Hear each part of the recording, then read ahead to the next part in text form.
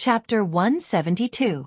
Because her brother was shamelessly asking for a reward, and her own kiss reward was in a period of weakness, Qin Bao agreed to return part of her brother's money, but she wrote an agreement. Today, Qin Bao will return Qin Zhe 400,000 yuan of his wife's money. In view of the high inflation, it is difficult to buy a house and find a wife. Qin Zhe is not allowed to spend his wife's money on any girl who has no hope of becoming a wife. He can only use it for investment and financial management. Qin Zhe held the agreement in his hands and thought to himself, "You're lying. Aren't you the one who spent the most of my money? Aren't you the girl who has no hope of becoming my wife?" MMP. It was another idle weekend, and the two sisters went shopping together. The reason why they didn't ask Qin Zhe to go with them was that he was temporarily assigned a task by Li Linfeng. Li Linfeng said in the group, "All the old staff this weekend, write a quarterly investment plan for me. Futures, stocks, crude oil, precious metals. Write it with your market research. I want to see the real thing, not the theory on paper. If you have private experience, it's best to add it." Then he Qin Bao Yang Pu. "Yang Jian, quickly change your name." Li Linfeng angrily said, "I feel disgusted when I think of you as a hooligan." There was laughter in the group. Yang Jian replied with a pitiful emoji, "I'll change it immediately. Leader, do you have any other instructions?" Li Linfeng said, "Then I'll give you 2 homework for the weekend. You two should also write an investment plan. Like them, crude oil futures are fine. I don't ask for quality, but you have to make a framework for me." Yang Jian sent a series of vomiting blood emojis. "Leader, can I take back what I said just now?" Qin Zhe sent a facepalm emoji. "Who asked you to be so cheap?" He could use this opportunity to buy a blackboard stand. He specially went to a large stationery store nearby. In addition to the blackboard stand, there was also a box of large water-based pens and a board eraser. He spent another 15 yuan to let the staff help him to assemble it at home. It was not that Qin Zhe was lazy. He could pick up Qin Bao with one hand and throw her out of the window. Her weight was not worth mentioning. What he was annoyed about was the assembly. When he was young, whether it was puzzles or assembling transformers, he had never succeeded once. He had pitifully begged his sister for help. He wasn't born with this talent. He had never done a business plan before, nor did he have a reference format. Thus, he did not need a format. Instead, he found a bull stock and analyzed it from the basic analysis to the technical analysis. Then, he explained the potential of this stock in depth. Speaking of strong stocks, Qin Zhe really had another one.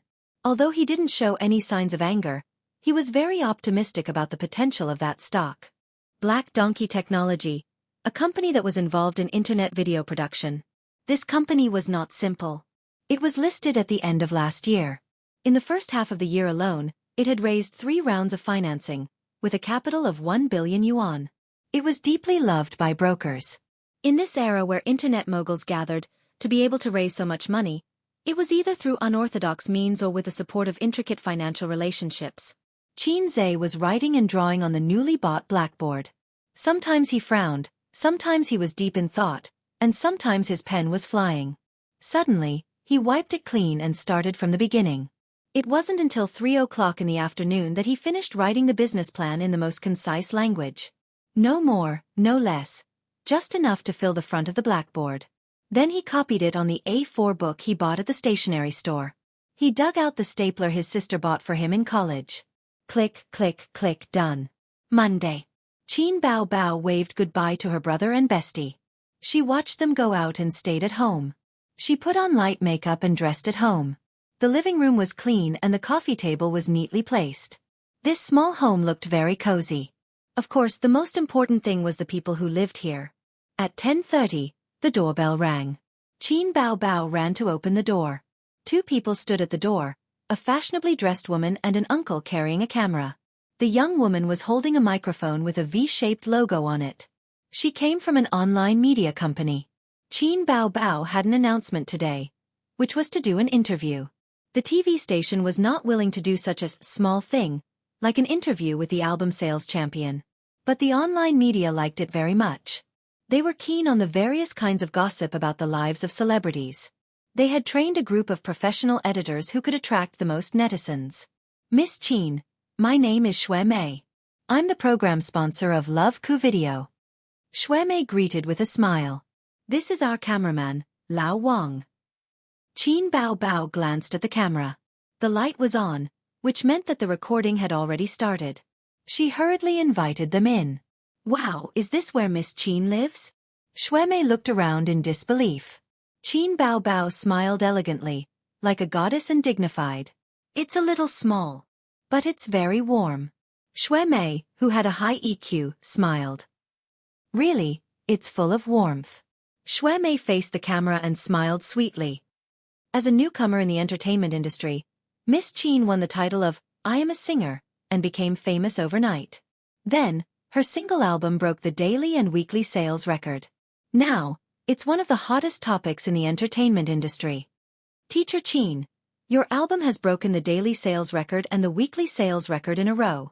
Let's congratulate you first. Do you have the confidence to break the annual digital album sales record? First of all, I want to thank everyone for their support. For me, sales are secondary. Making a good album is what I want the most. The two sat on the sofa and chatted while the camera was filming. I heard that you had already decided on the track before releasing the single. Why did you change the song at the last minute? Because Qin Zhe suddenly came to me and said that he wrote a few songs, which happened to be included in my single album. Shui Mei heard Qin Bao Bao say it casually, but she cursed in her heart. She had screwed up the album at the same time. Teacher Qin's songwriting skills are well known outside, like thunder in one's ears. She praised. She felt a little embarrassed to call the siblings Miss Qin together, but she couldn't find a reasonable way to address her. It was impolite to call her by her name, and calling her your brother was even more impolite. Yes, he's very good. Qin Bao Bao was used to showing off her brother. Shui Mei's lips curled up. This was very Qin Bao Bao. She was indeed a fanatic who showed off her brother. Qin Bao Bao's nickname of fanatic who showed off her brother was spread in New Star's date. According to the netizen statistics, she said, my brother is the best, 3 times and my brother is the best, 6 times in 20 minutes of the show. She was like a little girl showing off her toys. Can I just shoot casually? I believe everyone wants to see Miss Qin's daily living environment, Shui Mei said. Sure. Qin Bao Bao smiled impeccably. The interview location was chosen to be at home. Daily life was one of the main topics. This way, the show would be more lively. The audience was already tired of sitting in the studio and chatting. Qin Bao Bao was already prepared. She put away all of Wang Zijin's daily necessities, including the various styles of women's underwear hanging on the balcony. These things couldn't be leaked. The whole country knew that she was living with her brother, but Wang Zijin's existence couldn't be exposed. Otherwise, there would be unscrupulous media reporting such news the next day. Shocking.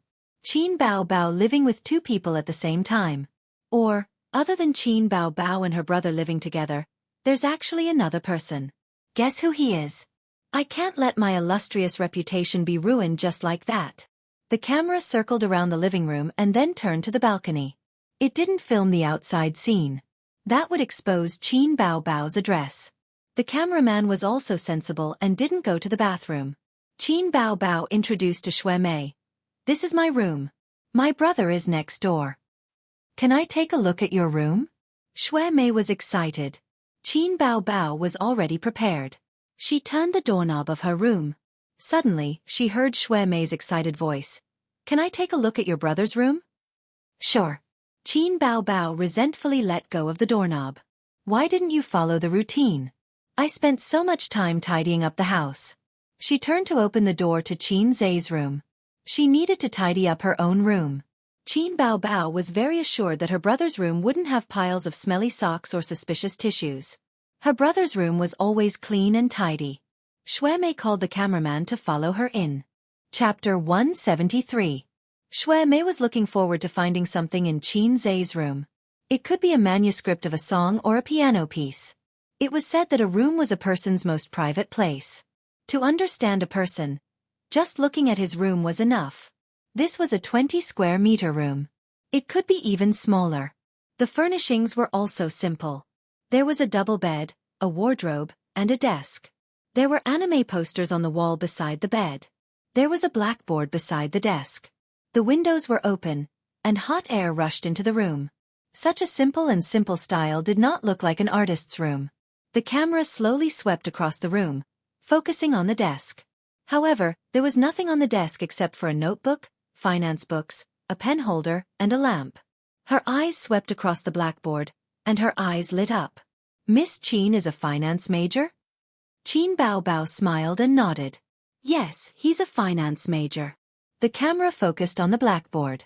Finally finding something useful, Shuemei asked curiously, "It's written on stocks, right?" She did not invest in stocks, nor was she a finance major. The blackboard was filled with professional terms and symbols. She did not understand it, but it was impressive. "Yes, it's stocks," the uncle with the camera suddenly said. He had been a shareholder for more than 10 years. Some of his basic knowledge was even more solid than a university student. "It's written on some analysis and predictions of a certain stock. It's more detailed," Old Wang said. Shuemei said, "The stock market has been very popular recently. Many of my friends have invested in it. How's this stock?" Old Wang fixed the camera, took out his phone, and searched the stock company's mobile app. He shook his head. "It's very average." The spring breeze of the stock market's recovery did not seem to have affected it. "I always thought that Miss Qin was a liberal arts major. So he's a science major. He looks so professional," Shuemei said to the camera. She did not want to talk about this topic. If it was Old Wang, it would definitely be edited out. She pointed the camera at the blackboard for a few seconds. Just as she was about to leave the room, she saw something under the table. Something fell. Shuemei bent down and picked it up. It was a blue notebook. She glanced at it curiously and saw the date, weather, and words like sister and Hongqiao. She suppressed her curiosity and did not want to pry into other people's privacy. She placed the notebook on the desk and said, "It's a diary." "Diary?" Qin Bao was stunned. She thought, when did the little red guy write a diary? She picked up the notebook and wanted to flip through it, but she held back. The camera was there, and it was not good to touch her brother's privacy, although she never thought that her brother had such things. Zhu Investment Company. There were 3 investment departments in Zhu, and Li Linfeng was in charge of one of them. This newly established company had many shortcomings. For example, there were 3 departments, but there was no division of labor. Each department could invest in funds, stocks, futures, and cash at the same time. In the eyes of Li Linfeng, who used to work as a middle manager in a securities company, this was simply nonsense. He couldn't figure out what President Su was thinking. He had once looked down on the woman who was nearly 10 years younger than him, even though she had studied abroad at an internationally renowned university and obtained a master's degree in finance and a doctorate in business administration. Later, Su Yu talked to him deeply, and he completely changed his mind. No one knew what the two of them talked about. The office door knocked a few times, and Li Linfeng said aloud, "Come in." The 2 salted fish who had just joined the company pushed the door and entered. He glanced at the documents in the hands of the 2 salted fish. They were thin and held in a folder. "Let me see." Li Linfeng smiled. He preferred to train young people. He liked to chat with young people and boast about what he was like in the past. These 2 salted fish, he had his own evaluation in his heart. Yang Jian was very smart and had great potential. Unfortunately, he was lazy and had no courage and fierceness. The more prosperous the indigenous people in the area, the more so. In terms of hard work and fierceness, the older generation of businessmen in Zhe province was the most powerful. Otherwise, Zhe province would not have become the #1 private province. Only the rich people were better than Shanghai City. It was just that the vast area diluted the prosperity. There was also Qin Zhe. His character was very gentle and his temper was good. He usually got along with him and did not look like a pervert who could get full marks in exams. His potential was definitely huge, but his workplace experience was 0. As for his ability, it was yet to be tested. Perhaps he could get a glimpse of it from this investment proposal. Li Linfeng took the 2 proposals and looked at Yang Jian first. He spent 5 minutes going through it and looked satisfied. The idea is very mature and the operation method is also based. Have you played in futures before? Yang Jian nodded. I started when I was in university. It's just that I didn't earn much from my tuition fees and pocket money every year. The futures market is 2F*king unreasonable. Some capitalists are even worse than stocks. Li Linfeng nodded and looked at Qin Zai's investment proposal again. He was shocked. Handwritten. Qin Zai's mouth twitched. He did not reply. Yang Jian teased. You're still too young. Yang Jian recorded the proposal into the computer and printed it out at the company this morning. Qin Zai did not think of this. He even bought the A4 paper himself. It was purely handmade. He lacked office experience. Old Master was right about one thing. Working behind closed doors would never make one a great talent. Experience was not something one could come up with one's brain. Qin Zai agreed, so he came to work. Li Linfeng browsed through the unconventional proposal. He felt that it was very interesting and was about to read it in detail. His computer beeped and the company's internal communication software flashed. He opened it. Meeting at 10 a.m. in conference room 2. Managers of investment departments 1 to 3 must attend on time. No leave is allowed. Li Linfeng looked at his watch. The time was 9:45. He said, "You can go back first." Li Linfeng went to the toilet. At 9:50 a.m., he opened the glass door of conference room 2. The other 2 managers were already waiting. Seeing him enter, they smiled and greeted him. Then they chatted among themselves. The content was nothing more than business. For example, the recent stock market boom and the hundreds of thousands of yuan invested had been very profitable. During the conversation, the 2 smokers kept rubbing their cigarette boxes. Obviously, they were addicted to smoking and only hoped that the meeting would end soon. Although the government had increased the smoking ban, they had their own office. It was no problem for them to hide and smoke. However, they could not smoke during the meeting. Li Linfeng took the time to look at Qin Zai's investment proposal. He had only glanced at it briefly before and did not study it in detail. He first searched for Black Donkey Technology on his phone. It was a technology stock on the growth enterprise market. After seeing the half-dead K-line chart, Li Linfeng almost shot Qin Zai's proposal. Considering the guy's impressive results when he first joined the company and his patience to read deeply, he gradually became engrossed in it. Gradually, he was engrossed in reading. He picked up the pen that he always brought for meetings and started to draw circles. There was a lot of solid information in the proposal. It was not a long theory. He clicked on the company details that came with the stock trading software and checked the financial statements of Black Donkey Technology for the past 2 years. Although people who speculated in the stock market knew that this thing was F*King fake. Using distorted or even fake accounting information to attract investment was a common tactic used by some companies.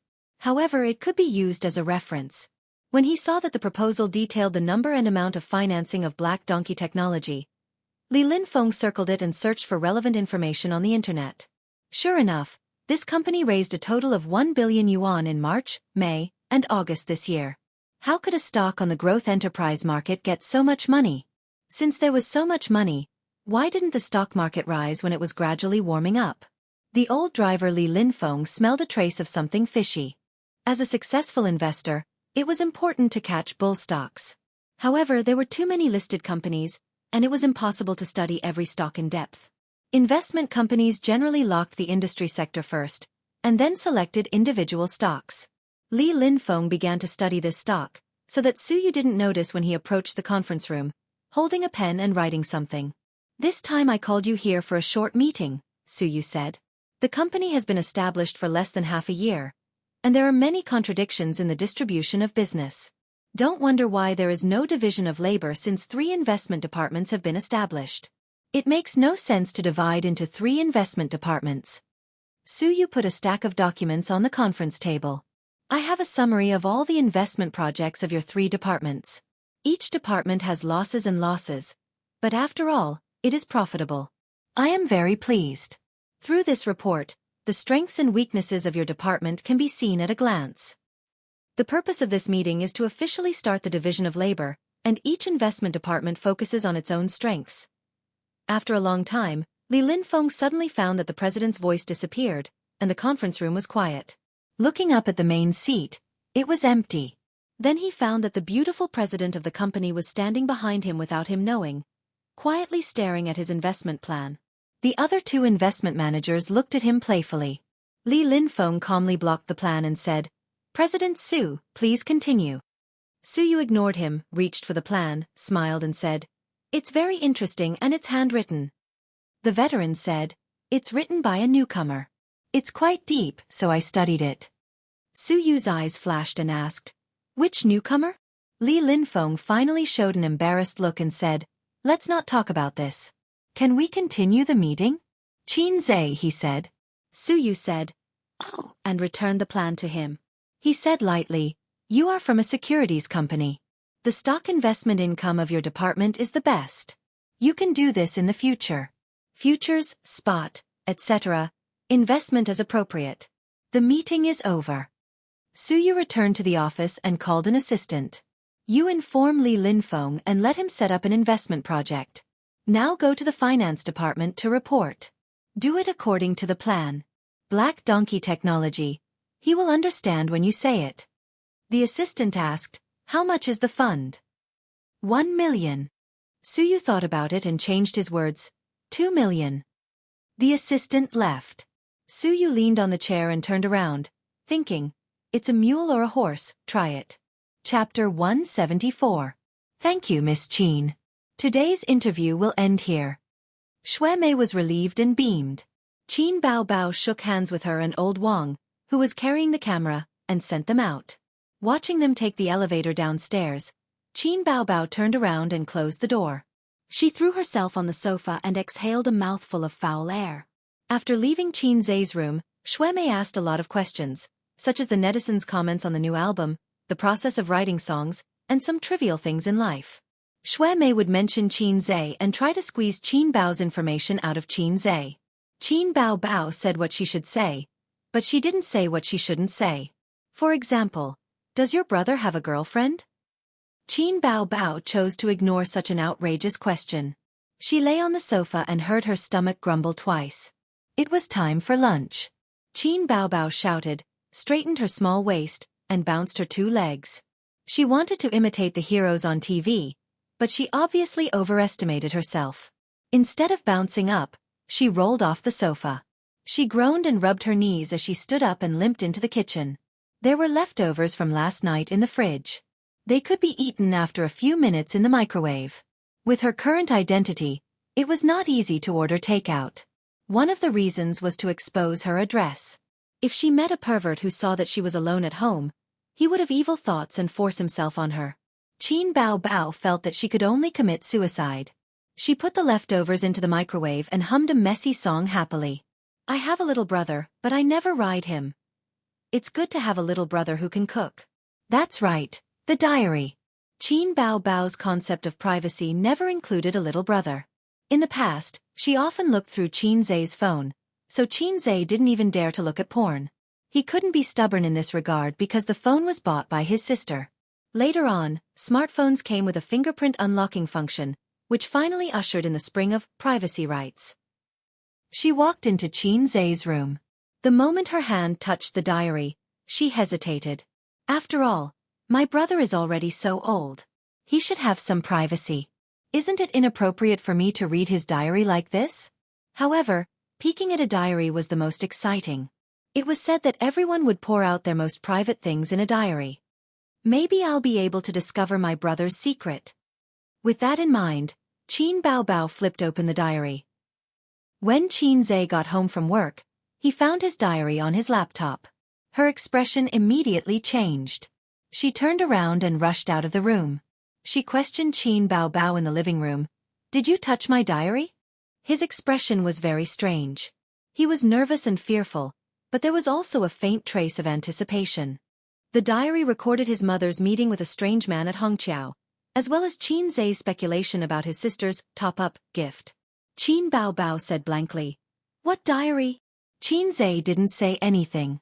He stared at his sister, trying to see something from her face. However, his sister's expression was cute. "My diary has been touched," Qin Zhe said in a low voice. "Oh, the diary under your table?" Qin Bao Bao suddenly realized. "I put it on the table for you. You're always so forgetful. Why did you enter my room?" Qin Zhe's eyes flashed sharply, just like Detective Conan's speculation about the murderer. "There's an interview today. They came to record it at home. Since you're so famous, they asked to see your room, Qin Baobao said. I thought that there were no suspicious tissues in your room, so I let them in. How am I suspicious? Wang Zijin looked away from the TV series and looked over. The tissues are not Zijin's. It's none of your business. Qin Zhe waved his hand. I happened to see your diary fall on the floor, so I picked it up. Really? The show will be broadcast online next week. You can watch it yourself. Qin Zhe was skeptical. Later, he really searched online and reluctantly believed his sister. The days flew by. In the blink of an eye, it was the end of September. Midsummer was over. However, the temperature showed no signs of dropping. The sun was poisonous. From the beginning of August until now, the changes in the stock market could be described as earth-shattering. First, the central bank cut interest rates again, causing risk-free returns to decline, causing a large amount of idle funds to flow into the market. Financial stocks represented by brokerages, banks, and insurance companies suddenly showed their strength. They broke through the 2,500, 2,700, 2,900, 3,000 and so on. The trend could be described as overwhelming and shocking. At this point, the bull market had truly arrived. Although the stock market had recovered before, it was still hesitant and trembling. The financial world had different views on this. Some thought that it was a rebound after the crash, but it didn't mean that it would continue to rise. Some analyzed that under the background of the huge economic downturn, industries were declining, and the colorful real estate bubble was on the verge of bursting. The government was bound to take action. The bull market was here. Not only the elites in the financial world thought so, but even ordinary people who didn't invest in stocks were aware of this. Because there were constantly people around them who invested in the stock market, the news broadcasted the good news of the stock market's rise, and their relatives and friends boasted about how much money they made in the stock market. Under the crazy promotion, there were constantly new people pouring into the stock market, old shareholders and new shareholders, throwing all their money into the stock market to make money. The result was that the bull market was going crazy, and the stock market rose to the extent that capitalists and individual investors were envious. Before Li Linfeng knocked on the door of the president's office, he heard a crisp bang sound inside, as if something was broken. He stood at the door and hesitated for a moment, then knocked on the door with great determination. The office was suddenly quiet. After a moment, Su Yu's voice said, "Come in." In front of the spacious desk, the beautiful president was wearing an office lady suit that accentuated her figure. Her pretty face was beautiful and refined, and her temperament was elegant. Li Linfeng's eyes quickly swept across the terrazzo floor. There were no broken limbs. Was it an illusion just now? What's the matter? Su Yu asked. Li Linfeng summarized the investment projects of the investment department in half a month into a stack of forms and put them in front of Su Yu's desk. President Su, take a look at this. Su Yu's starry eyes glanced at him, picked up the form and looked at it. Not bad, the return is more than 80%. Is there a problem? Take a look at this project first. Li Linfeng pulled out a form from it. It is because the return is very good that I suggest cutting this project. Su Yu narrowed her eyes. This form was the income statement of the investment project that came from Qin Zhe's proposal. The bull market is coming, more fierce than we thought. Now more than 100 stocks are hitting the upper limit every day, and 60% of the sector is on the positive line. The market seems to be far from the top, and it may break through 4,000 points in the future. I think we should collect the funds and use them where they should be used to maximize the profit. After all, the bull market won't last too long. Li Linfeng expressed his opinion. The stock market was investment abroad, but in China, it was called stock speculation, commonly known as speculation. I don't care if the market is healthy or not, deformed or not, I just care about making money. The domestic stock market has a tacit function. The reshuffling of the capital market is personally promoted by the invisible big hand. Just take it as a long line. Su Yu was very calm. You are an old man in this industry. You should know what it means for black donkey technology, to raise 1 billion but not to raise it. Li Linfeng smiled bitterly. But similar eye-catching incidents are not uncommon. The stock market is a game, and there is never the possibility of 1 + 1 = 2. We can't underestimate other people's IQ. Do you need to teach me this? Su Yu glanced at him. The company's funds are not endless, but at least it is sufficient. I will give you another 2 million, and you will withdraw from this project. Don't. I'll follow. I'm just expressing my own opinion. Li Linfeng smiled bitterly. Women, they would fall out with just a word of disagreement. Suyu said, you go out first. Li Linfeng retreated. Before closing the door, he found that the president's mousepad was empty and the mouse was gone. The office was quiet again. Suyu leaned over to pick up the remains of the mouse under his feet and threw it into the trash can. She took out the spare mouse from the drawer and replaced it. If someone stood next to her, they could see the computer screen showing a game. The screen was frozen, and the two bright red failed were shocking. She lost the fourth game today. Don't mention how angry she was. Since the solo game that day, the two of them have been fighting. Like primary school students, they made an appointment to fight on the top of the forbidden after lunch. Suyu has eaten countless Annie teaching videos in the past few days. Every time she is in high spirits to find the bitch to fight, the result ends in failure. She boasts that she is smart, but her hand speed is a little slow. Isn't this a game that depends on IQ? The Great God's operation is also average. Why can't I beat the bitch? The bitch sent her a private message. Dead trash. I'll beat you in minutes. Suyu was too lazy to pay attention to her. Unexpectedly, the bitch beat the dog in the water and didn't stop. Aren't you very arrogant? I'll teach you how to behave in minutes. The hand speed of primary school students, dare to fight with me? Overestimating yourself. Come again. Come again. Whoever is scared is a dog. Suyu clenched her teeth. She still had half an hour of free time and decisively invited the bitch. The fifth game began. Bang bang bang. Suyu has never hated knocking on the door as much as today. She suppressed her anger. Come in. The guy who visited her was Nan Man Pei's little lover, at least she thought so. Suyu frowned. What's the matter? Xianxia said, I've finished reading the company's market research for the last quarter. How was it? Suyu asked casually. Not bad, I benefited a lot. Xianxia said. He found that when Suyu talked to him, she didn't look at him. Her eyes were always staring at the computer, and her spring onion fingers were clicking on the mouse. How could this operation be so familiar? Suyu met his puzzled eyes and immediately sat up straight. She couldn't hold back her anger. Why don't you leave? Xianxia said, I want to see the company's financial statement for this quarter. Suyu was angry. Go to my assistant and get out quickly. Whether it was the market research report or the financial statement, especially the latter, not to mention a small employee like Xianxia, the middle management was not qualified to see it. Xianxia got through to Suyu through his relationship with Pei Jiannu. Of course, Suyu was not happy, but Nan Man Pei said that if he wanted to see it, she would show it to him. What secrets did a small broken company have? Red headers. Suyu was choked by her best friend. Xianxia glanced at the beautiful president a few times. Did this woman have her period or took the wrong medicine? Her temper was so explosive? Then I can only leave. He left immediately and was too lazy to stay. He hated women who had a temper. It was better to be coquettish and cute like his sister. Hey, why do I feel like I've been tricked by a woman again?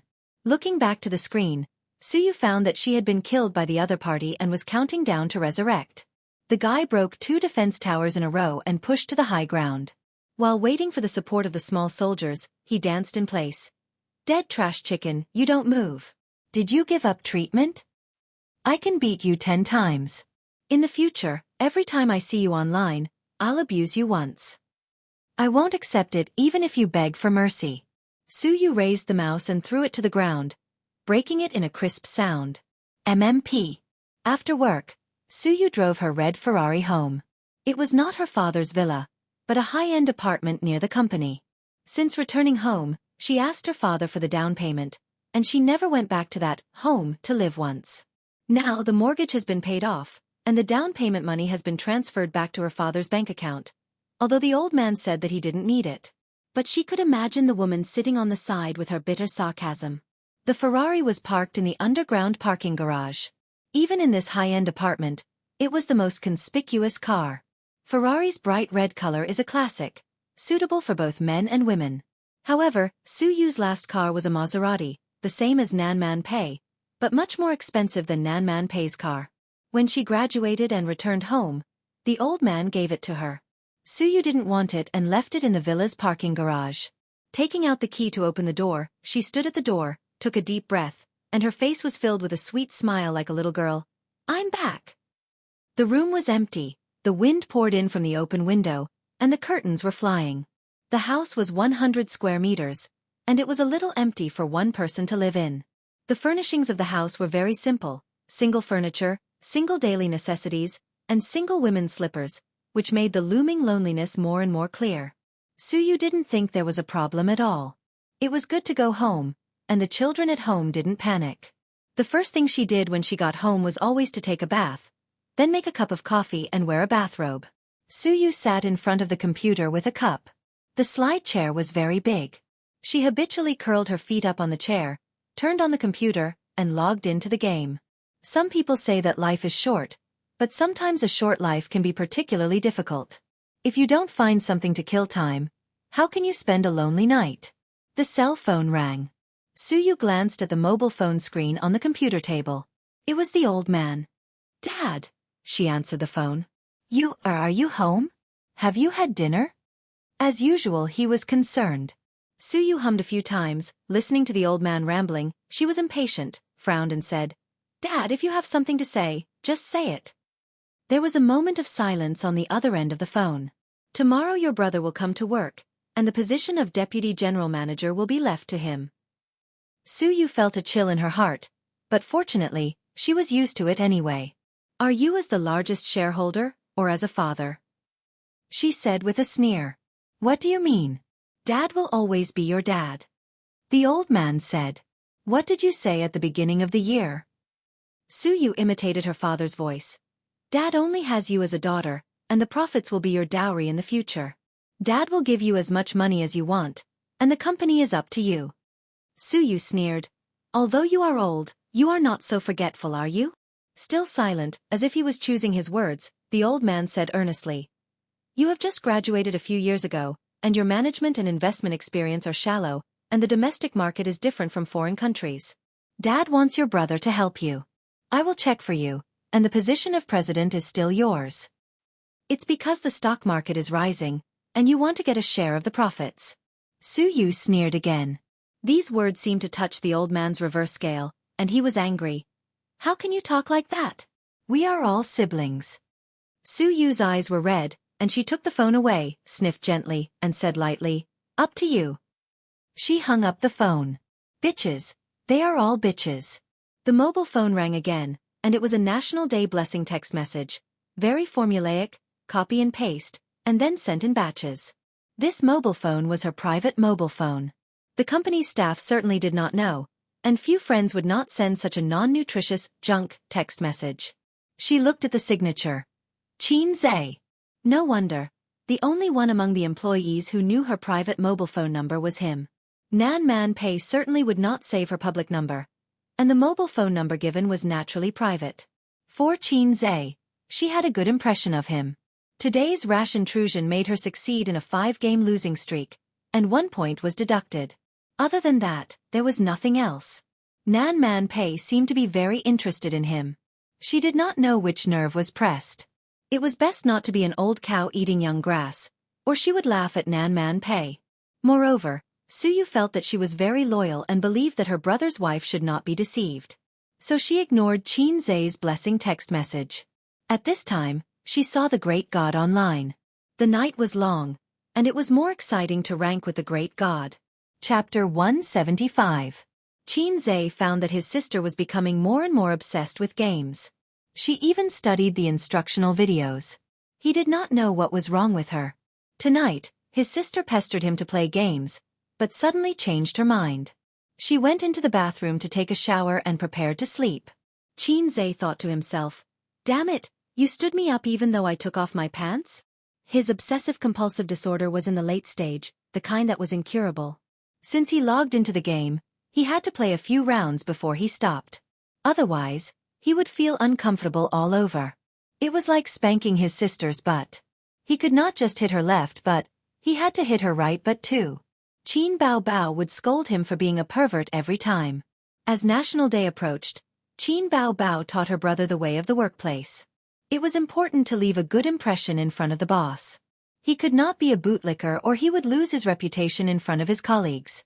But during festivals, he had to send a congratulatory message to the boss. This was called seriously going through the motions. It might not be useful, but if he did not send it, it would definitely affect the boss's impression. Xianxia said, "Sister is so awesome. Sister is my mentor and helpful friend. Sister, love you." Then he sent a congratulatory message to Li Linfeng and Su Yu. It was the kind that flew everywhere in the school group. "Guru, you're finally online. I've been waiting for you for a long time. Thank your sister. I feel disgusted when I think of the guy on the other side of the computer." Xianxia vented his anger at being stood up on, Canton Waist. She had always been tough. No matter how much he scolded her, she was fine. In view of her extraordinarily thick skin, Xianxia felt that it should be he and not she. He did not expose her. Anyway, on the internet, no matter who you were, even a dog would be fine. Everyone could still chat as long as it was not a scam. "I'm really a girl. A junior high school student. If you don't believe me, we can meet face to face," Canton Waist said. "I already said face to face, and you're still a girl?" Xianxia ridiculed. "Then I'm a girl. Let's play a game today. No matter who wins or loses. A game is also excellent." Xianxia invited Canton Waist, but was unexpectedly rejected. He was a little confused. Canton Waist sent a message, "Is that idiot here?" Xianxia did not react for a moment. "Crossdresser." Now he understood. Xianxia said, "We're taking a shower. Just the two of us. Besides, you're the idiot. Your whole family are idiots. If my sister is an idiot, then what am I?" Was he an idiot? Yes, my whole family are idiots. With such thick skin, if you were a girl, I would cut off your dick on a live stream. Take a bath? Are they roommates? Guru is indeed a university student. Hourglass figure firmly believed that the crossdresser was a man. Xianxia did not explain. There was no need to. After winning the first victory of the day with ease, Hourglass figure exclaimed, "Guru, your skills have improved tremendously. 666. Xianxia snorted in disdain. Salted fish. Anyone who only knew how to shout 666 was a salted fish. After a round, his sister finally finished bathing. Xianxia could finally release the piss that he had been holding in. As soon as Qin Bao Bao opened the door, he rushed in, pushed his sister out of the door, and hurriedly took out his weapon. He turned his head abruptly and saw Qin Bao Bao peeking through the crack of the door. Xianxia's expression changed. He shouted, "What are you looking at?" Qin Bao Bao spat guiltily. "Who wants to look at your little earthworm?" She turned her butt and walked away. The next day, Xianxia spent 2 hours in the morning to finish reading the company's financial report. This kind of thing was difficult for a layman to read. The system urged him, quickly exchange it for advanced financial mastery. Xianxia ignored it. He felt that the system was cheating him of his points. He thought that he could become a man who could change the world. Later on, he felt that he could only be the man behind his sister. The reason was that the points given by the system were not good enough. For example, the country was now eager to revive industries. There were many high-end products in the system, and the exchange points were astronomical. Anyway, Xianxia would not be able to afford it even if he touched his sisters but until the end of time. What AF * King Lo system? After reading the financial report, he went to Li Linfeng's office and knocked on the door. He wanted to ask about his experience in trading. But Li Linfeng was not there. The company's internal message group had just issued an announcement to summon the company's middle management for a meeting. After the meeting, Xianxia went to Su Yu's office again and returned the financial report. Originally, he didn't want to go to the president's office in person. He felt that the woman's temper was a bit temperamental. Xianxia certainly didn't know that it was his Jejia who made the beautiful president angry. But Su Yu's assistant had something to do and asked for leave. He was not familiar with the financial department. He didn't know who to give the report to. Moreover, a small employee swaggered across the city with the report, which could easily lead to rumors. "Come in." Su Yu's cold voice. Xianxia sighed and pushed the door in. He found that in addition to the beautiful president, there was a man in his 30s in the office. He was dressed in a suit and his greasy hair was meticulously combed. He sat on the comfortable leather sofa and looked at his eyes full of superior scrutiny. Xianxia had never seen this guy. He only thought that he was a business partner of the company. He put the financial report in the president's office. President Su, I'll return the financial report. Su Yu glanced at it and didn't speak. The man on the sofa asked, Financial report? I don't remember you being in the finance department. Xianxia looked at him and turned to look at Su Yu. Su Yu said lightly, I showed him the financial report. The man raised his eyebrows. Who is this? I didn't see him at the meeting just now. Financial reports were not something that ordinary people could see, unless this young man was a middle-level manager or above. Was there such a young manager in the company? He didn't miss any opportunity to pick on his sister's mistakes. I've only been in the company for more than half a month. Xianxia said. Su Yu glanced at him and seemed to blame him for talking too much. Nan Man's friend came to the company to play. Su Yu said.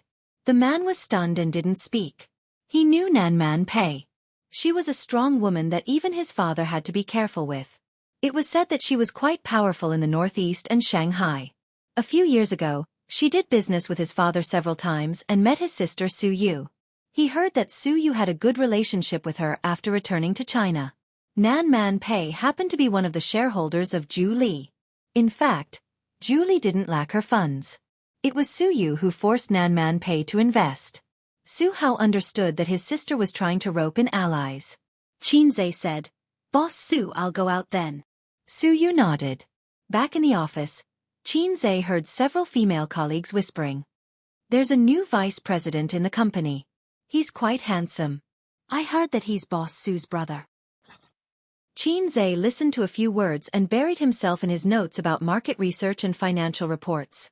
Market research could allow him to quickly understand the market, and financial reports could directly see the prospects and income of an investment company, which had important reference value. A reprimand came from outside the office door. I've been paying attention to you for a long time. You've been wandering around all the major offices all morning. Do you have nothing to do at work? You're slacking everywhere, and now you're here. Then Yang Jian's voice. Boss Su, I'm from the investment department. I'm back. The man seemed to be choked by Yang Jian's cheekiness. He paused for a few seconds and continued to reprimand. How come I didn't know that the investment department was so free? Your department's task allocation is very problematic. The nagging reprimand for a few minutes attracted the attention of the surrounding colleagues. When Xianxia walked out of the office, Yang Jian grinned and muttered. Su Ritian, you're paralyzed. The new vice president. Xianxia looked at his back as he walked away. He thought to himself, this name is really extraordinary. Wasn't this the man he met in Su Yu's office? Yes, his name is Su Hao. It said that he's Boss Su's brother. Yang Jian said, this morning's high-level meeting was about this matter. I heard it from the girl at the front desk. It seems that your slacking at work is not for nothing. I'm too lazy to care about him. Tomorrow is National Day. Let's think about where to go. Yang Jian didn't take the shameful thing to heart. The business of the investment company is closely related to the bank, and there is no docking of employees' holidays. Although Shanghai is the national financial center, there are a lot of companies working overtime during the holidays. Where to go during the National Day holiday is a problem. All the scenic spots in the country are bound to be crowded, which will hurt the enthusiasm of tourists. Xianxia is more of a homebody. He is most afraid of places where people rub shoulders. In the past, during the school holidays, he would stay at home to play games, or he would be forced to play by his sister, but it was limited to Shanghai. Now, he has greater ideals and ambitions and feels that he can't waste his youth on playing. Regarding the homebody point, Wang Zijin and he are birds of a feather. The female hipster likes to find a coffee house to read quietly and drink coffee or tea. Although Qin Bao Bao is lazy, she is not a homebody and likes to play. She likes to pull her brother together, otherwise, she feels bored. 8:30 in the evening. Okay, let's meet tomorrow morning and drive together. Well, there should be 3 people on my side. Bye. Qin Bao Bao threw away her mobile phone, got up from the yoga mat, inserted between her brother and her best friend, and said, let's go to Hangzhou for a trip. Qin Bao Bao recently began to learn yoga with the purpose of shaping, although her figure is already very hot. The reason is because of a quarrel with her brother. Qin Zhe cursed his sister that her breasts are too big and will sag when she is old. Qin Bao Bao's expression was disdainful at that time. Who knows that the next day, she bought a yoga mat and yoga teaching CDs and started to practice yoga in the living room. In fact, with her exercise volume, as long as she pays attention to exercise in the future and her figure is not out of shape, there will be no risk of sag. Qin Zhe asked, "Who are you calling?" Qin Bao Bao put her legs on her brother's lap and rested her head on her best friend's chest, which is a few sizes smaller than her. Xianxia called, "Let's go out and play during the National Day holiday. Also, Chen Qinghong and their boyfriends." Wang Zijin said, "I won't go." Qin Bao Bao didn't insist. Her best friend is very arrogant, although she is usually gentle. Wang Zijin likes Qin Bao Bao, but she doesn't necessarily like her circle of friends. She is not familiar with Xianxia and Chen Qinghong. "I won't go either." Qin Zhe just finished speaking when he saw his sister staring at him coldly. "I won't go," Qin Zhe said unyieldingly. "You have to go." Qin Bao Bao used her shadowless kick and lightly kicked her brother a few times. "I'm not familiar with your best friends." "What a lousy excuse. Don't think that I don't know what you are thinking." Qin Bao Bao's eyes wandered between her brother and her best friends. Wang Zijin said, "I'm going to the bathroom." She pushed Qin Bao Bao's head away and went into the bathroom. As soon as her best friends left, his sister started to make a scene. She rolled on the sofa and said that her brother doesn't love her anymore. Her brother forgot her mother when he got a wife, and she wasted her efforts to raise him. "Are you sure you were raised by feces and urine?" Qin Zhe was shocked by his sister's valiant rhetoric. "How long do you stay?" Qin Zhe said helplessly. "One day. I'll come back after a night's rest." Qin Zhe could only nod. Chapter 176. Wang Zijin is happy to be a salted fish at home. The brother and sister don't care. She is not a guest. There is no such thing as bad hospitality. Watching the brother and sister leave, Wang Zijin's mobile phone ding-dong. A message notification. "Sister Ziwei, how long will you stay in Shanghai?" "Until the end of time." "Don't, you will make my brother have no face to see people." Wang Zijin curls her lips. "You say it as if I am your child bride." "Sister child bride, my dream since I was a child is for you to be my sister-in-law. You and my brother are childhood sweethearts. You two are innocent. You are a match made in heaven." Wang Zijin is helpless to this guy who is not a sister but is better than a sister. This kind of thing depends on fate. "When will you come back? Do you want me to go to Shanghai to find you?" "Don't make trouble. If the adults in the family change their mind one day, I will naturally come back." "Don't come back with a cub." Wang Zijin shakes her head and smiles. She thinks of Qin Zhe for no reason. This little red guy can't even understand such an obvious hint. He only knows sister all day long. The little red horse enters the highway and stops in the service area 15 kilometers away. The two sides agreed to meet here. There are many vehicles in the service area. There are many people who choose to travel on National Day every year. About half an hour later, Qin Bao Bao sees a white Audi approaching. The window of the passenger seat slides down, revealing Chen Qinghong's smiling face. The window of the back seat slides down. Xianxia pokes her head out and waves with a smile. Chen Qinghong has delicate facial features and a cold temperament. She is somewhat similar to Suyu. They belong to the cold and elegant type of beauty. Xiangxia's smile is like a flower. She is still so beautiful and charming. The Audi is the car of Chen Qinghong's boyfriend, Chu Feng.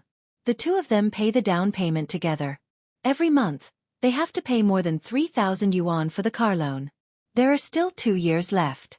After Qin Bao Bao greets them, she turns her head and says in a coquettish voice, "Emperor, this concubine is exhausted. You drive this Fergana horse." Qin Zhe rolled his eyes. "Why do I need you, my beloved concubine, to do everything myself?" Qin Bao Bao said, "You can ride a BMW during the day and ride a concubine at night. Get the F***ck out of here." Qin Bao Bao wasn't just being lazy. She wanted to train her younger brother's driving skills so that she wouldn't have to be the coachman every time they went out. The red BMW followed the white Audi out of the service area and drove to Hangzhou, which was 170 kilometers away. The journey from Shanghai to Hangzhou is about 2 hours. If you travel in the middle of the night, you can travel faster. But now is the peak period, and the maximum speed is 120 kilometers per hour. No matter how fast you go, you will not be able to speed up. Also, it is not safe. Every year during the peak period, there will be a few car accidents. You cannot guarantee that all the drivers are smart. There were too many idiots on the highway. West Lake was a must-visit in Hangzhou. For thousands of years, it had become the tourist card and cultural symbol of Hangzhou. However, the destination of this trip was the Thousand Island Lake, which had the reputation of being the most beautiful lake in the world. The lake with the most islands in the world. Qin Zhe and Qin Bao Bao came to the Thousand Island Lake once when they were in junior high school. The Qin family was well off and the old man was an educator. During the winter and summer vacations, he would bring his children out to play. When they arrived at the scenic area, it was already noon. Unsurprisingly, there were quite a lot of tourists. They found a special restaurant with white walls and black tiles, which was full of the charm of the Jiangnan water town. The small private room had floor-to-ceiling windows, and the scenery outside could be faintly seen. Lunch was all local specialties, such as Thousand Island Lake fish head, Thousand Island jade turtle, fish head soup, farmer's tofu pot. Even though the private room was air-conditioned, they still sweated. The atmosphere at the table was good. Women talked about women and men talked about men. Actually, it will be more interesting if we can come here on different days. Xianxia's boyfriend, Cheng Yi, said. The Thousand Island Lake was his idea. He came here once with a client. He felt that this place was good and wanted to take his girlfriend out for a trip. How can we have time? Chu Feng said with a smile. Here Bao Bao, if we have time, we can come here on different days. His eyes fell on Qin Bao Bao's beautiful face. Even though he had stopped thinking about her, every time he saw her face, he couldn't help but feel waves in his heart. He once wanted to introduce his boss to Qin Bao Bao, who had never had a boyfriend, but now it seemed that it was not going to happen. Since she became a big star, his boss who had a small net worth backed off. With that little net worth, he couldn't control her. In the work of a star, there was no such thing as holidays. If they had time, they would be busy. If they didn't, they would be idle.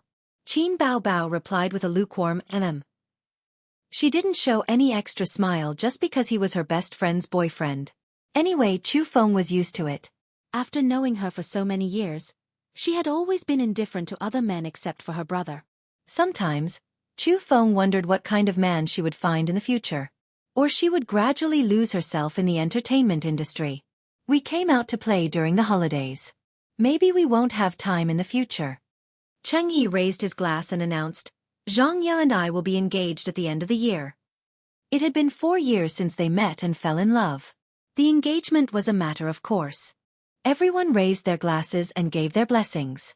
Are you going to buy a house at the end of the year? Chen Qinghong asked. She knew that Xianxia and Cheng Yi had been saving money to buy a house. When they had enough money for the down payment, they would get married. Both of them worked hard and fought together. Xianxia smiled sweetly and said, Cheng Yi has made some money in the stock market recently. If everything goes smoothly, we can get married at the end of the year, let alone the down payment. But we are going to get married next year and get engaged at the end of the year. Chen Qinghong immediately said, now many people are speculating in the stock market.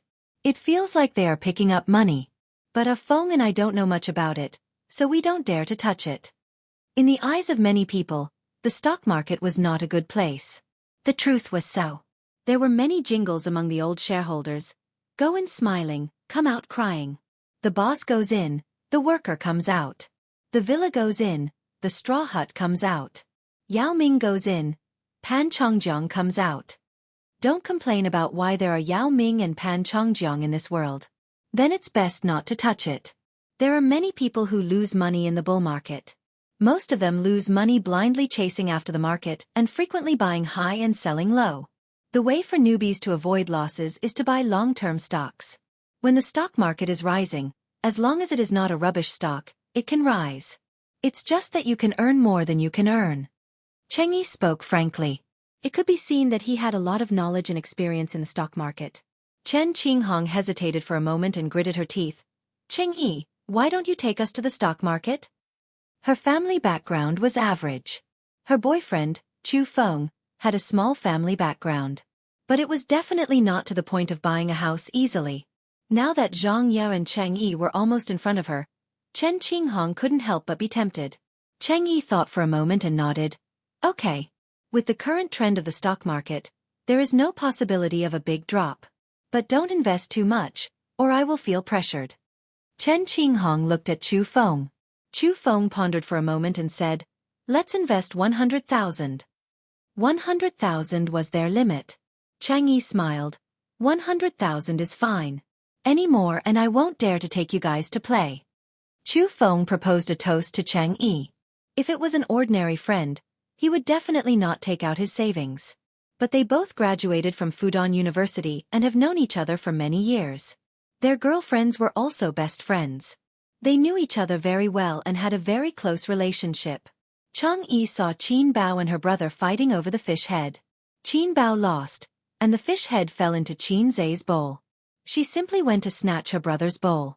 Her brother was also despicable. He actually lowered his head and licked the fish head. At this moment, Qin Bao was strangling her brother. It was rare for him to show his divinity in front of people, but she did not pay attention. Bao Bao, do you want to play too? Cheng Yi manually started a wave of divinity in front of people. Just treat it as earning some pocket money. It's not likely that you will lose money. Also, I heard that celebrities spend a lot of money. Qin Bao Bao said, no need, no need. I gave all my money to my brother. He is also speculating in the stock market. Qin Zai looked at her and said in his heart, when did my money become your money? Qin Zai is also speculating in the stock market? Cheng Yi was stunned. I remember that you have just started your internship. Do you have any experience in the stock market?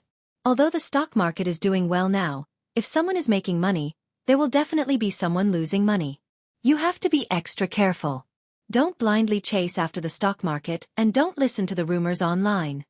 Chu Feng frowned and warned, if you are not losing money, quickly withdraw. Don't risk your sister's money. If you want to learn how to speculate in the stock market, you can ask Cheng Yi for advice. Or like us, ask him to help you earn some money. Xianxia said unhappily. Who asked you to be so nosy? His father is a professor at the University of Finance. Don't worry about him. Chen Qinghong said, Bao Bao, how much did you invest? Qin Bao Bao raised 4 fingers. Chen Qinghong guessed. 40,000? Qin Bao Bao shook her head. Chen Qinghong was shocked. Don't tell me it was 400,000. Qin Bao Bao nodded. There were gasps at the dining table. Did you make money? Cheng Yi asked. A little. Qin Zai smiled. How much? Cheng Yi asked. Not much. Cheng Yi saw that he did not say anything and looked at him with an expression that said, I don't believe you can make money. Chen Qinghong said worriedly, Bao Bao, why don't you give the money to Cheng Yi? As for Qin Zai, if he wants to practice, just keep a few tens of thousands. Treat it as tuition. What kind of tuition is that? Chu Feng agreed, that's a good idea. Although Qin Bao Bao always teased her brother, in front of outsiders, she could not bear to see her brother being looked down upon. She turned her head and said, Where's your phone? Take it out and let me see. I also want to know how much money you made. Qin Zai was not happy. He shook his head and said, Forget it. There's nothing to see. No one was willing to show their bank balance to others, and securities accounts were more private. The stock selection, the delivery list, and the amount of profit were all very private things. Give me your phone. Qin Bao Bao did not care so much. She took the initiative to take his phone, pinched her brother's thumb, and pressed the unlock button. Then she logged in the account password. Qin Zai's bank card, game account, chat app, and securities account were all the same. His own birthday. At most, he would add the pinyin Qin Zai in front of it. Qin Bao Bao gave it a try and logged in. Chapter 177. Qin Zai thought to himself, You're forcing me to show my power. You're really my sister. Qin Bao Bao logged into her account and glanced at the profit and loss. She smiled and said, Well, I did make some money. She handed her phone to them. Chen Qinghong took it first. She glanced at it and couldn't help but open her mouth. Xianxia, who was sitting beside her, came over to take a look. She was also stunned and counted the zeros. 7 digits. Chu Feng saw the expressions of the two women and leaned over curiously to take a look. He was instantly stunned. This number was definitely a blow to him. What did 7 digits mean? In the eyes of the rich, this amount of money was not worth mentioning. However, it was a number that many young people could only dream of. Even if he graduated from Fudan University and received a salary of 10,000 yuan a month, after deducting rent, utilities, and other expenses, how much would he have left? How long would he have to save to reach 28 million yuan? There was no harm without comparison. Qin Zhe had just started his internship and he had already made so much money from the stock market. And he was still proud of the commission of a few thousand yuan a month. The one who was hurt the most was Chang Yi. Just now, he was still proudly showing off that he had made money in the stock market. Damn, it turned out that there was a god beside him. Bao Bao, you invested more than 400,000 yuan, right? Chang Yi said unwillingly. A 400,000 yuan capital and a profit of 1.8 million yuan? How was that possible? Just 400,000 yuan. Qin Bao Bao said casually, actually, it doesn't matter if I make money or not. The main thing is that it's for him to practice. I don't care about this small amount of money.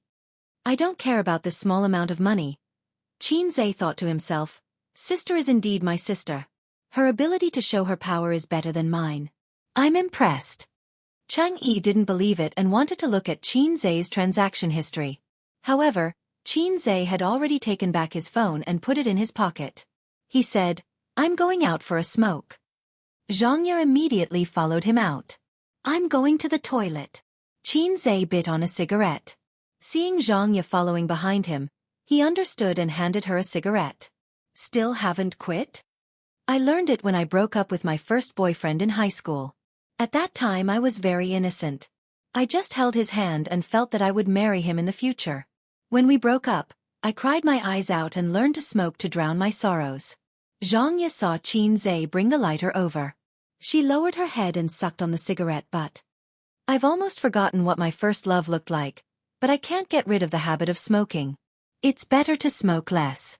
It's not good for girls to smoke. Qin Zhe said. Go away, Xianxia said angrily. Don't bother about me. You're not my boyfriend. Your boyfriend is inside. Do you want me to call him out? Xianxia kicked Qin Zhe. I'm getting engaged at the end of the year. Are you coming? Xianxia stared into his eyes. Congratulations. Qin Zhe smiled. You have to hurry up. Xianxia hesitated for a moment. Have you found a girlfriend? No. I'm not handsome and have no money. Who would want to marry me? Qin Zhe said perfunctorily. Nonsense. You're more handsome than my boyfriend now. Xianxia's eyes lit up. Why don't you be with me? Qin Zhe blew out smoke at her. It was rare that she was not angry. There was even a hint of melancholy in her tone. I'm about to get engaged. Can you stop flirting? Seeing that Qin Zhe did not speak, she said, Is it because you can't find one, or you don't want to find one? Qin Zhe was stunned. He was silent and continued to smoke. Soon, he finished one cigarette and lit a second one. Xianxia reached out to take it and threw it away. I'll quit smoking after I get engaged. You should quit too. Bao Bao has told me many times that you're not obedient and won't quit smoking. Smoking is bad for your health. I'll give you a piece of advice. Then I'll give you a piece of advice too. Qin Zhe fiddled with his lighter as he looked away from the beautiful scenery in the distance. Don't get too involved with money between friends. Helping others to invest in the stock market is the worst decision you can make. Whether you lose money or make money, everyone has their own thoughts. Also, the trend of the stock market is very clear. It's a bull market, but it's hard to say how long it will last. There are many complicated ways to judge. You won't understand even if I tell you. I'll just say one. When everyone thinks that investing in stocks can make money, it's not far from a crash. Tell your boyfriend, don't fall too deep. Be careful that you can't pull it out. Xianxia rubbed her beautiful oval face. Can you pull it out? Xianxia glanced at a certain part of her and said, I didn't even go in. How can I pull it out? Jianghu hit his head angrily. I thought you were mature and steady just now. Now you're showing your true colors. In the Thousand Island Lake, there was a fixed route for individual tourists. The length of stay on the island was usually determined by the free tour guide on the boat.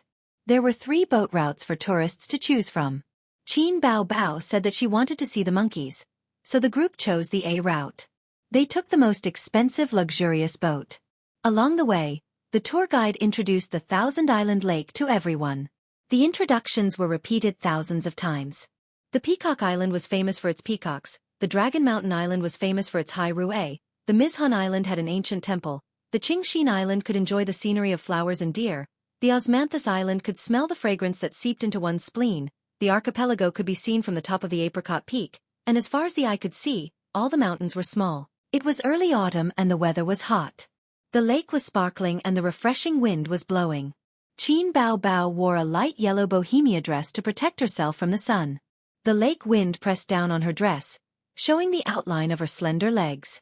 The first stop was the Yellow Mountain Peak, which was the most suitable place to see the scenery.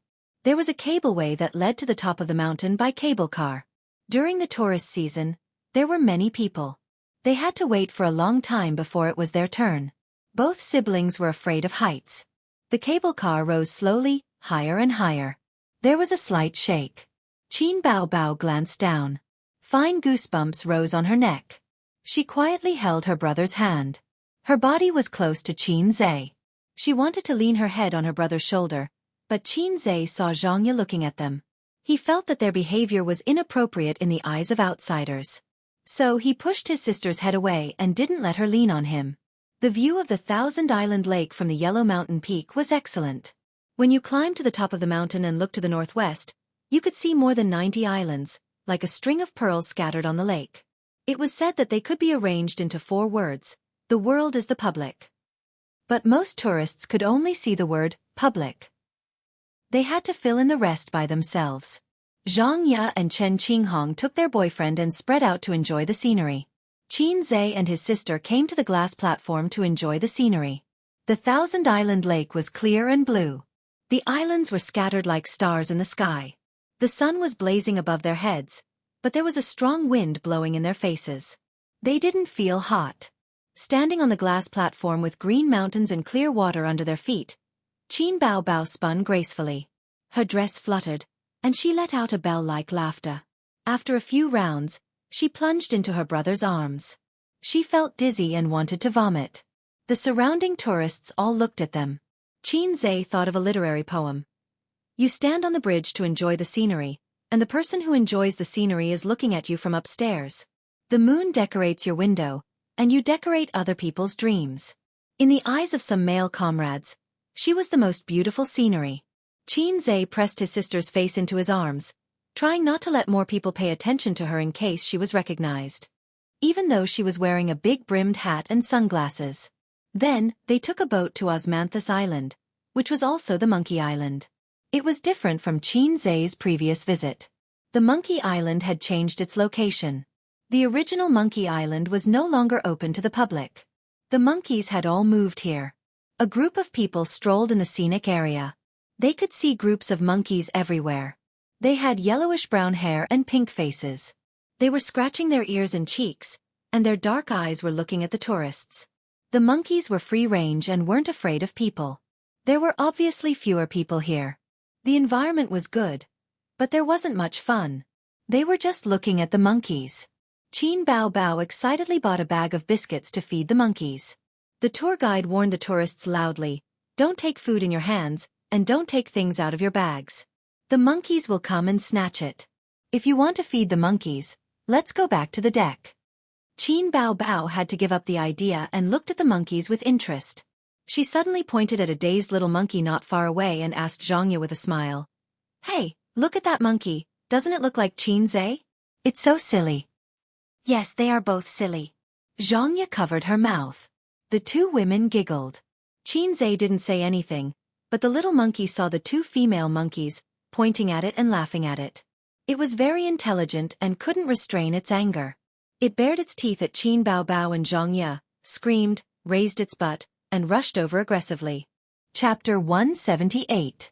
The little monkey came very fast. It jumped at Qin Bao Bao's full breasts from 2 meters away. It looked like it would not stop until it had a bite. The tourists exclaimed. Qin Bao Bao and Xianxia were so scared that they screamed. The tour guide didn't react for a while. He had seen people acting like hooligans, but he had never seen a monkey acting like a hooligan. Qin Zhe lunged sideways and blocked in front of Bao Bao. With a slap, he sent the little monkey flying. Damn it, don't think that I won't hit you because you are a beast. Even I can't go there. How can you touch it? The little monkey flew out and rolled a few times on the ground.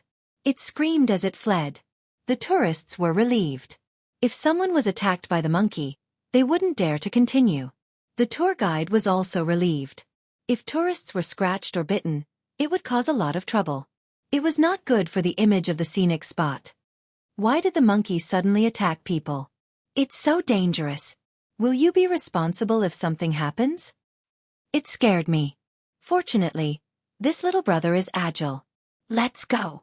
Let's go and play somewhere else. Disappointing. The tour guide was embarrassed. On the way back to the boat, Qin Bao Bao held her brother's arm and said with fear, Bao Bao was scared to death. Qin Zhe scolded, Who asked you to ridicule us? Monkeys are primates. They have intelligence. You pointed at them and ridiculed them. It's tantamount to provocation. His sister knew that she was in the wrong, so she didn't quarrel with him. She held his arm softly. Qin Zhe enjoyed her cute and lovable appearance. Xianxia was also shocked. She subconsciously moved closer to Qin Zhe. She glanced at her boyfriend from the corner of her eyes. After hesitating for a moment, she also imitated baby Qin and held her boyfriend's arm. The third stop was Xianxia Island. It was said that Xianxia was the stone site left by the Southern Song dynasty when they built the capital of Hangzhou. There were 7 man-made stone ponds at the top of the island. Later generations called these 7 stone ponds Tianqi. The scenic spots on the island included Tianqi Fish Viewing Lake, 4-layered waterfall, stoneware workshop, and so on. It was worth mentioning that there was a bird park that was similar to a zoo. The Heavenly Lake was a pool formed by quarrying stones. There were many red carps in the pool, and they looked like beautiful flames. After buying the fish food, they could board the bamboo raft. Qin Bao Bao pulled her younger brother onto the bamboo raft and squatted down. Her long bohemia skirt spread out like lotus leaves. Throwing out the bait, it attracted the koi fish to compete for food. Her eyes were as bright as the stars and as beautiful as spring flowers. Qin Zhe stood at the side and watched. It was such a beautiful scenery, but he had the thought of ruining the scenery. He really wanted to kick his sister into the pool. That must be fun. They also walked on the 100-year bridge, between the 3rd and 4th layers. The fourfold waterfall was also a natural landscape formed by quarrying stones. The bridge fee was 3 yuan. Qin Zhe had a headache. There were many fees at the Thousand Island Lake, and they were the most criticized by tourists. However, his sister insisted on walking on the 100-year bridge. Xianxia walked at the front with Cheng Yi. The second couple was Chen Qinghong and Chu Feng, followed by Qin Bao Bao and Qin Zhe. She held her younger brother's arm and jumped up and down. I suddenly thought of a poem. His sister raised her head slightly and smiled gently. What poem? Qin Zhe asked. Guess. The peach blossom pool is 3,000 feet deep. Li Bai fell into the water and didn't die. No. The moonlight shines in front of the window. Li Bai slept soundly. Oh, is Li Bai the only one in your head? Is he your gay friend? I'm quite familiar with Du Fu too. What nonsense. Qin Bao Bao shook her brother's arm and reminded him, This is the 100-year bridge. Qin Zhe suddenly understood. I'm talking about crazy teenagers. The left lowly, the right wife. Qin Bao Bao saw her brother pretending to be crazy and gnashed her teeth. Bitch! They passed through the stream and forest and arrived at the bird park adjacent to the Heavenly Lake Island. Qin Bao Bao saw rare and strange birds and was very excited. She had come here with her father before, but there were many islands in the Thousand Island Lake. It was impossible to visit all of them. She had never been to the Heavenly Lake before. As they passed by a swamp, they pointed at a red bird that was white and cried out, Red cranes! Crane your sister. This is a heron. Xianxia corrected his sister's bad common sense. Suddenly, he heard Xianxia behind him laugh. He turned his head and asked, "What are you laughing at?" The tour guide held back her laughter and said, "This is a flamingo. This is obviously a heron. Look at its slender and long legs and its sharp beak." "No, it's a red crane." The siblings argued for a while, but no one could convince the other. The tour guide's mouth twitched. Damn these two idiots. Then they visited the ostriches, peacocks and other birds. Qin Bao Bao waited for the peacocks to spread their tails, so she stayed for a long time. Unfortunately, the peacocks were very stubborn. No matter how Qin Bao Bao tried to provoke them, they all turned a blind eye. The sister did not manage to take a picture of the peacocks spreading their tails. She pouted and left unhappily. The sun set in the west. Half of the Thousand Island Lake was green and the other half was gorgeous. The scenery was magnificent and spectacular. They set foot on the last stop, Honey Mountain Island. The tour guide led the tourists up the mountain path. On both sides of the path, there were lush green bamboos. The setting sun sprinkled fine spots of light. There was an ancient temple here called Secret Mountain Zen Temple. The temple door had 2 layers of cornices. The walls were painted yellow and there were 2 round windows. It always reminded Xianxia of the temple where the great sage transformed in Journey to the West. There were not many places to play here, but it was good to visit the temple. For example, the Buddha's hand with the lotus as the base looked like it was made of copper, but it could be just a layer of copper. Xianxia wanted to touch it, but the sister did not let him. She said that he could not blaspheme the Buddha. They played around Secret Mountain. There was a well on the mountain. It was said that the story, "The 3 monks had no water to drink," happened here. It was unknown whether it was true or not. There was also a poetry pavilion. The poem on the pavilion said, "Green mountain, green island, honey mountain breeze, mist covers the Thousand Island pine." Ancient pavilion lightly recites the meaning of the painting. Zen temple waves reflect the sky. Qin Bao Bao said that the sister had swum all the way here. There were mountains and rivers. When she passed by this place, she could not help but feel poetic and wanted to compose a poem. Xianxia said, "Then you can read it." Qin Bao Bao cleared her throat. "The lotus leaves are infinitely green. The lotus flowers reflect the sun." Xianxia looked around and said, "There are no lotus flowers." Qin Bao Bao changed her words. "The winding path leads to a secluded place. The Zen room is deep with flowers and trees. You haven't even entered the temple. Have you seen a Zen room?" Being undermined again and again, the sister was angry. She jumped down the steps of the pavilion and threw herself at Xianxia. She scolded, "You will climb the peak and beat the little red guy to death." The sister waved her hand and hit the little red guy's head. Xianxia opened his arms and caught her. His feet were as steady as a rock. In front of outsiders, Qin Bao Bao always had the face of a goddess. But with her brother by her side, she would become a clown. Since they came to the Zen temple, of course, they had to burn a few incense sticks. It was unrealistic to say that this kind of small temple built in a scenic area had much Zen flavor. Xianxia did not worship gods or Buddha. He treated it with a normal heart. This point was similar to the old man. Qin Bao Bao held the mentality that it was better to believe it than not. This point was similar to Qin Ma. Qin Ma lived in Jiangnan since she was a child. The people there would burn incense and worship Buddha on New Year's Day. They were more concerned about some mysterious things. According to Qin Ma herself, when she gave birth to Xianxia, she specially took out his birth characters and asked someone to name him. Xianxia suddenly understood. He said that was how his name came about. But Qin Ma shook her head. She said that you are the only son of the old Qin family. Your name was given by your father. Mom didn't use those names. Your father didn't agree. Xianxia asked, "What were my previous names?" He didn't like his name. It was ordinary and had no special characteristics. Qin Ma said, "I forgot the others. I only remember 2, the 2 most favorite. One was called Qin Xiaofan." Xianxia was shocked. "Damn Qin Xiaofan. You didn't give birth to a Lu Sweki for me. You gave birth to a 9-tailed Arctic fox. This name is not good at all." Xianxia said. At that time, it was popular to say things like Jianghu, Jianjun, Junjie and so on. Qin Xiaofan is so simple, so different from the rest.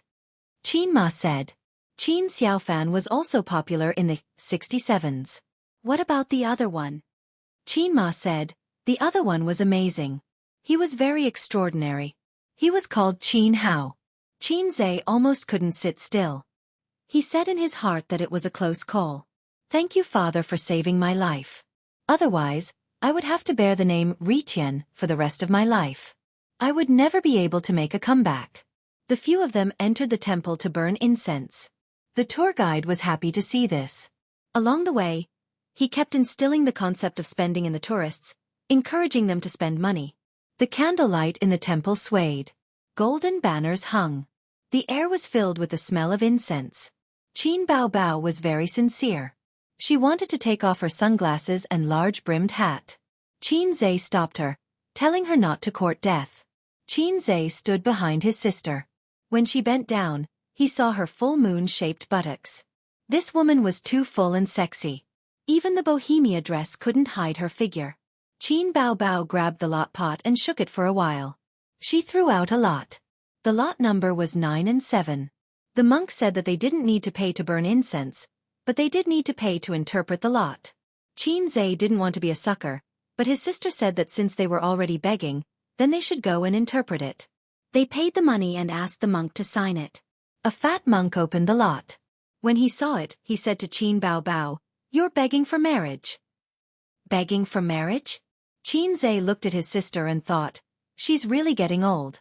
She wants to find a good husband? Qin Bao Bao rolled her eyes and decisively took the lot from the monk's hand. In this era, who didn't know how to read? Why would they need you to interpret it? She opened the paper and her eyes fell on the lot. Silver Han star is far away. Princess enters the world to hide her marriage. Childhood sweethearts don't need to ask. How can they waste time? Outside the temple, the setting sun was like blood. The fallen leaves in the courtyard were flying with the autumn wind. It was bleak but beautiful. Qin Bao Bao pinched the piece of paper. Her eyes were obscure. She murmured, "How can they waste time?" Waste time. Her heart felt like it was pricked by a sharp needle. It was so painful that she couldn't breathe. She took a few light breaths. But she felt the sour and sharp pain in her heart explode. Her eyes reddened. Chapter 179. If there was a bed at this time, Qin Bao Bao would definitely cover her head and cry. "Let me see your lot." Qin Zhe came over excitedly. "There's nothing to see." Qin Bao Bao held the lot tightly in her hand. After a few seconds of silence, a smile appeared on her face again. "Aze, do you want a lot?" "I don't want one." Qin Zhe refused. Qin Bao Bao bit her lip and said, "I want one." Qin Zhe's heart softened, so he shook a lot. Lot number 103. He spent money to get a lot. It was a very annoying lot. It was the same as his sister's lot. When I was young, I always liked to make empty promises. Now I regret it lightly. Qin Zhe said, "Master, what do you mean by this? I don't understand." The fat monk glanced at him and said leisurely, "Young man, don't be half-hearted." Qin Zhe was stunned and said, "What do you mean? How am I half-hearted? I don't even have a girlfriend. I don't even have the qualification to be half-hearted. You can't sign it. I want a refund." The fat monk automatically ignored him and continued, "Your lot is quite interesting." He pointed at Qin Bao Bao and said, "Childhood sweethearts don't ask. Your marriage is in the words childhood sweethearts. It should be easy to sign, but the next sentence is I can't help wasting time. It means that this marriage is not very reliable and wasted time. Beauty, you don't have a boyfriend yet, right? Shouldn't he call her benefactress? This monk doesn't look like a monk." Qin Zhe thought. Qin Bao Bao bit her lip and nodded gently. "When I was young, I always liked to make empty promises. Now I regret it lightly." The fat monk said, "There are two ways to interpret this lot. It corresponds to the past and foretells the future. The former way, young man, you like to make empty promises and disappoint a girl half-heartedly. In the future, you will regret your fickleness. The latter way, don't make promises easily. You have to be careful and cautious. Otherwise, you will regret your rash promise." Young people always made empty promises. Qin Zhe stared at his sister's back in silence. It's my turn, it's my turn. Xianxia couldn't wait to kneel on the futon, closed her eyes, shook the lot pot, and threw out a lot. It was an even slip. The slip said that her future career and marriage would be very good and prosperous. Xianxia beamed with joy. Chen Qinghong also asked for a lot. Similarly, it was a draw. By the time they stepped out of the temple, the sun had already set and the sky was clear. The hotel was located in the scenic area. It was a European-style building. Unlike the high-rise hotels in the city, it was more like a villa. Built by the lake, the scenery was beautiful. When they checked in, Qin Bao, who had bought all the tickets, was absent-minded. For the first time, she did not take the initiative to pay. Qin Zhe took out his credit card and prepared to pay for the room. Although there were 6 people in 4 rooms, which might be the monthly salary of some ordinary wage earners, he didn't mind treating them. Xianxia did not agree. She pushed Qin Zhe aside coquettishly and paid with her credit card. It seemed that her boyfriend really made some money. The 6 of them sat around the small round table and ate dinner. The dishes were still the specialties of the Thousand Island Lake. The taste was better than the restaurants at noon, but the price was also several times more expensive. Resort hotels in scenic areas usually had swimming pools, gyms, beauty salons, KTV and other places. Chen Qinghong proposed to have dinner and karaoke. She and Chu Feng would treat them. Xianxia seconded the idea. Qin Bao shook her head and said she didn't want to go. Xianxia was lively and playful. She also had a slight OCD. Her best friend didn't want to go. She turned to Qin Zhe and said, "Then Qin Zhe will go." When her boyfriend was present, Xianxia kept a distance from Qin Zhe. She didn't want to call him A's in private. Qin Zhe didn't need to guess to know that the foot that was teasing him under the table must be hers. This be *TCH. During the day, she said that he was flirting with girls. Now, she showed her true colors. Qin Zhe said, "I won't go." He kicked her foot away under the table. Qin Bao frowned slightly and glared at him. After dinner, Qin Bao said that she was walking nearby and looked a little depressed. Qin Zhe was worried about his sister going out alone. The 2 of them strolled around the quiet hotel. After walking for a while, there were more people and cars and it became lively. Qin Zhe turned his head to look at his sister. Her beautiful side profile and long and curly eyelashes were looking forward. She seemed a little empty and had a lot on her mind. He couldn't figure out what was wrong with his sister. She was inexplicably melancholic. He wanted to find a topic to talk about to help his sister relieve her boredom. But his words, in Qin Bao's ears, were endless chatter. Especially now that she was in a depressed mood and had a heavy heart. "You're so annoying. Go away," Qin Bao said loudly.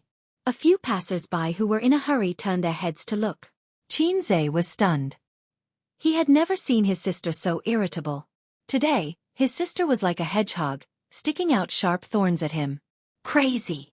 Qin Zhe turned his head and walked away. Qin Bao regretted her words as soon as they left her mouth. She wanted to apologize to her brother, but he had already turned around and walked back the way he came. He walked decisively and resolutely. Qin Bao wanted to call out to him, but when her voice reached her throat, it became choked. She wiped her tears and walked in the opposite direction. It was 7:30 in the summer. The night had not completely covered the light, but the street lamps were already lit up. All kinds of buildings were lit up. Qin Bao passed through 2 traffic lights before she stopped crying. Fortunately, the sky was hazy. The passers-by could only see her exquisite and curvy figure, but not her face. Qin Bao, the famous celebrity, was wiping her tears on the street. It would definitely make the entertainment news headlines. The cars on the street flowed like water. Among them, there was no lack of luxury cars that cost more than 7 figures. The pedestrians hurried back and forth. Young men and women riding shared bicycles whizzed past. Qin Bao shuttled back and forth in the crowd, but she felt lonely. She knew why she was crying, but she did not mean to lose her temper. Today, her mood was really bad. In the past, she did not want to face a lot of things. She did not want to be entangled with things, but because of a single piece of paper, it was like a storm. She was just throwing a tantrum. But Qin Zhe was not willing to accommodate her. He walked away without any reluctance. Also, was it necessary to coax a sister who was throwing a tantrum? She was not his girlfriend. She walked absent-mindedly. She did not notice that the green light of the zebra crossing in front of her flickered a few times and turned red. Suddenly, she felt a gust of wind. The light pierced into her eyes. A black Mercedes-Benz came head-on, accompanied by a slightly ear-piercing sound of brakes. Obviously, the car owner did not think that there would be a reckless passerby who dared to run the red light. He did not struggle to cross the zebra crossing. In Qin Bao Bao's eyes, there was only the dazzling light left. The Heward Hotel across the road was a famous hotel in the scenic area of the Thousand Island Lake. Rich businessmen came here to eat in an endless stream. On the third floor, in a private room facing the street, Ma Jiafu spoke with fervor and assurance, enlivening the atmosphere at the table. There were 6 or 7 people at the table, all of whom were local rich businessmen. Lu Hu on the left, who was called Huzi in the circle, was in the construction industry. He used to be a slacker and had a lot of brothers under him. Chan Deming on the right, a famous real estate developer in Hangzhou. He was his sworn enemy, but now they had let go of their former enmity and cooperated to do business. But these people were not as good as the man in formal clothes on the opposite side. He had an ordinary appearance and a crew cut. Except for the 6-figure suit, if one had to pick out the highlight, it was probably his steady temperament. Without more than 10 or 20 years of ups and downs in the business world, it was difficult to cultivate. Su Yao, from Zhejiang province. The rise of this man was very interesting. More than 20 years ago, he was a nobody. The first bucket of gold was not earned by himself, but by a rich businessman in Wenzhou. That rich businessman was Su Yao's father-in-law. It was a very vulgar story. Su Yao, who was not even a man with a phoenix at that time, was fancied by a rich family's daughter. Since then, he became a CEO and married a rich and beautiful woman, walking to the peak of life. Therefore, what was said on the internet was not empty words. There were seniors as examples. There were not many people who could earn tens of billions of assets from scratch, except for the lucky ones who were lucky enough to step on the wave of reform. Without background and power, how could they earn so much money? If it was just Su Yao himself, Ma Jiafu would not have to be so careful. In the circle of Zhejiang businessmen, Wenshang was very legendary. 20 or 30 years ago, Wenzhou was a barren land. Poverty was their starting point. But 20 years later, the whole country and even the whole world was no stranger to Wenshang. For example, the famous group of real estate speculators. This point made Wenshang very controversial. Many people jumped and scolded, and many people admired and respected them. In fact, on the topic of housing prices, even if there was no Wenshang, there would be others who would inflate the prices. It was a general trend. It was just a matter of who caught the business opportunity first. Wenshang liked to be in groups. Family businesses were their specialty. In other places, business owners were in a terrible fix for loans, but Wenzhou businessmen only needed to make a phone call and they could quickly raise funds that made people jealous. Su Yao did not represent himself alone, but a certain or even a few Wenshang groups. Ma Jiafu planned to finalize the agreement with Wenshang at this dinner to prepare for the business opportunity in the middle of next year. The country was preparing to hold an international summit in Hangzhou next year. That was a countless business opportunity. As long as he could get a few projects, white money would flow into his house. As a local snake, Ma Jiafu did not lack connections. What he lacked was funds.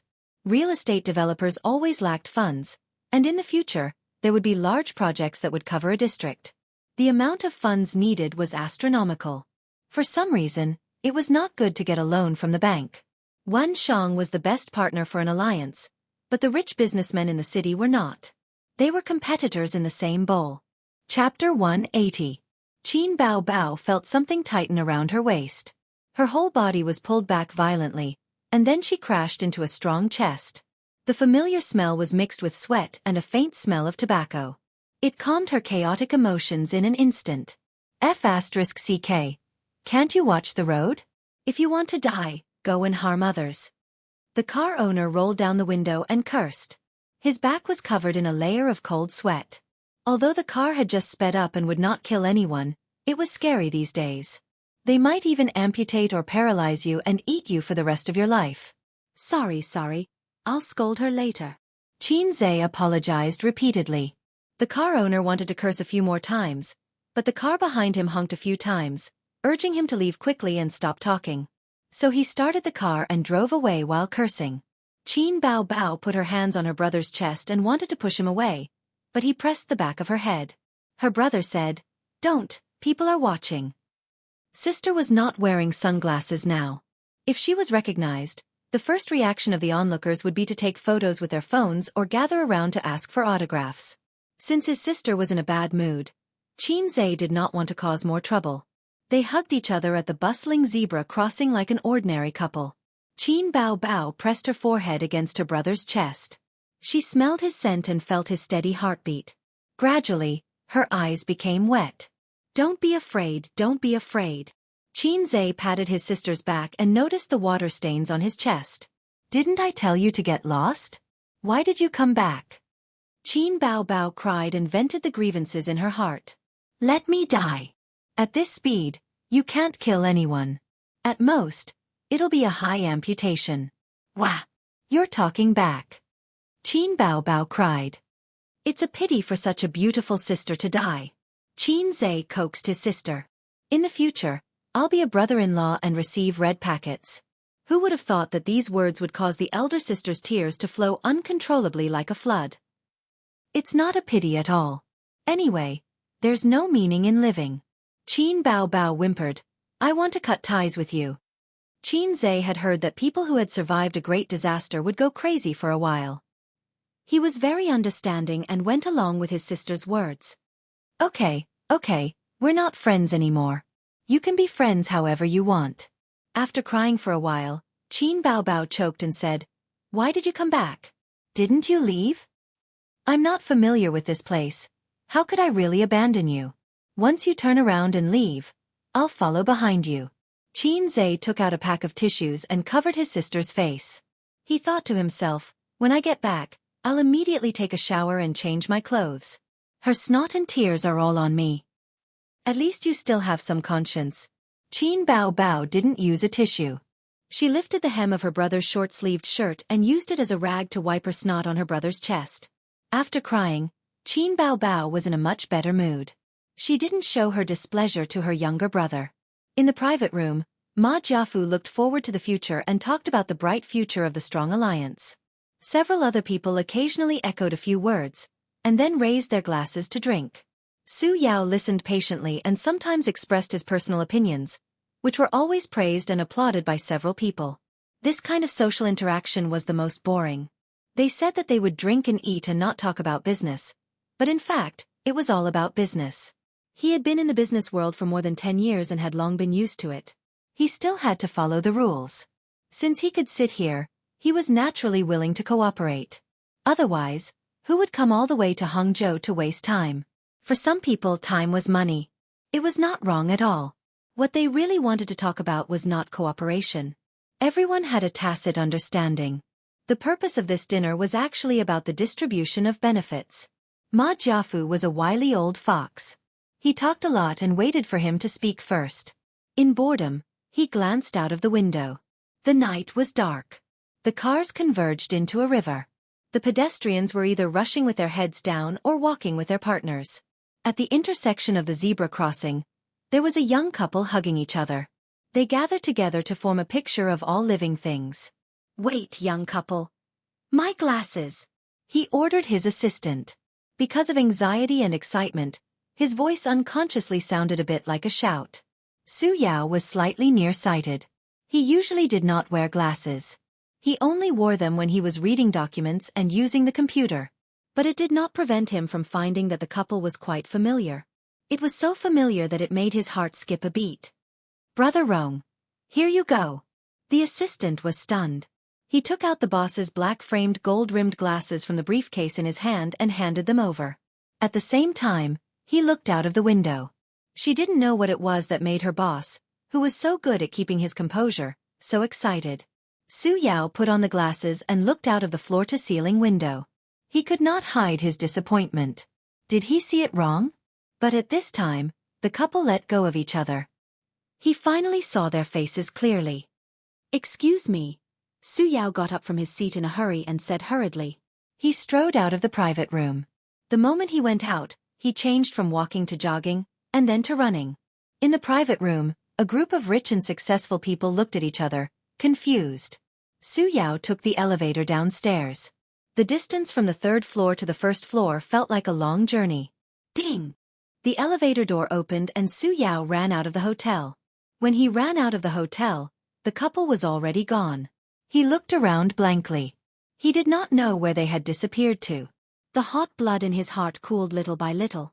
His excitement was replaced by disappointment. After so many years, he finally saw the child that he regretted. But like a flash in the pan, he disappeared in the vast sea of people. Just like before, he squatted on the side of the road and smoked silently. "Sister, I'm sorry." When returning to the hotel, Qin Bao Bao received a call from Xianxia. She said that they had finished singing and would go swimming in the pool later. At this time, Qin Bao Bao's eyes were still red. Because of the hot weather, she was sweating all over and her hair was stuck to her cheeks.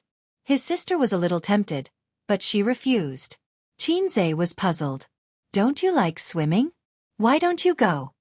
Qin Bao Bao spat and said angrily, "Do you want others to see your sister in a sexy swimsuit?" Qin Zhe would not be led into a ditch by her. He retorted, "There are also conservative swimsuits. If you insist on wearing such a sexy swimsuit, it's your own bad intentions." Qin Bao Bao was speechless. She said, "I heard that the carbamide in swimming pools in China is generally over the limit. Do you want to drink other people's urine while swimming? F***ck. It's so disgusting." Qin Zhe instantly hit the door of life. "Then I won't go." He also wanted to admire the graceful figures of the girls in swimsuits, especially Xianxia and Chen Qinghong. They were good quality beauties. His sister kept saying that she would not go swimming. What puzzled him was that she dragged Qin Zhe to the swimming pool to pick out a set of swimsuits. It was pure white, not conservative swimsuits like pleated skirts and suspenders. The swimming trunks were tied with ropes on both sides. She also insisted that Qin Zhe pay and took the opportunity to cheat her brother. Xianxia and the others swam until about 9 o'clock in the evening. They went back to their room to take a shower, and then ran to Qin Zhe's room. First, they knocked on Qin Bao's door, and then they knocked on Qin Zhe's room. They said that they wanted to play a killing game and that the poker cards were ready. The game location was Qin Bao Bao's room. Qin Zhe was not very willing to play, but Xianxia pulled him and said with a smile, "With you here, Bao Bao's trump card is half useless." In the past, Qin Bao Bao liked to take her brother and play with her friends. They often played killing games. His sister's superior IQ always crushed her friends. But as long as Qin Zhe was present, Qin Bao Bao would kill him without any reason. If the first to die was Qin Zhe, the murderer would definitely be Qin Bao Bao.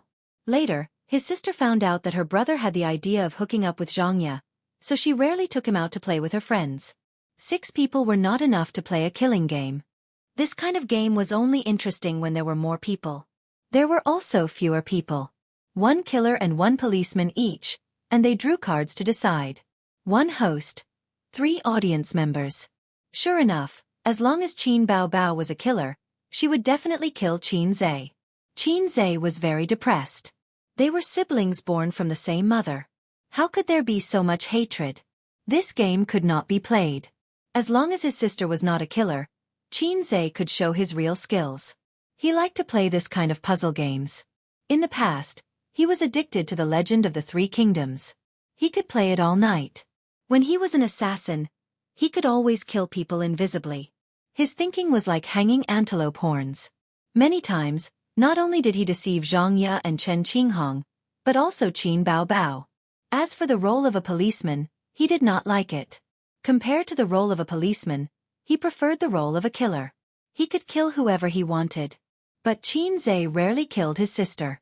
It was easy for Xianxia and the others to infer from the law of love and hate. They played until 11 o'clock. Chen Qinghong was the first to give up. Her eyelids were fighting. After hanging on for half an hour, she proposed to go back to her room to sleep. During the day, they played around the Thousand Island Lake.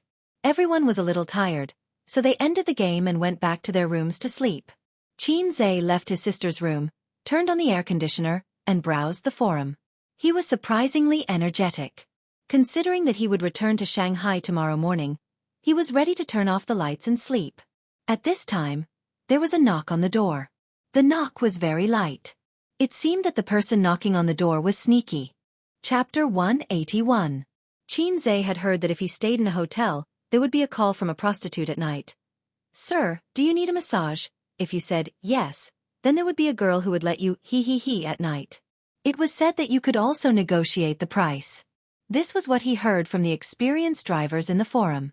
There was another mode, which was the situation Xianxia encountered. They did not call and directly knocked on the door.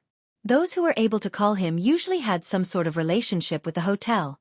The latter was a pioneer in the business of cutting through thorns and thorns. After a while, they came to Xianxia. For a while, he was looking forward to staying in a hotel, but he did not have a chance. His sister was very strict. If he did not return home at night, his sister would make a fuss. Tonight, the phone in the guest room was very quiet, and there was no call from a prostitute. Unexpectedly, there was a knock on the door. Xianxia intended to ignore her. If the girl outside the door was treated coldly, she would naturally retreat.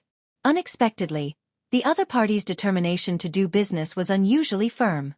There was a kind of ruthlessness in the knocking of the door. Just as Xianxia was about to open the door and spit a mouthful of salt soda water at the other party, a soft voice came from outside the door. "Little pervert, open the door. Sister will take you out to play." This prostitute's voice was so familiar. "Bah, screw the prostitute." This was his sister's voice. Xianxia lifted the quilt, put on the cotton slippers, and ran to open the door. His sister stood outside the door. She was wearing a white slim t-shirt and a light gray pleated skirt. Her 1.72 meters tall figure was slim and graceful, like a white lotus blooming in the middle of the night. This did not seem to be a good word. Knowing that they were going to stay in Hangzhou for the night, they each brought a set of clothes. "What are you doing? Why don't you sleep at night?" Xianxia said. Qin Bao's watery eyes flashed, and her eyes swept over her brother's strong body. He was wearing only a pair of boxers at this time.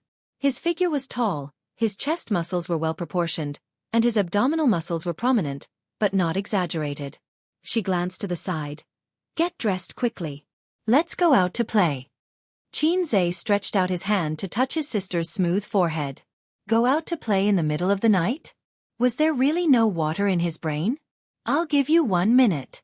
Hurry up and put on your clothes." Qin Bao pushed her brother into the room and went in herself. She turned around and closed the door. Xianxia changed into a clean t-shirt. He simply washed the t-shirt that his sister had used to wipe her snot and hung it in the room. Whether it could be dry tomorrow was up to fate. Qin Bao pulled her brother out of the hotel. It was 23:45 in the evening. The receptionist was napping on the desk. They passed through the door and were greeted by the cool night breeze. The hotel was built near the lake, far away from the streets. Xianxia was pulled by his sister as they shuttled through the tree-lined path. The light behind them gradually faded away as they came to a secluded place. "Why did you bring me here?" Xianxia looked at the pitch-black surface of the lake, which rippled in the night wind. The pitch-black lake, the deep and serene night, and the cute little sister. Xianxia inexplicably thought of Moonlight on the Lotus Pond. It was definitely not some divine song, but the Moonlight on the Lotus Pond, from a junior high school textbook. He could not remember the content clearly, but the impression of the tranquility, gentleness, and hazy mood was etched in his mind for many years. Qin Bao stood charmingly by the lake, her eyes rippling. She did not answer her brother, but looked around to make sure that there was no one around. Her slender hand pulled at her waist, and her pleated skirt slid down her tight thighs. Hey, what are you doing? Taking off your skirt without saying a word?" Xianxia's eyes lit up. "Swimming." Qin Bao took off her short sleeves, revealing a warm and soft body in front of her brother. Plain white, tall, exquisite, and curvy. She was wearing a white swimsuit. Xianxia stared at his sister's figure that could walk a catwalk and breathed a sigh of relief. So it's just swimming. This swimsuit was fashionable and sexy, especially the knot design of the swimming trunks, which made men have the urge to tear it off. Qin Bao stretched out her leg to test the temperature of the water. She turned her head and said happily, "It's quite cool." She carefully stepped into the lake, feeling her way around the lake. From Xianxia's perspective, his sister's back view was beautiful after she took off her pleated skirt. Her slender waist, snow-white and delicate back, and her hair was tied into a bun. The black lake and the black sky contrasted with her plain white figure, making her look like a fairy who had sneaked into the human world to take a bath. Qin Bao Bao walked deeper and deeper, and the lake water blocked the beautiful scenery. The moonlight was dim, and the lake rippled. Qin Bao Bao stood in the waist-deep lake and turned her head to look back. She said sweetly, "Ace, come down quickly." Qin Zhe liked to swim, but he had a psychological shadow of the wild pool. He always felt that there was something hiding at the bottom of the dark water that would secretly tug at his feet. The psychological shadow came from his childhood. Qin Ma's hometown was in the beautiful countryside of Jiangnan.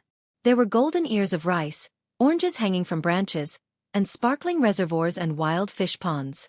In the middle of summer, he would run around the mountains with his friends in the countryside. They could soak in the reservoir for a day. When they were thirsty, they would steal a watermelon from the watermelon field and throw it in the water.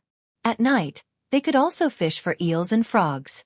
Unfortunately, Qin Zhe did not meet the boy with the steel fork, and there was no mackerel there. It was most dangerous for children to swim in the wild. The auntie in the countryside threatened Qin Zhe by saying that there were water monkeys in the water that would grab the children's feet and drown them. Qin Zhe was scared. Every time he went into the reservoir with his friends, he would be on tenterhooks. Although he had never met the so-called water monkeys, the shadow of his childhood remained in his heart. "Come down." His sister waved and called, just like a female ghost in the water, luring a substitute into the water. I'm coming." Qin Zhe took off his short-sleeved shirt and trousers, leaving only a pair of boxers, and jumped into the water with a plop. The lake water was ice-cold and refreshing. After autumn, although it was hot during the day, the temperature difference between day and night was large. Qin Zhe felt the coldness of his pores contracting and splashed water on his face. Humph! Qin Bao Bao stood not far away and hummed a song.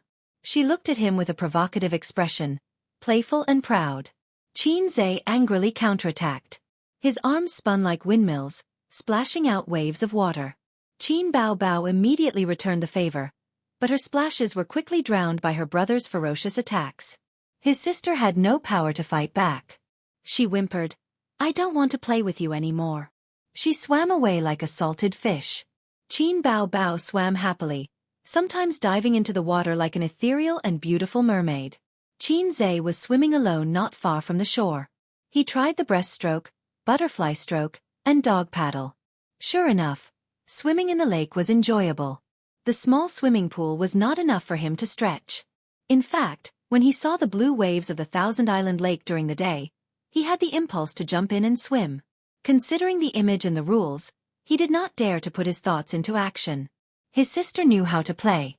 With this thought, Qin Zhe straightened up and looked around. He found that Qin Bao Bao was getting farther and farther away. He was still wandering on the shore, and the water was only up to his chest. His sister had already swam 20 or 30 meters away. "Hey, don't swim too far," Qin Zhe shouted. I know. His sister swam in the water for a while and then paddled back. She swam more than 10 meters away from Qin Zhe. Her physical fitness was frighteningly good. Although the outdoor swimming pool was vast, there was one thing that made Qin Zhe very uncomfortable. Stepping on the soft mud at the bottom of the water made him, who was slightly obsessed with cleanliness, very worried. Sure enough, he could not have his cake and eat it too. Just as he was sighing, he suddenly heard his sister scream. Qin Zhe was shocked and turned his head to look. Qin Bao Bao was struggling in the water. It seemed that something was pulling her under the water. After a few flops, she sank into the water and disappeared. The ripples spread and the water quickly returned to calm. Qin Zhe's hair stood on end. His heart seemed to be grasped by an invisible hand. Qin Bao Bao. He plunged into the water and swam towards the distance. Fear exploded in his heart. He was not afraid of the water monkeys. Not to mention the water monkeys, even if there were transformers and aliens hiding in the water, Qin Zhe would blow them up with one punch. He was afraid that something bad would happen to his sister, and he would regret it for the rest of his life. His waist seemed to be entangled by someone who forcefully pulled him into the water. Caught off guard, Qin Zhe drank a few mouthfuls of water and became furious.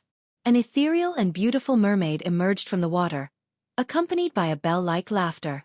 Qin Bao Bao stroked her bangs and pointed at Qin Zhe, who was vomiting water.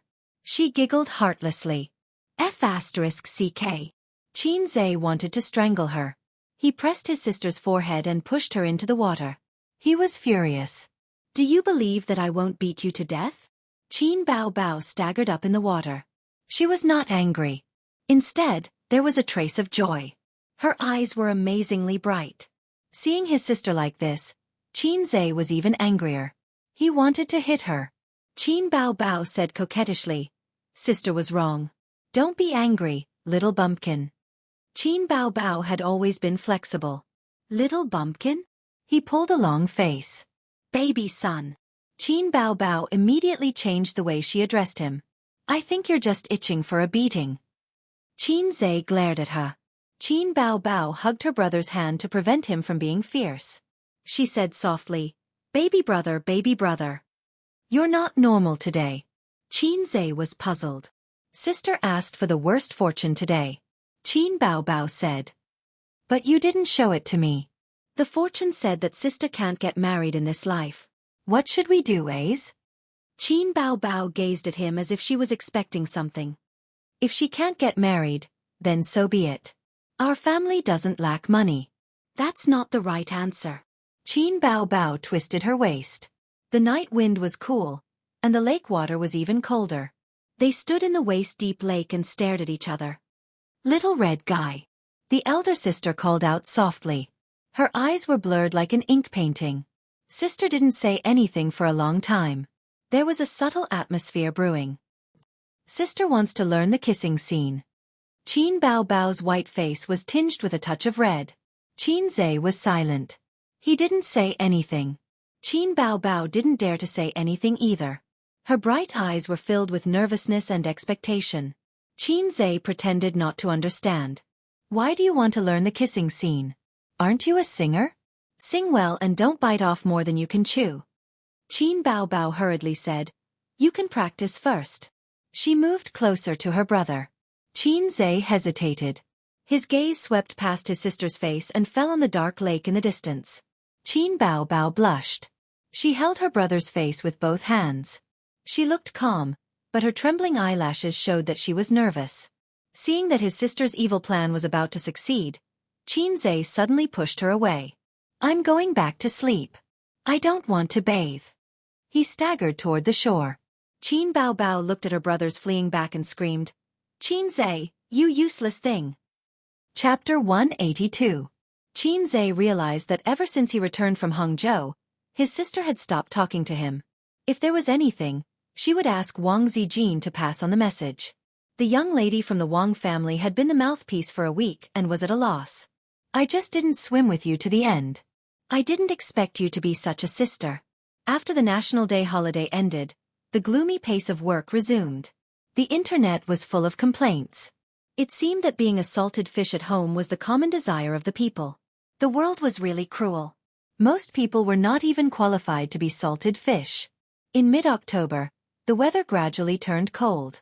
His sister still did not talk to him, but it was much better. When their eyes met occasionally, she would snort to express her disdain for her brother. There was a lot of noise outside the community. It was said that the government was going to build a viaduct connecting Yen and here. The construction workers knocked the ground open and reconsolidated the foundation. It made it very inconvenient to travel.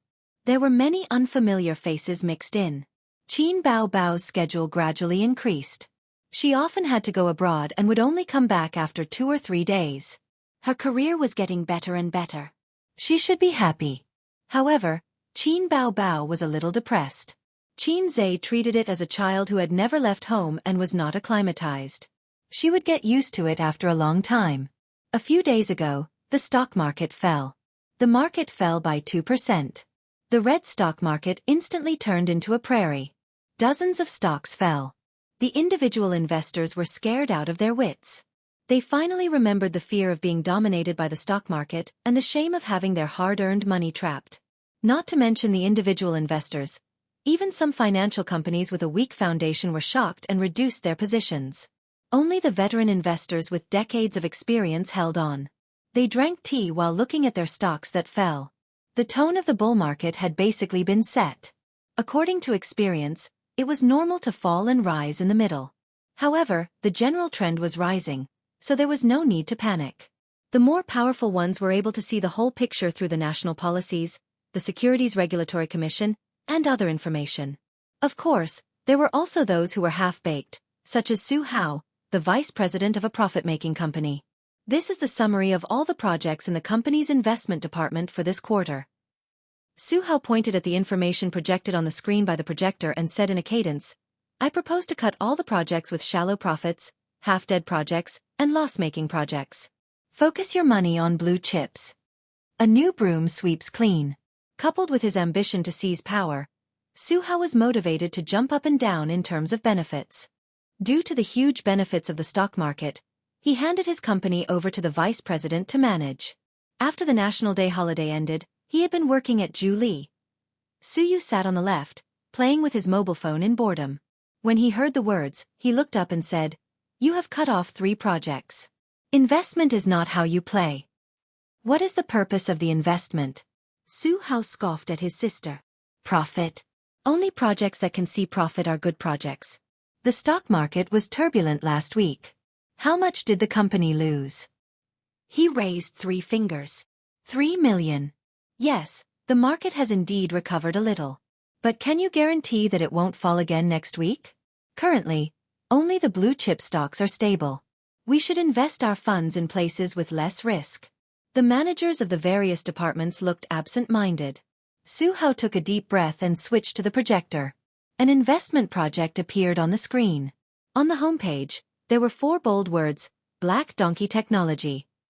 "Especially this stock," Su Hao said. "I don't know what the meaning of your investment is. In 1 month, 2 million of funds lost 200,000. Last week, it fell directly to the limit. It shrank another 200,000 on the same day. I have carefully studied this stock. I can see that it is a garbage stock just from the K-line chart. Li Linfeng, you applied for this project. What do you say?" Su Hao pointed the spearhead at Li Linfeng. "Vice President Su, I applied for this project, but it is too early to say that it is a garbage stock." Li Linfeng was very calm. In fact, the K-line chart is one of the reference standards, but it can't be regarded as an important indicator. As an old fox in the stock market, Li Linfeng looked down on Su Hao, who did not have the self-awareness of a layman, but liked to point fingers. What was the use of looking at the K-line chart? This kind of fool playing the stock market would sooner or later be eaten up. No matter how big the family was, it would be lost. Su Yu clapped his hands and was too lazy to listen to Su Hao. "Vote. Those who agree with Vice President Su's opinion, raise your hand." The words, "Vice President Su," made Su Hao's balls ache.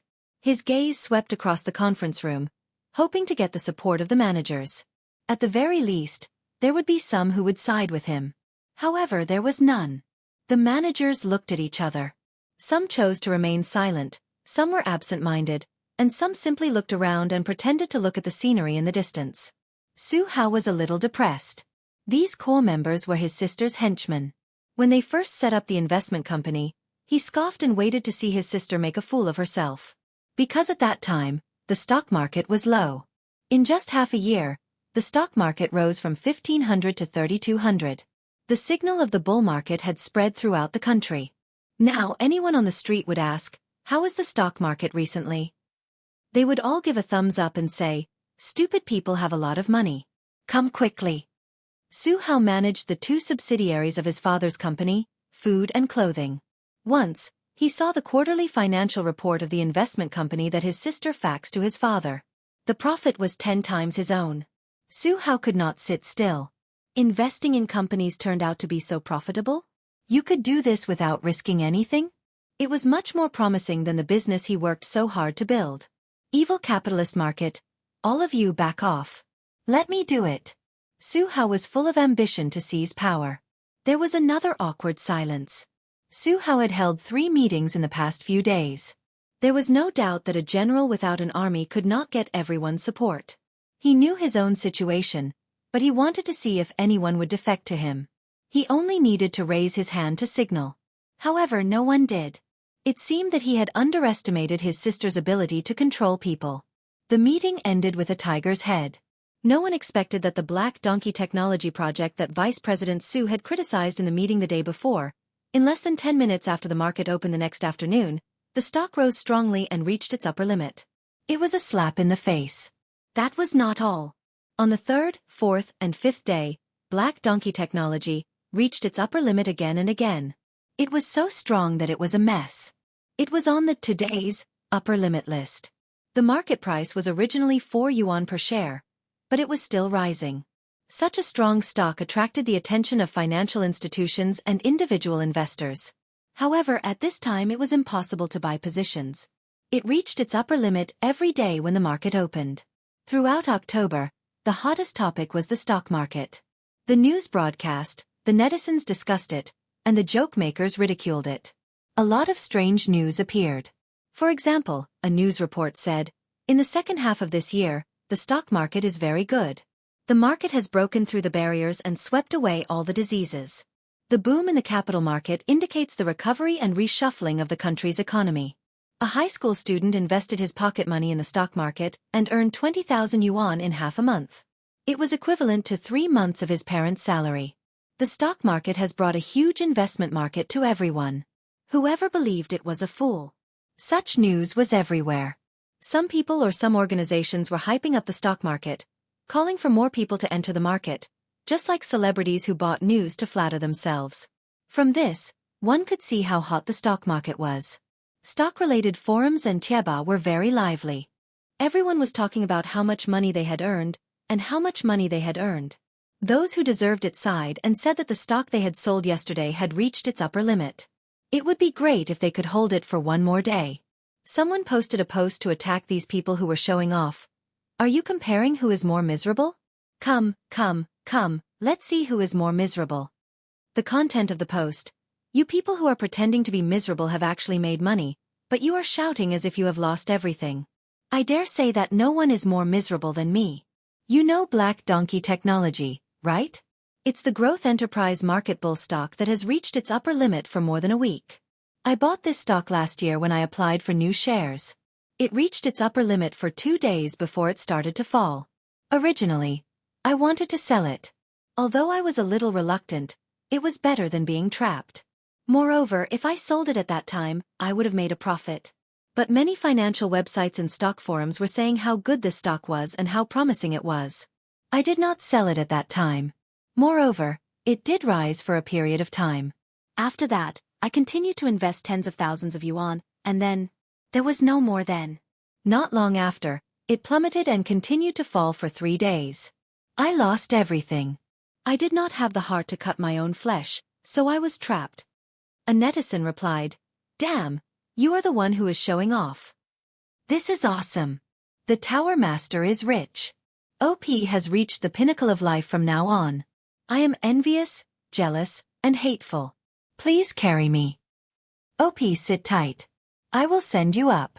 If I don't want to pee, I want to help you. Too cool. Damn. Looks like this stock will reach its upper limit for a long time. It is going to explode. OP, how many shares do you hold?" The OP replied, 100 lots. 100 lots per lot.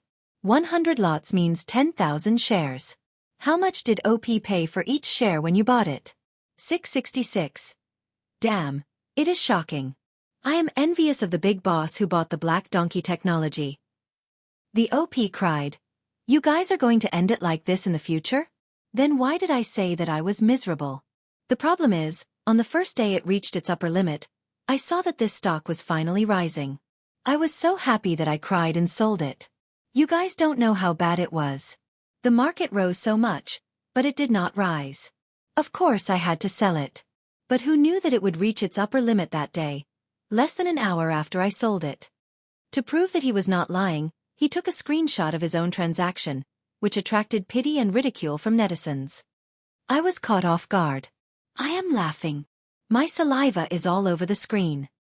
This is really a sad stock market. Ha! OP, did your wife ask for a divorce? OP, you must be thinking of dying. OP, please tell me the extent of your psychological trauma.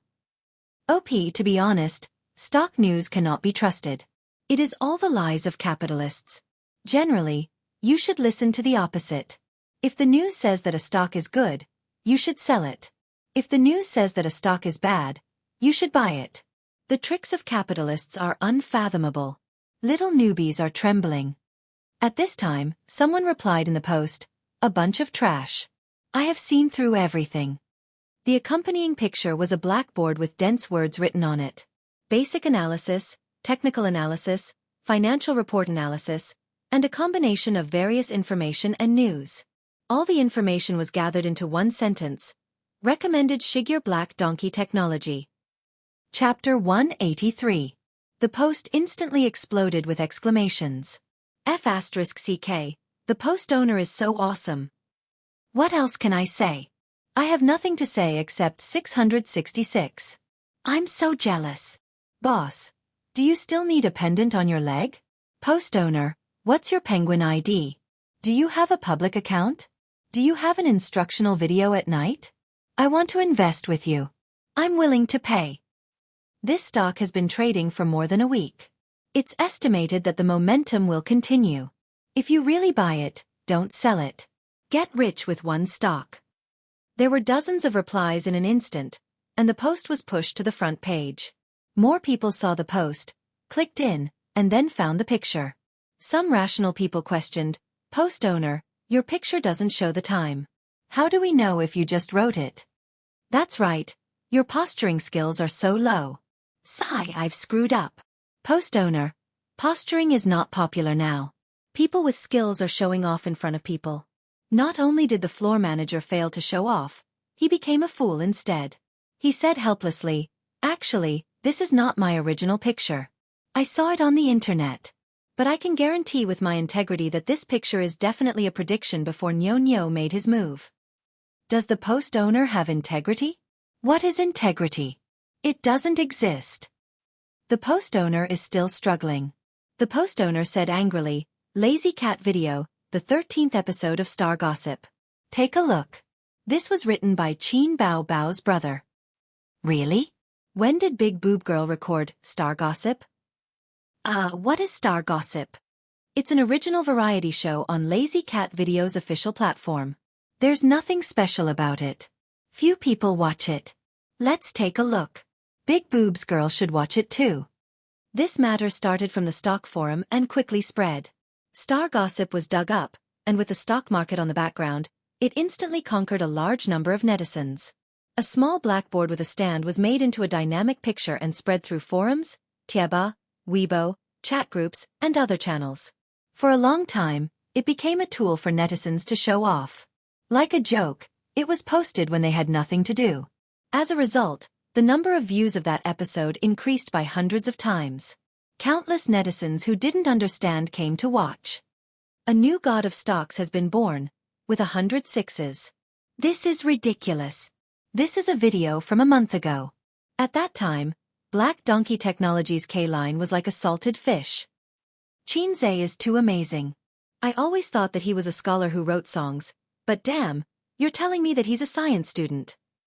I haven't had a good day. He only knows how to act tough every day. Unfortunately, I can't outdo him. I'm suddenly so envious of Qin Bao Bao. She has a younger brother who can write songs and earn money. Why is she still a celebrity? Just stay at home, eat, drink and be merry. I don't envy my younger brother at all. After all, the elder sister is just a floating cloud. The daughter-in-law is the king. I want to take Xianxia home. Then Qin Bao Bao's Weibo exploded, and so did Xianxia's Weibo.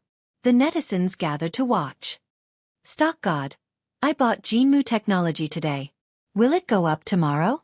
Stock God, everyone says that the bull market can make money, but I've already lost 3,000 yuan. Can I still be saved?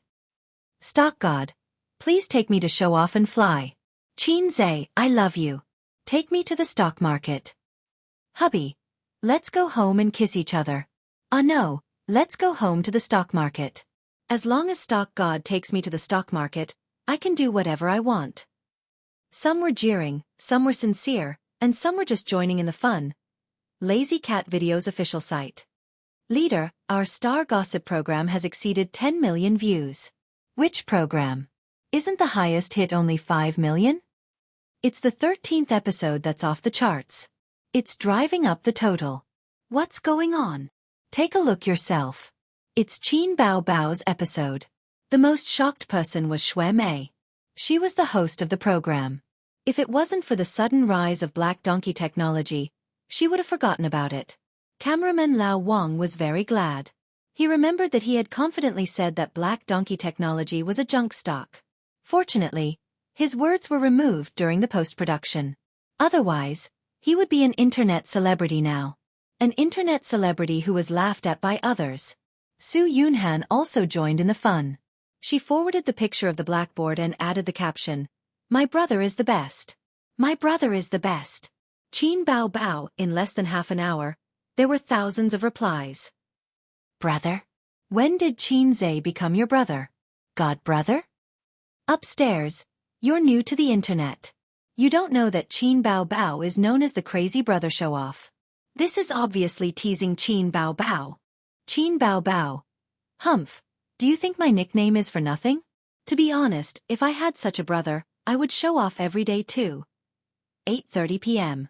Qin Bao Bao finished her second commercial performance this week. She drank water in the private room that was temporarily used as the backstage. From the beginning to the end of the banquet, she sang on and off for 2 hours. Her throat was a little hoarse. She had sung all her songs since her debut. The group of animals clamored to hear her sing exaggeratedly. F***K exaggeratedly. This song was only interesting when she sang until she was hoarse. It hurt her throat the most. But there was no other way. The customer was God. The customer's request had to be satisfied. Singers were not like celebrities who could make millions or tens of millions just by shooting a film. Commercial performances and advertisements were the bulk of a singer's income. It was tiring. How could making money not be tiring? When she made more money in the future, she would use coins to smash the little red guy to death. Seeing him annoyed her. Thinking of this, Qin Bao Bao felt that she was full of energy again. At this time, the door of the private room was pushed open. A pot-bellied uncle wearing an expensive Armani suit walked in. He smiled like a Maitreya Buddha. Qin Bao Bao knew this guy. He was the boss of a foreign trade company, a listed company, and also the owner of her commercial performance. Tao Guojun. When he received her, he was also full of smiles. It was just a hypocritical politeness. But now his smile was particularly sincere. His bean-sized eyes seemed to burst out with enthusiasm. Miss Qin, this performance was very wonderful. My employees were very satisfied with your performance. Inviting you was the best choice. Tao Guojun flattered. Qin Bao Bao and Li Yanhong looked at each other. The former smiled politely. President Tao, you flatter me. I want to thank you for this opportunity. The two chatted casually. Tao Guojun talked about his bitter journey from the beginning of his business to today's scale. It was a history of blood and tears. Qin Bao Bao talked about what she saw and heard in the entertainment circle. In any case, they were just wrangling and chatting about their own things. Qin Bao Bao didn't like such boring social interactions. But it didn't mean that she didn't know how to do it. Back when she was a female secretary, she had to help the general manager block wave after wave of guests and accompany them in the meeting room to talk about philosophy and ideals. Qin Bao Bao had long been trained and experienced. Li Yanhong was even more bored listening to them. But she was full of smiles and was neither arrogant nor impatient. When she went to the toilet, Tao Guojun coughed and revealed Qin Bao Bao's true intentions. He said, Miss Qin, the stock market has been booming recently. You must be speculating in stocks. Qin Bao Bao smiled. I'm not, but my brother is speculating in stocks. Tao Guojun's bean-sized eyes sparkled when he heard this. He chuckled and said, Teacher Qin's younger brother has a thunderous reputation. Yes, my brother is the best. Qin Bao Bao suddenly shut up. Didn't she make up her mind not to talk about him? But the words didn't go through her mind and she showed off like a conditioned reflex. Tao Guojun said, It's like this. I want to ask Teacher Qin Zhe to help. As long as he has nothing to do on Weibo or other platforms, I'm willing to pay an advertising fee to help promote our Kaiwe company's stock. Qin Bao Bao looked at him with a dumbfounded face. Was the damn fatty's brain damaged? Asking Qin Zhe to advertise? Putting aside whether his brain was damaged or not, his eyes were definitely blind. She was a first-tier actress. She was known as the brother-flaunting crazy demon. Bah! Otaku goddess. Her popularity and fans couldn't be compared to a little redneck. You didn't ask me to advertise, but asked him to advertise? This didn't make sense. Tao Guojun clearly marked the price and said, 2 million. As long as teacher Xianxia helps me advertise, I'll pay 2 million for the advertising fee. Qin Bao was stunned. Was this damn fatty's brain damaged? When was my little redneck worth 2 million? Either I'm crazy or the world is crazy. Seeing that she didn't speak, Tao Guojun thought that the price was not satisfactory. He deliberated and said, 3 million. Qin Bao smiled. She forced a smile and said, then I have to ask him first. There must be something wrong when things were abnormal. Sister hadn't been blinded by 3 million yuan. She decided to ask her brother what was going on first. If there was no problem, she would definitely agree. Why wouldn't she accept free money? The phone was dialed for a long time before it was connected. Xianxia said in a lazy tone, Yo, what a rare guest. Why did the big star Qin Bao call me? I'm flattered. Sister was indifferent these days. Xianxia was holding back his anger. Qin Bao glanced at Tao Guojun and made sure that he couldn't hear her brother's strange voice. She said, Ace, I have something to tell you. I'm not free. I'm cooking. Ah, it's like this. I'm not listening. Bastard, you're chanting. Yes, President Tao of Kaiwe Foreign Trade Company is beside me. He wants to ask you for a favor. Qin Bao said in her heart. Hold it in. Sister has to hold it in. She couldn't argue with her brother in front of outsiders. She pretended to ignore him. I'm not helping. It's very simple. He wants you to help him advertise Kaiyue's stock.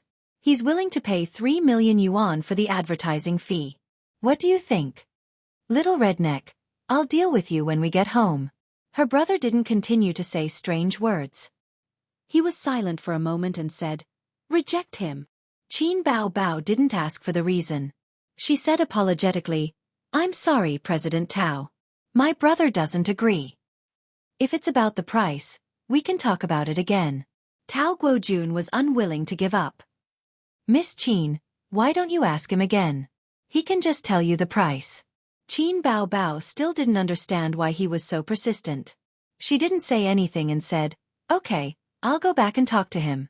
I'll inform you if there's any change.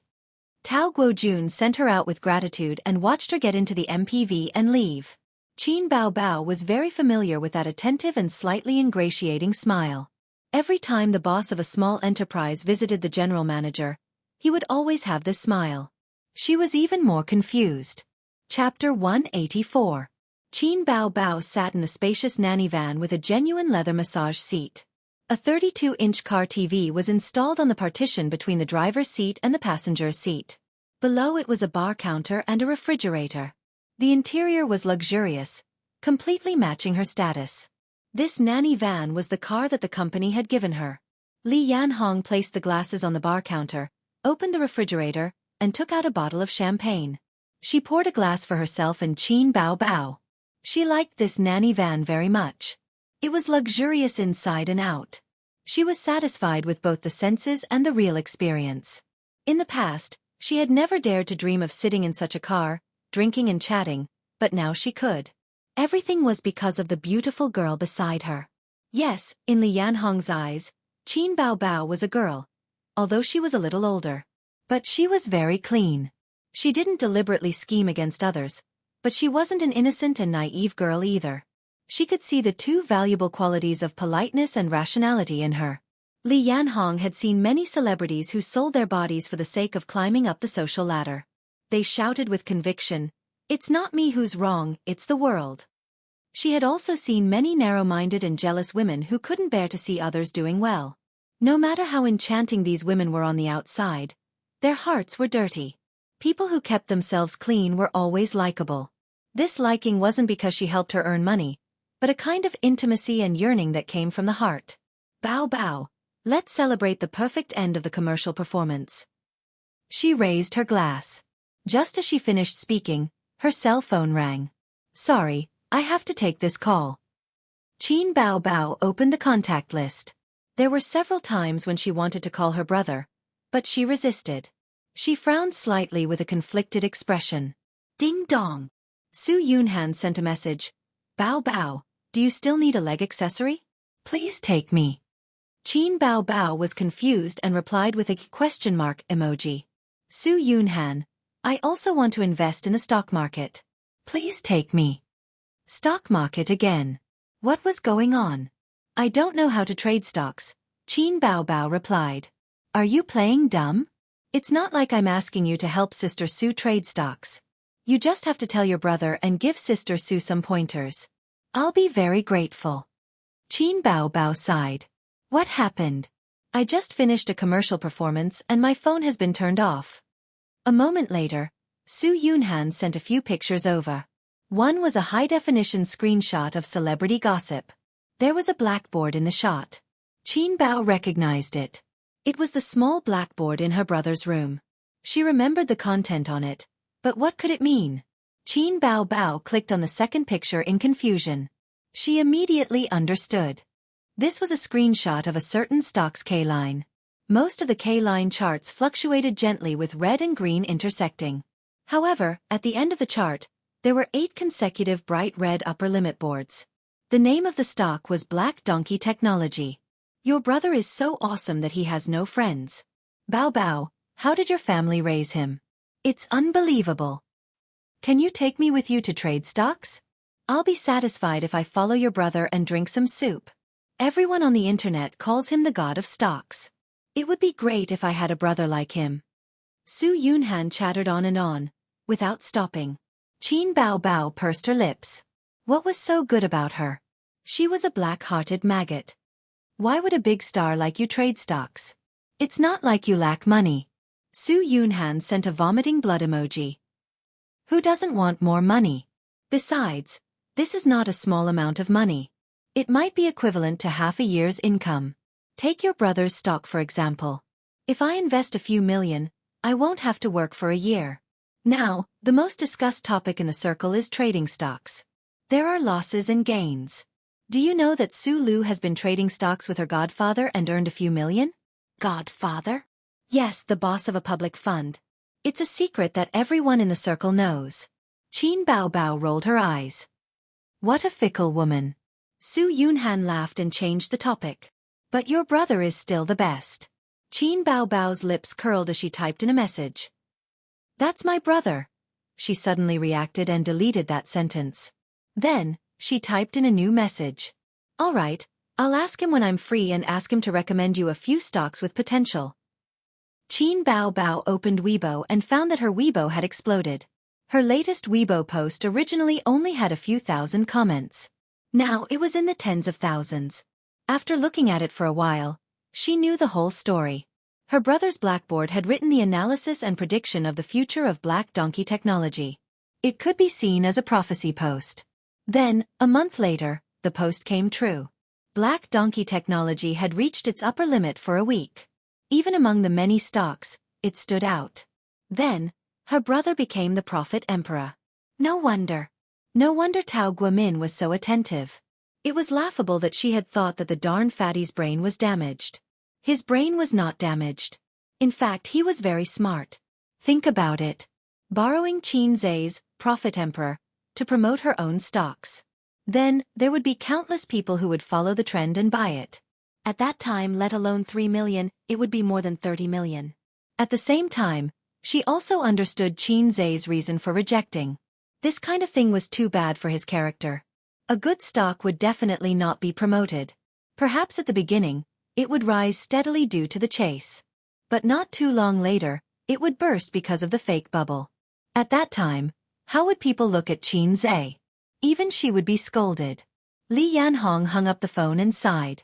In today's society, it's easy for a man to have a change of heart when he has a bit of money. Sigh. Qin Bao Bao asked casually, what's wrong? Li Yanhong said helplessly, my niece. She and her husband don't have a good relationship and want a divorce. Her mother called me to complain. My niece and her husband have only been dating for 4 years until they got married. Logically speaking, marriage problems should only appear after a few years.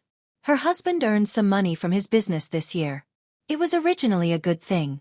But because his wallet is full, his heart is restless and he is playing with women outside. Qin Bao Bao deeply agreed. That's why a man's money still needs to be managed by a woman. This depends on the situation. Li Yanhong acted as an experienced person and taught Qin Bao Bao. Some men like to be managed by women, but some are wild monkeys. The stricter the management, the greater the rebound. But we can't just ignore it. Then what should we do? Qin Bao Bao humbly asked for advice. It depends on the woman's own methods. Love needs to be safe. There is no such thing as a lasting and unchanging love. Li Yanhong pointed at the Louis Vuitton bag that Qin Bao Bao casually threw aside and gave an example. Take this bag for example. When you first bought it, you treasured it so much that you never put it anywhere. But now, it's no longer that attractive to you. Then, what will happen to you? The best way is to change to another one. In the eyes of many men, women are the same as bags or mobile phones. After a long time they will lose their novelty. What should we do in this situation? Some women start to manage men's finances because they lack a sense of security. Some women learn all kinds of skills to keep men. Some are even more powerful. They emphasize that not fighting is fighting, and retreat in order to advance. Qin Bao Bao stared at her blankly. Sisterly, can you explain it clearly? I don't understand. You don't have a boyfriend. Why are you learning this? Qin Bao Bao was anxious. Aya, just say it quickly. Managing the economy is the worst strategy. Learning skills is the best strategy. You can make yourself comfortable and make your man comfortable. Retreat in order to advance, and fight without fighting is the best strategy. Attacking the city is the worst strategy, and attacking the heart is the best strategy. But it's inevitable that there will be a grassland above your head. So, the best strategy is enough. Qin Bao Bao was even more confused. What skills are these? Li Yanhong chuckled. You've never had a boyfriend before? Qin Bao Bao shook her head. TSK, that's really a waste of your youth. Qin Bao Bao felt suffocated. How could she waste her time? Of course, it's the skill of rolling in the sheets. Li Yanhong winked. Qin Bao Bao understood. She spat and thought to herself, old witch. Other than rolling in the sheets, what other way can you control a man? This question stumped Li Yanhong. How can you control a man without rolling in the sheets? You can't do that, right? Then use money. Everything will be easy with money, Li Yanhong said. What if he doesn't lack money? Then roll in the sheets. All right, this was an endless cycle. Qin Bao Bao was a little discouraged. Li Yanhong comforted her. Bao Bao, although the company has a contract stating that you can't date for 3 years, there are still loopholes. Dating in private is also fine. As long as it's not exposed by the media, the company will turn a blind eye. Qin Bao Bao sighed. She thought to herself that it wasn't about the contract. She was just afraid that someone would have to make a trip to Germany if they rolled in the sheets. After returning from the Thousand Island Lake, she and her brother had a cold war for half a month. They basically didn't speak. The last time something like this happened was when she was beaten up by her parents. Thinking about it, she felt awkward. She said something that she shouldn't have. Perhaps it would be more tactful if she said, Aze, do you want to eat the rouge on your sister's lips? Bah, it wasn't a matter of being tactful at all. She shouldn't have said it. Now, she didn't know how long the Cold War would last. With that little pervert's pretentious personality, he probably wouldn't take the initiative to reconcile with her. Qin Bao Bao said faintly, Sisterly, if there's a man who always wants to take advantage of me and coax me to kiss him, I'll tell him to kiss me. But one day, when I take the initiative to hint at him to kiss me, he runs away. Why? He didn't get your hint? Li Yanhong asked. He's AB*TCH. Qin Bao Bao gritted her teeth. He knows. Then there's a possibility. This man has a change of heart. He likes another woman. Of course, he won't be intimate with you. Li Yanhong analyzed. Qin Bao Bao's expression changed slightly. She forced herself to ask, could it be that he wasn't interested at that time? Li Yanhong laughed. Men are all creatures with their lower bodies. Only a fool wouldn't take advantage of an opportunity. If he didn't have a change of heart, could it be that he turned over a new leaf and became a monk? Qin Bao Bao sighed as she looked at the scenery passing by quickly outside the window. Maybe he really did turn over a new leaf. Ding! There was a notification. The person who sent the message was the pig at home. I've thought about it. It's safer to leave my money to you. This is my securities account number. You know the password. But I still want to invest in stocks. Sister, please don't take it out. The haze in her heart was suddenly dispelled by the sunlight. Qin Bao Bao looked at it carefully several times and memorized the account number. She held the phone tightly as if she was holding a treasure. Chapter 185. Qin Zhe did not expect that the investment plan on the small blackboard would cause such a stir. The result was that his fame skyrocketed, and he was more eye-catching than ever before. Whether it was the video of To Qin Bao Bao or the finals of I Am a Singer, they all paled in comparison to this time. Borrowing the popularity of the stock market, he was worshipped by the netizens as the god of stocks. There were people leaving comments on his Weibo all day long. Thousands of people were shouting 666 and asking him to take them to the stock market. Of course, most of them were heckling to worship the prophet emperor. In fact, most of them were just onlookers. Coincidentally, he could barely be considered a public figure and had a very popular sister. The netizens were no stranger to him. If it was a normal person, they would at most sigh and shout 666. The three animals in dormitory 303 kept calling him Qin Gu, crying and shouting for him to give them shares. They said that if they bought his shares, they would be able to reach the peak of life. There were also some unfamiliar university classmates who called Qin Zhe one after another, but he did not pick up. Out of all the calls, he picked up Li Donglai's call. The little guy opened his mouth and muttered, "What the F***, CK, Qin Gu, you have this ability? Don't say anything else. Just accept my kneeling."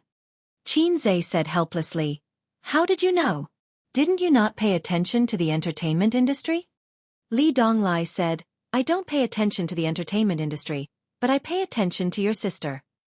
Qin Zhe said, Li Donglai quickly changed his words, "I mainly pay attention to Qin Gu. Sister Qin is paying attention because she loves the house and its crow." This guy did not ask for the recommendation shares, he just called to shout 666 and poured out his admiration for him. As for the stock market, he did not care. He had a rich aunt, so he never lacked things like pocket money. There was a heated discussion in the university group.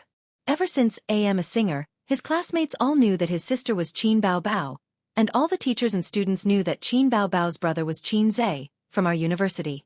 "Qin Zhe, take me to the stock market. Qin Zhe, don't forget me when you're rich. We agreed before the internship." Qin Zhe, unbelievable. Qin Zhe's grades were average when he was in school. How did he suddenly become the god of stocks? We didn't even know that he could write songs when he was in school. That's amazing. I wonder how much he has earned. If I tell everyone that Qin Zhe is my university classmate, no one will believe me. The homeroom teacher in the group said, "Knowledge is wealth." Qin Zhe is a good example. Temporary results couldn't represent the future. Compared to him choosing a bull stock, I was more optimistic about his analysis and speculations. Basic analysis, technical analysis, and off-the-field analysis. He was able to do all of them incisively and vividly. This was something that many people could not do. Even if it's not a bull market, I believe he can still make money in the stock market. Monitor, don't say anything. I'll drink this chicken soup first.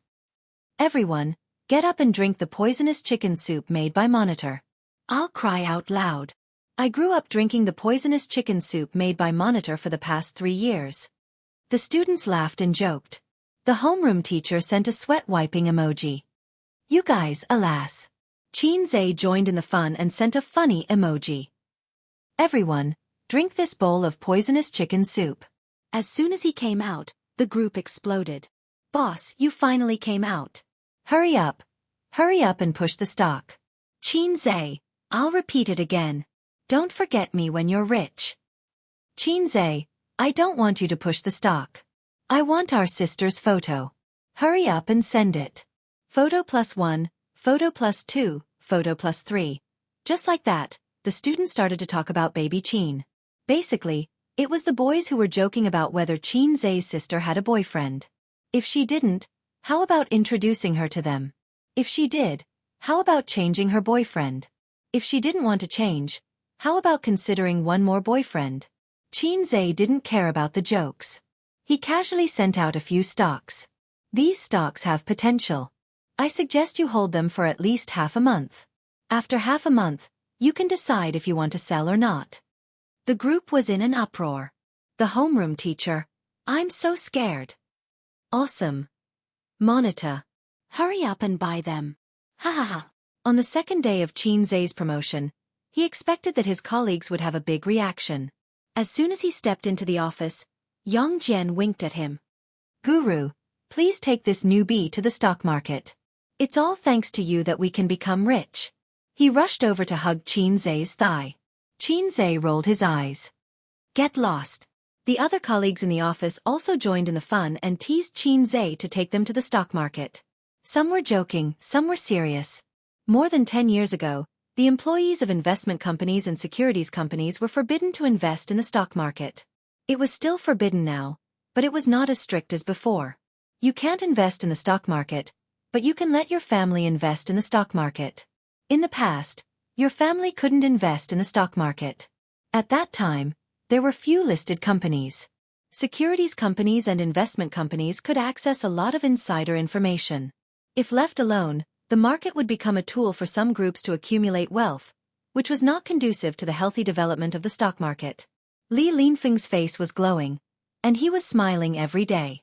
Anyone could see that he was in a good mood. How could he not be happy? The company made a lot of money in stock investment. While he created rich performance, he could also show his ambition.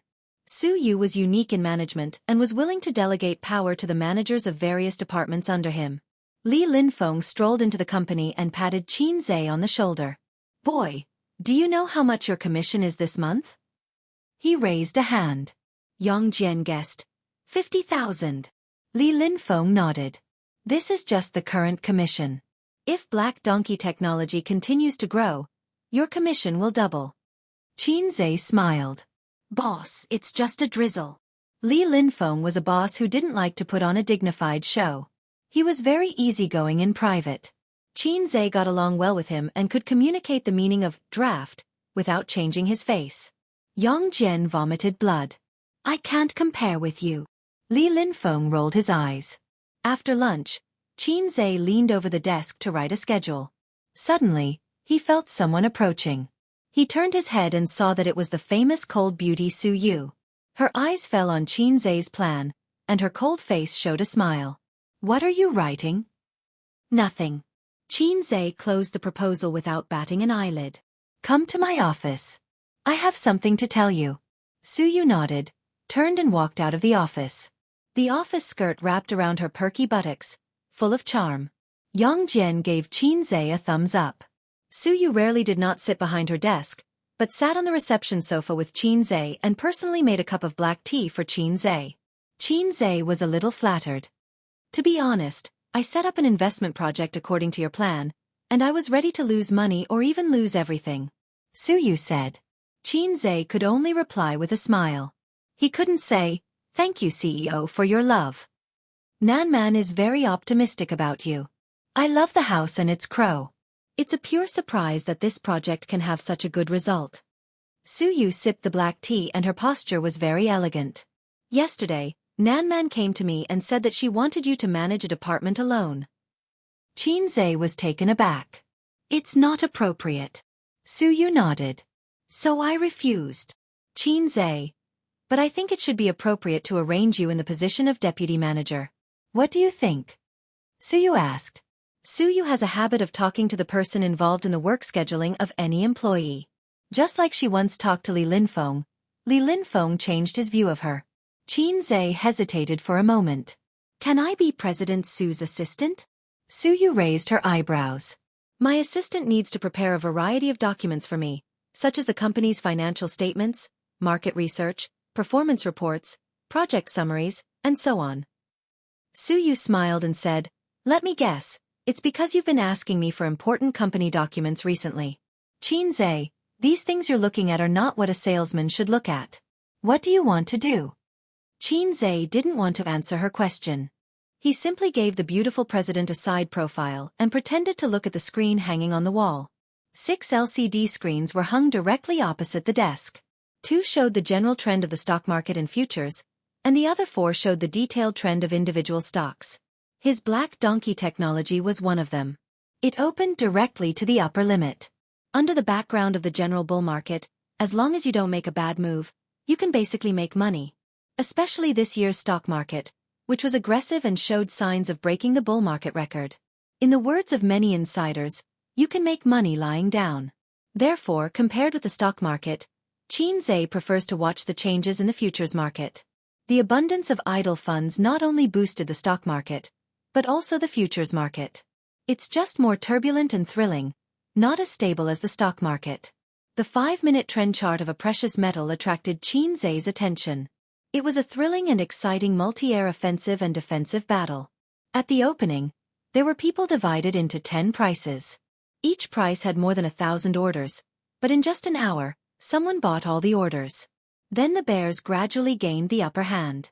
Although the bulls occasionally resisted, the selling pressure was too strong, and the price finally began to fall slowly. Many parties temporarily ceased their activities, not knowing whether they were ready to give up or prepare for the next wave of offensive. Su Yu saw his absent-minded appearance and frowned. No one likes to be ignored when they speak. Do you have research on futures? Yeah, Xianxia said. He is a financial student. Of course, he must understand stock futures. Xianxia began to switch from stocks to futures a month ago. After knocking on the stock god skill, many things in futures were also well understood. He wants to set up his own investment company in the future. The scope of business can't be limited to stock investment. No one can say how long the bull market can last.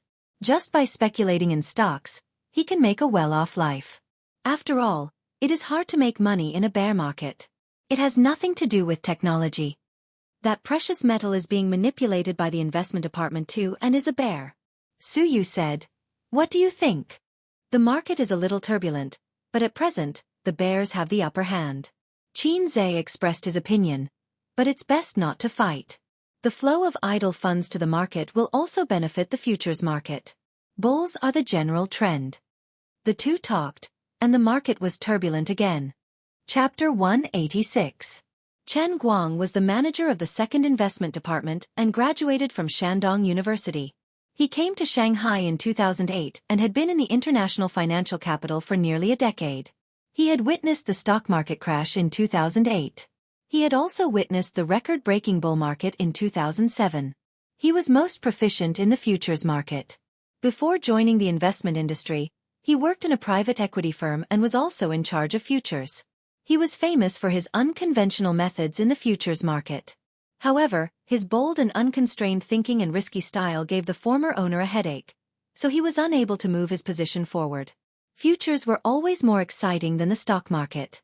The margin system, margin call system, and the restrictions of forced liquidation at maturity could make you rich overnight, but it could also make you poor in an instant. Using money to play with your heart, aside from gambling, there was nothing more exciting than futures. The T+0 system also allowed more room for manipulation, and it was a test of the standard of a trader. Futures are ferocious beasts, and stocks are the same. In Chen Guang's view, stocks are even more unreliable than futures. The former's information channels are more transparent, while the latter's information channels are more fake. For example, the financial reports are commonly falsified. Glancing at the LCD screen on his desk, his face suddenly changed. "Boss, there's a change in the situation. The multiple investors are too ferocious. The sudden influx of funds has already reached the average price. How should we deal with it? We can't make a decision." One of the 3 traders, Little Li, barged into the office.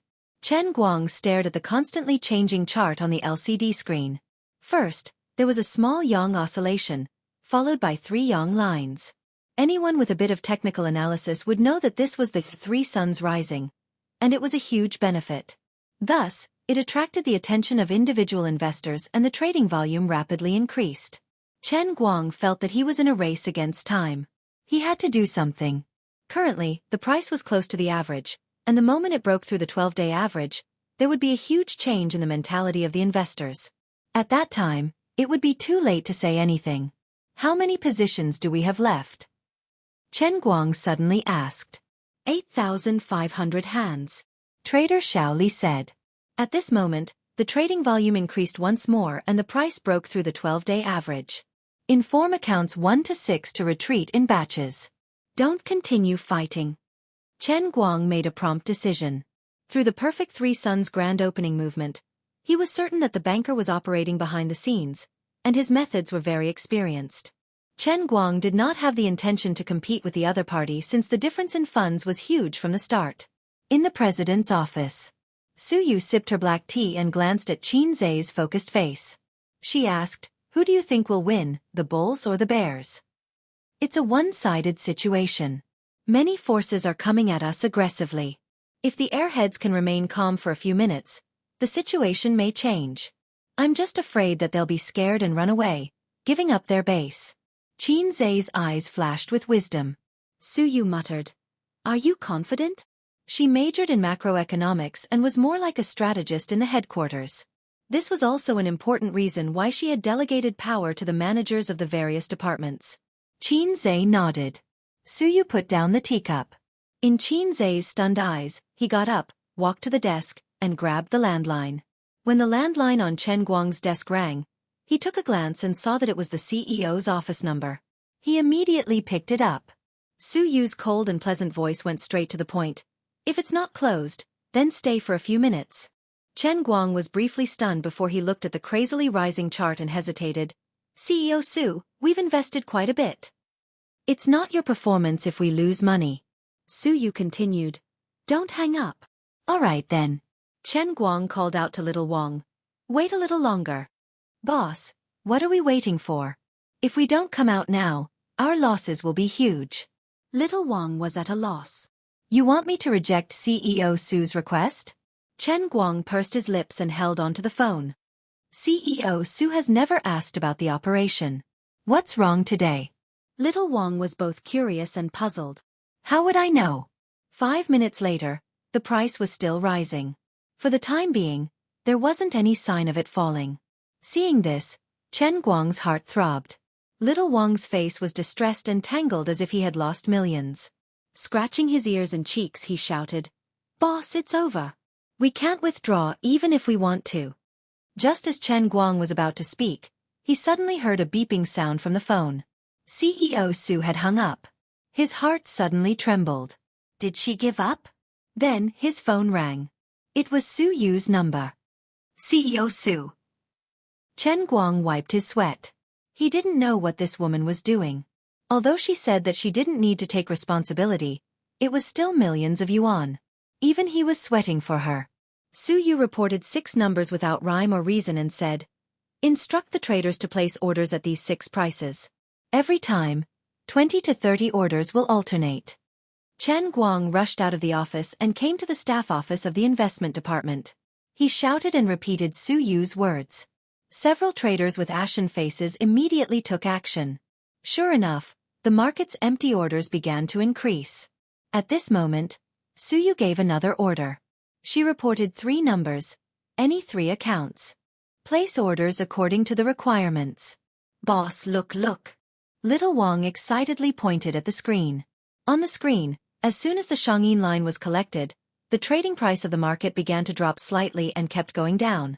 This was a classic example of an abandoned baby.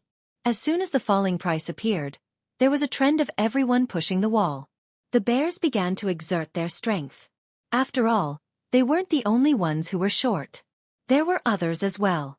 The game wasn't a one-on-one game, but a gathering of heroes from all over the country. The market began to fall. Everyone let out a long breath. Chen Guang also felt his heart returning to normal. However, he immediately became excited. "CEO Su, you're too amazing. This prediction and maneuvering is really amazing. The timing of the switch between having too many players and not having any players is just right." Chen Guang felt that he had underestimated the beautiful CEO in the past. Just based on the skills that she had just displayed, she would definitely beat him. However, Su Yu faintly said, "It has nothing to do with me." Chen Guang was stunned. The phone rang and she hung up. In the CEO's office, Su Yu put down the phone and turned to look at Qin Zai, who was leisurely drinking tea. This guy felt her gaze and grinned at her, revealing his white teeth. Although I'm not convinced, Nan Man's eyes are more accurate than mine. Suyu smiled bitterly. Suyu suddenly remembered that as long as someone appeared on the internet, they would immediately be banned. The second half of the sentence was that once the wind and clouds met, they would become a dragon. When she first heard about him, she didn't believe that he could finish a college entrance examination mathematics paper with full marks in 20 minutes. She only saw it with her own eyes on the day of the interview. However, it was undeniable that it did surprise her. The first time she felt frustrated in terms of IQ, and the second time was in the game. If the exam paper incident was considered to be outstanding, then the Black Donkey Technology project was an overnight success, achieving the achievement of famous throughout the company. Today, she was amazed by his awareness and trading skills. Although this young man didn't look immature, he was no longer someone who could be underestimated. Nan Man Pei was right. If she used him well, there would be surprises. Because she knows me better than you. Xianxia didn't know that his evaluation in the beautiful CEO's heart was rising. Otherwise, he would be proud of himself. The reason why he had such a high standard in the stock market and futures market was not only because of his own efforts, but also because of the help of the system. Although the system was a salted fish. In addition to the 3 departments of the investment department, there are other business departments in the company. Each business department is equal and directly under my jurisdiction. Although I try to delegate power, it inevitably causes a huge amount of work. I'm going to set up a position for the general manager of the investment department to help me manage the 3 investment departments. Suyu said, "You are the best candidate." "Is it Sister Pei's idea?" Xianxia was surprised. "No, it's my idea. Nan Man doesn't have time to take care of a small company like mine." Suyu snorted. "You don't need to worry about qualifications. Julie is not a state-owned enterprise. It doesn't pay attention to qualifications. The principle of private enterprises is that those who can go up, those who can't go down. You have this ability," Suyu said. "Compared to that, I'm more looking forward to being your assistant," Xianxia said. Suyu said, "Don't even think about it." Chapter 187. Xianxia had been promoted. Although the official appointment document had not been issued, it was not made public. However, Suyu was the general manager, and she was in charge of the whole company. Her words were basically a nail in the coffin. Xianxia felt that it was a pity that he did not get the assistant position.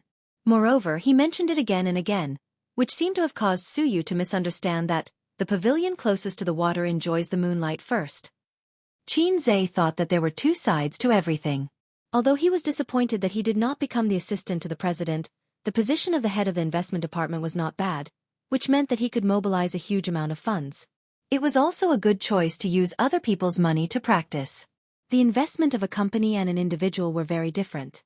Today, Xianxia cooked a sumptuous dinner for his 2 sisters. His sisters' hypocritical congratulations made Xianxia very annoyed. Wang Zijin was fine. After all, she was the daughter of a rich family. However, what was going on with Qin Bao Bao? If other sisters knew that their younger brother was promoted and became rich, they would definitely be smiling from ear to ear.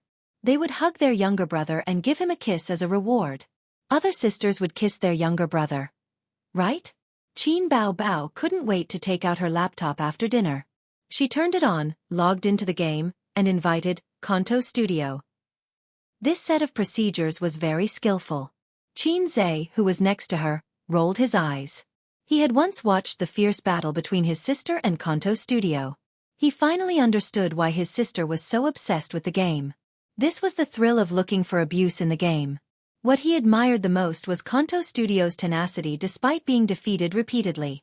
She must have been waiting for Qin Bao Bao to log into the game for a long time.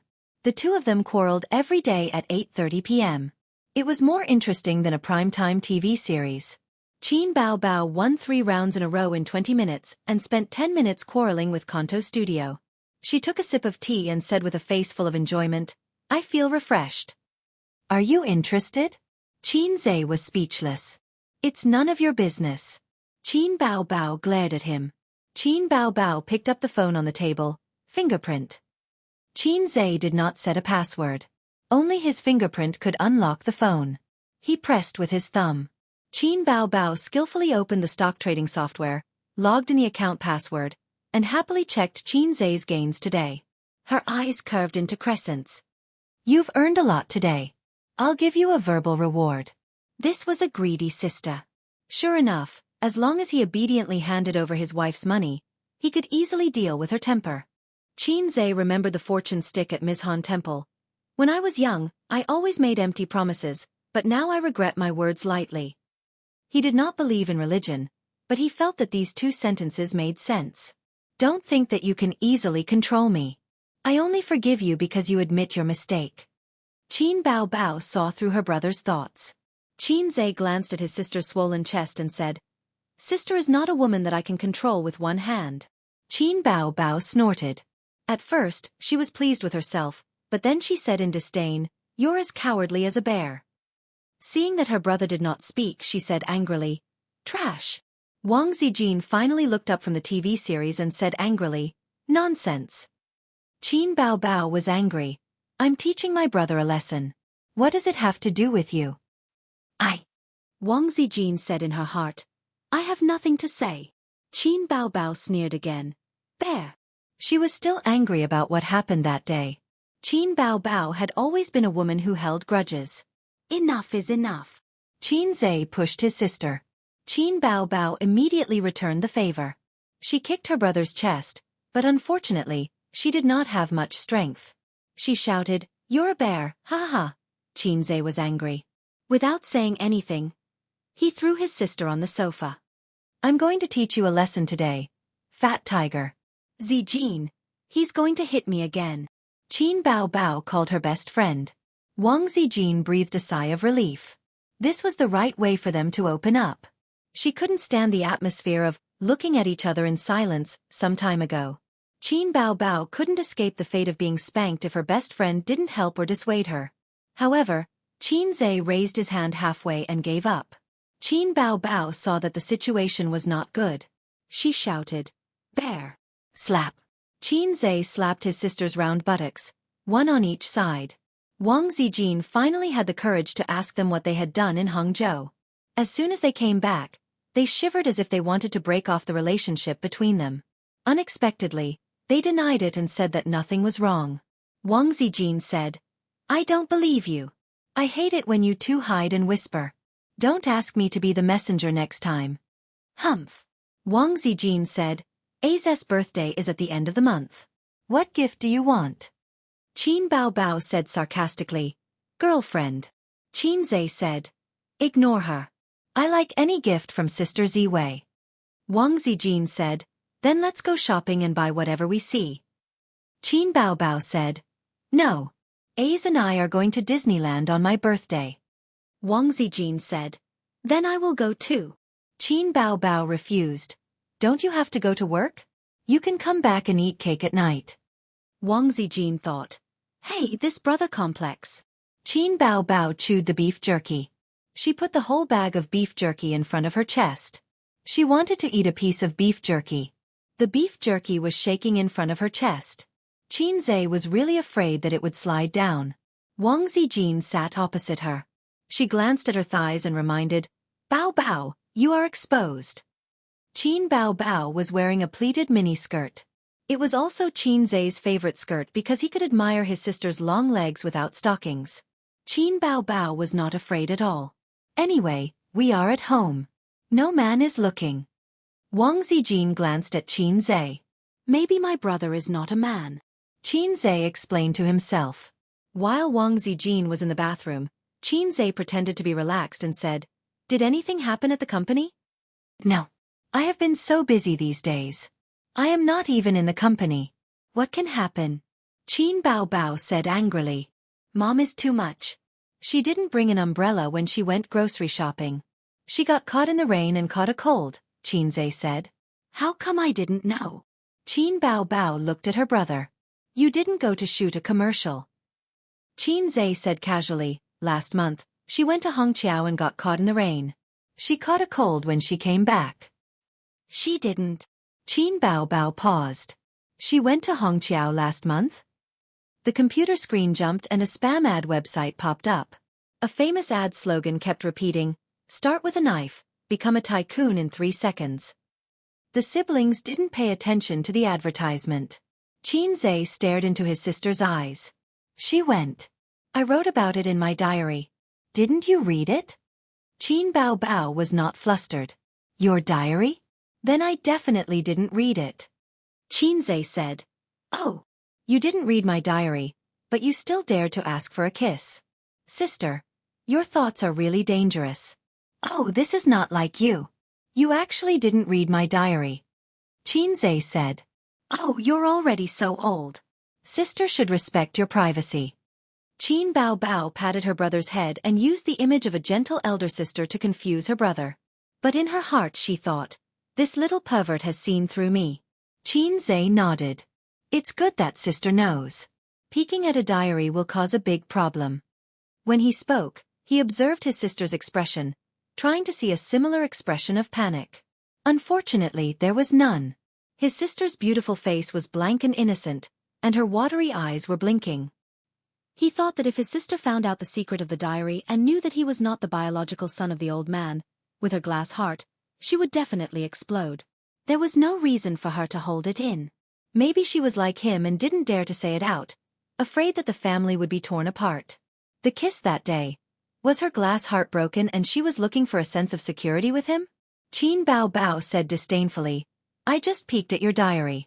What big problem can it cause? Is it a document written by you? The way he answered was very in line with Qin Bao Bao's usual temper. When Wang Zijin came out of the toilet, the siblings finished a battle of swords under the background of the sound effect of a knife at the beginning. It was a temporary draw. Qin Bao Bao was dragged back to the room by her best friend to sleep. She held the diary and turned back at the door. When her eyes met with her brother's, they both felt an indescribable feeling spreading in their hearts. There are some things that you don't say, but I know. There are some things that I don't say, but you know. However, we both chose to remain silent. Chapter 188. At 9:50 in the morning, 10 minutes before the high-level meeting, Su Hao angrily broke into his sister Su Yu's office. Don't be nervous. Introduce yourself in the interview later and get familiar with everyone. Don't worry. No one will be eccentric. Su Yu was instructing Xianxia face to face. Seeing her half-brother break in, she frowned and said, Vice President Su, what's the matter? Su Hao didn't expect Xianxia to be in the office. He didn't spit out his sharp words and waved his hand. You go out first. Xianxia looked at Su Yu, the latter nodded, and he left the office. What are you doing? The general manager of the investment department? Su Hao said angrily. First of all, there is no such position in the company. You appointed without permission? Su Yu didn't care about her brother's anger and said lightly.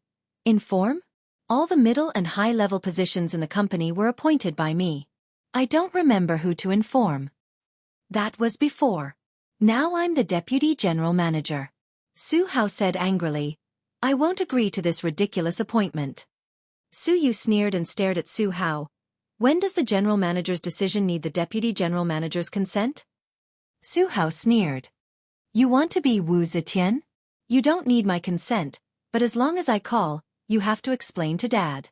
Su Yu narrowed her eyes and her eyes fell on her half-brother.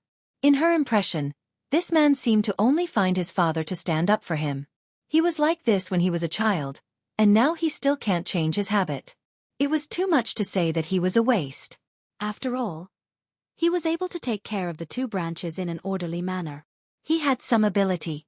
But to say that he was a coward, he deserved it. A while ago, he got his secretary pregnant in the company and then kicked her away. The young woman who wanted to marry into a rich family made a lot of trouble in the company. When the news reached home, his sister-in-law was also angry and wanted a divorce. In the end, his father helped his baby son clean up the mess. Rich and powerful men could do whatever they wanted as long as they could control their women. As long as they could control their women, it wasn't impossible for them to do whatever they wanted outside. It was rare to see a man with some money in his pocket being able to behave himself. But if he doesn't have the ability, he's a fool. Su Yu looked at his watch, got up and walked out of the office. When he passed by Su Hao, he said lightly, You might as well call Dad. Anyway, as long as you are happy. Su Hao looked at his sister's graceful figure and gritted his teeth in anger. In the meeting room, Su Yu sat at the head of the table. The first seat on his right was Vice President Su Hao, and the first seat on his left was Xianxia, a young newcomer with no qualifications. The official notice of appointment had not been issued, but the middle and senior management knew about it. That was why this meeting was held. The content of the meeting was not to discuss anything, but Su Yu unilaterally announced the appointment of Xianxia as the general manager of the third department of the investment department. The establishment of Zhu Investment was short, and the position was simple. At present, the position of each department manager was equal. Above the manager was the general manager Su Yu, and now there was a deputy general manager Su Hao. Then, there would be a new general manager of the investment department. Although Xianxia was only in charge of 3 investment departments, he was already the third in command of the company. This young third in command always made people feel uncomfortable. Therefore, the atmosphere in the conference room was a bit strange, and there was dissatisfaction in the silence. The managers looked at Xianxia with eyes full of scrutiny. After all, being suppressed by such a young brat, everyone had no face. Su Yu glanced at Xianxia with a smile, trying to see a trace of tension from his face, but this guy's calmness was beyond her expectations. Thinking about it, it was normal.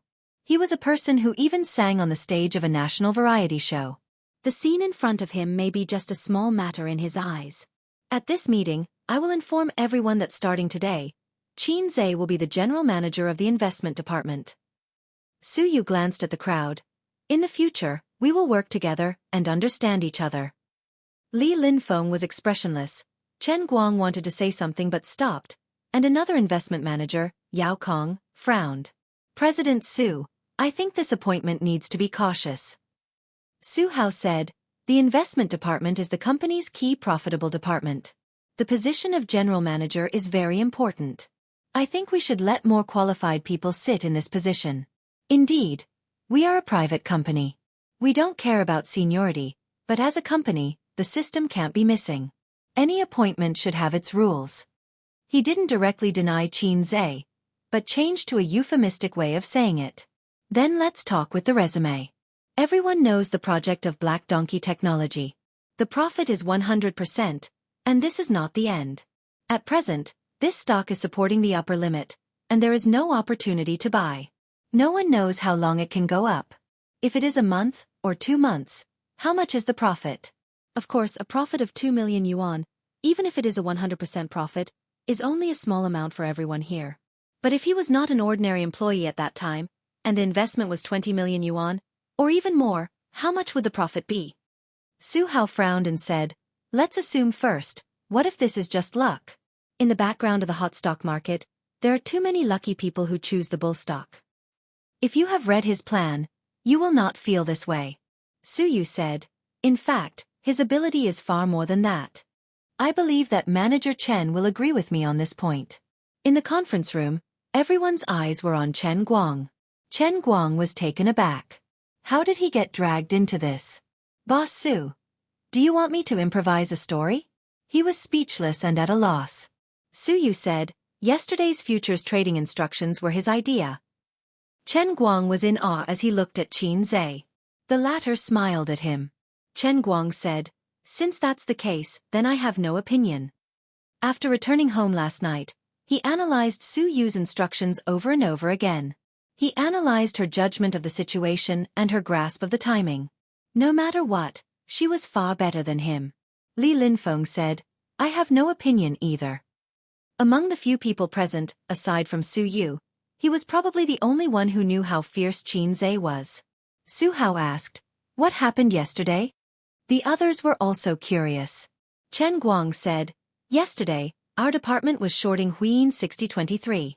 There was a banker who came out to cause trouble and wanted to use the idle funds to push it up. At that time, the price was directly pushed above the 12-day average and the individual investors followed suit. I initially wanted to withdraw, but Boss Su called me. When Chen Guang talked about yesterday's matter, he was radiant with admiration. He never expected that the mastermind behind the scenes would be Xianxia. Several managers looked at Xianxia in astonishment. This brat truly had some skills. No wonder Su Yu liked him. Su Hao couldn't find any words to refute and remained silent. The managers of the other departments didn't care about this matter. After all, the general manager of the investment department couldn't control them. Although there were some twists and turns, Su Yu had fulfilled her promise. Qin Zhe's appointment as the general manager of the investment department wasn't hindered. The only hindrance was Su Hao. But this fellow couldn't stir up any waves in his sister's company. After the meeting, Qin Zhe's appointment notice was sent to the company's internal communication group in real time. This notice caught most of the employees off guard. Their understanding of Qin Zhe was still at the level of internet celebrity and baby Qin's brother. Now, he had suddenly become the general manager of the investment department and the third in command of the company. There was an uproar. How did Qin Zhe become the general manager of the investment department? What's going on? Damn. Isn't this too incredible? Am I dreaming? He's only been in the company for a month. How did he become the general manager? What a mess. He's so young.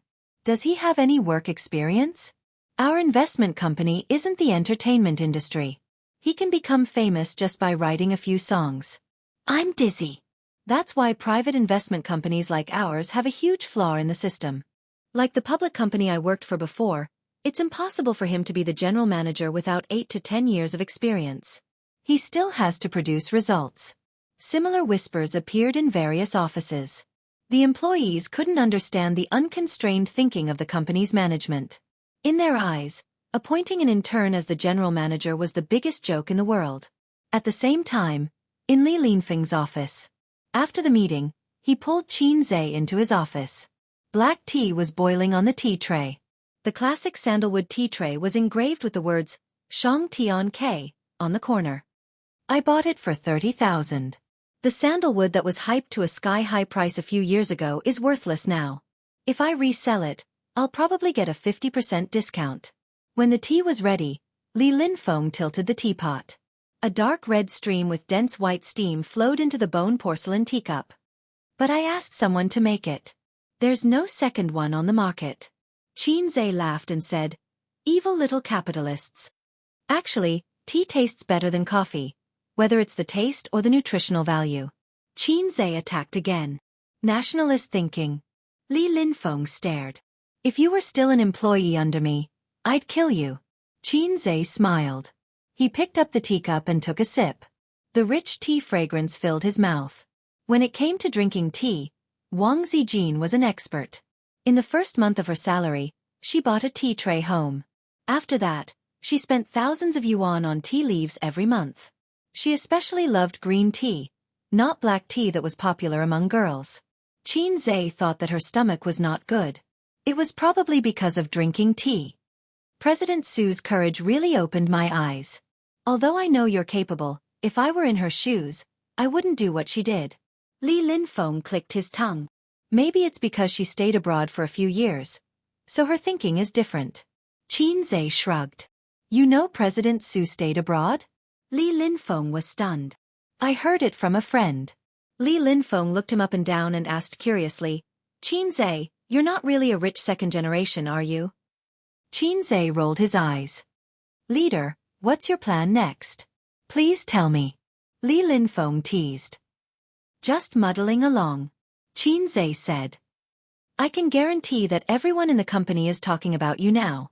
How many eyes are staring at you? Don't they say that a new official makes 3 fires? Hurry up and burn it. Li Linfeng said.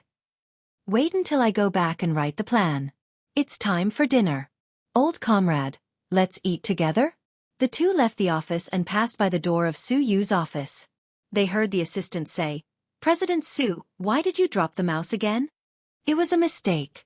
Get me a new one. The assistant opened the door and came out. When she met the two, she pouted. Qin Zhe would not forget that she made things difficult for him during the interview. He glared and said, Hurry up and change the mouse for President Su. The assistant glared back at him. Qin Zhe often asked her for various documents. The relationship between the two was not bad. After walking for a while, Qin Zhe gossiped.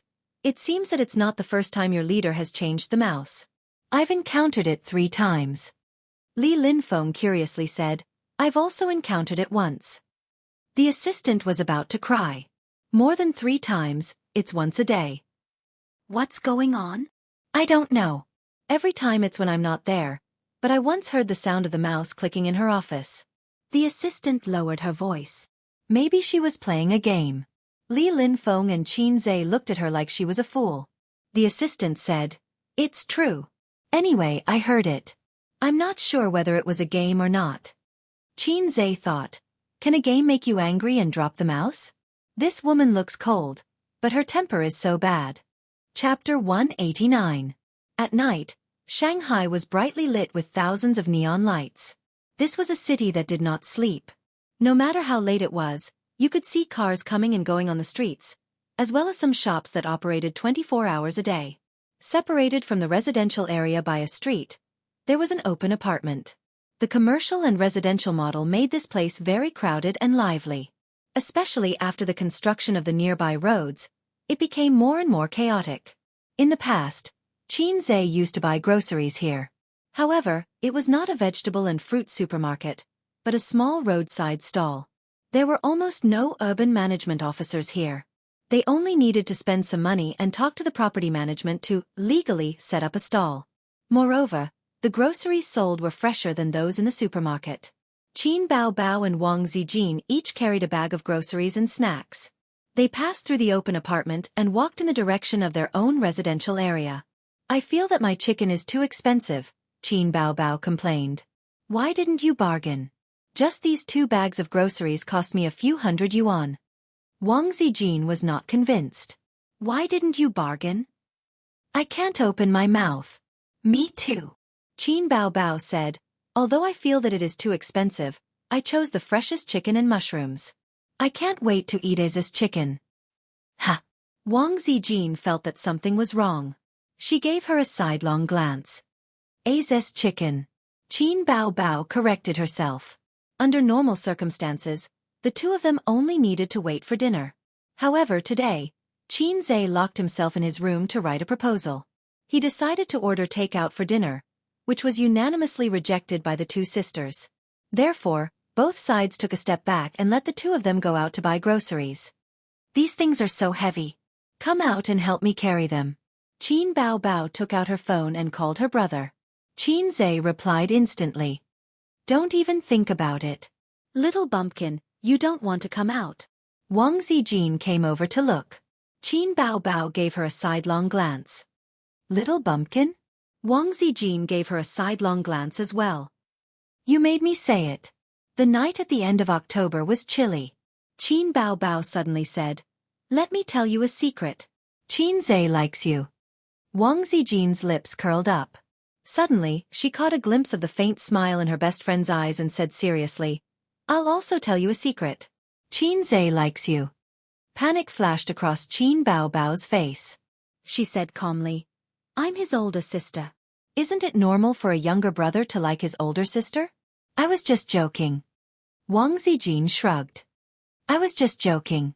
The two scheming women looked at each other with indifferent expressions. "All right, I got promoted," Wang Zijin suddenly said. "Promotion." Qin Baobao was stunned. "You've only been here for 3 months, how can you be promoted so quickly? The rule of the workplace is to do more, listen more and speak less. When cultivating in the public, one should not be greedy, or selfish.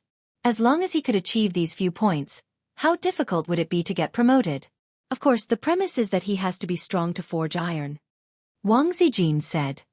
"My dad said the same thing. Uncle Qin's skills are profound. It's rare." "Shameless." Qin Baobao pinched Wang Zijin's oval face, but the latter dodged. "My grandpa told me." "Then tonight's dinner is on you. Hurry up and transfer the money to me through Alipay." "How much is Alipay?" "I'll pay you 10 times on WeChat." Wang Zijin joked, but Qin Baobao didn't understand. If it were Qin Zhe, he would reply, "I'll pay you 10 times more." The two of them passed through the open apartment. It was dark in front of them. Only a few low-powered light bulbs illuminated the ruined road. During the day, there was a lot of noise here.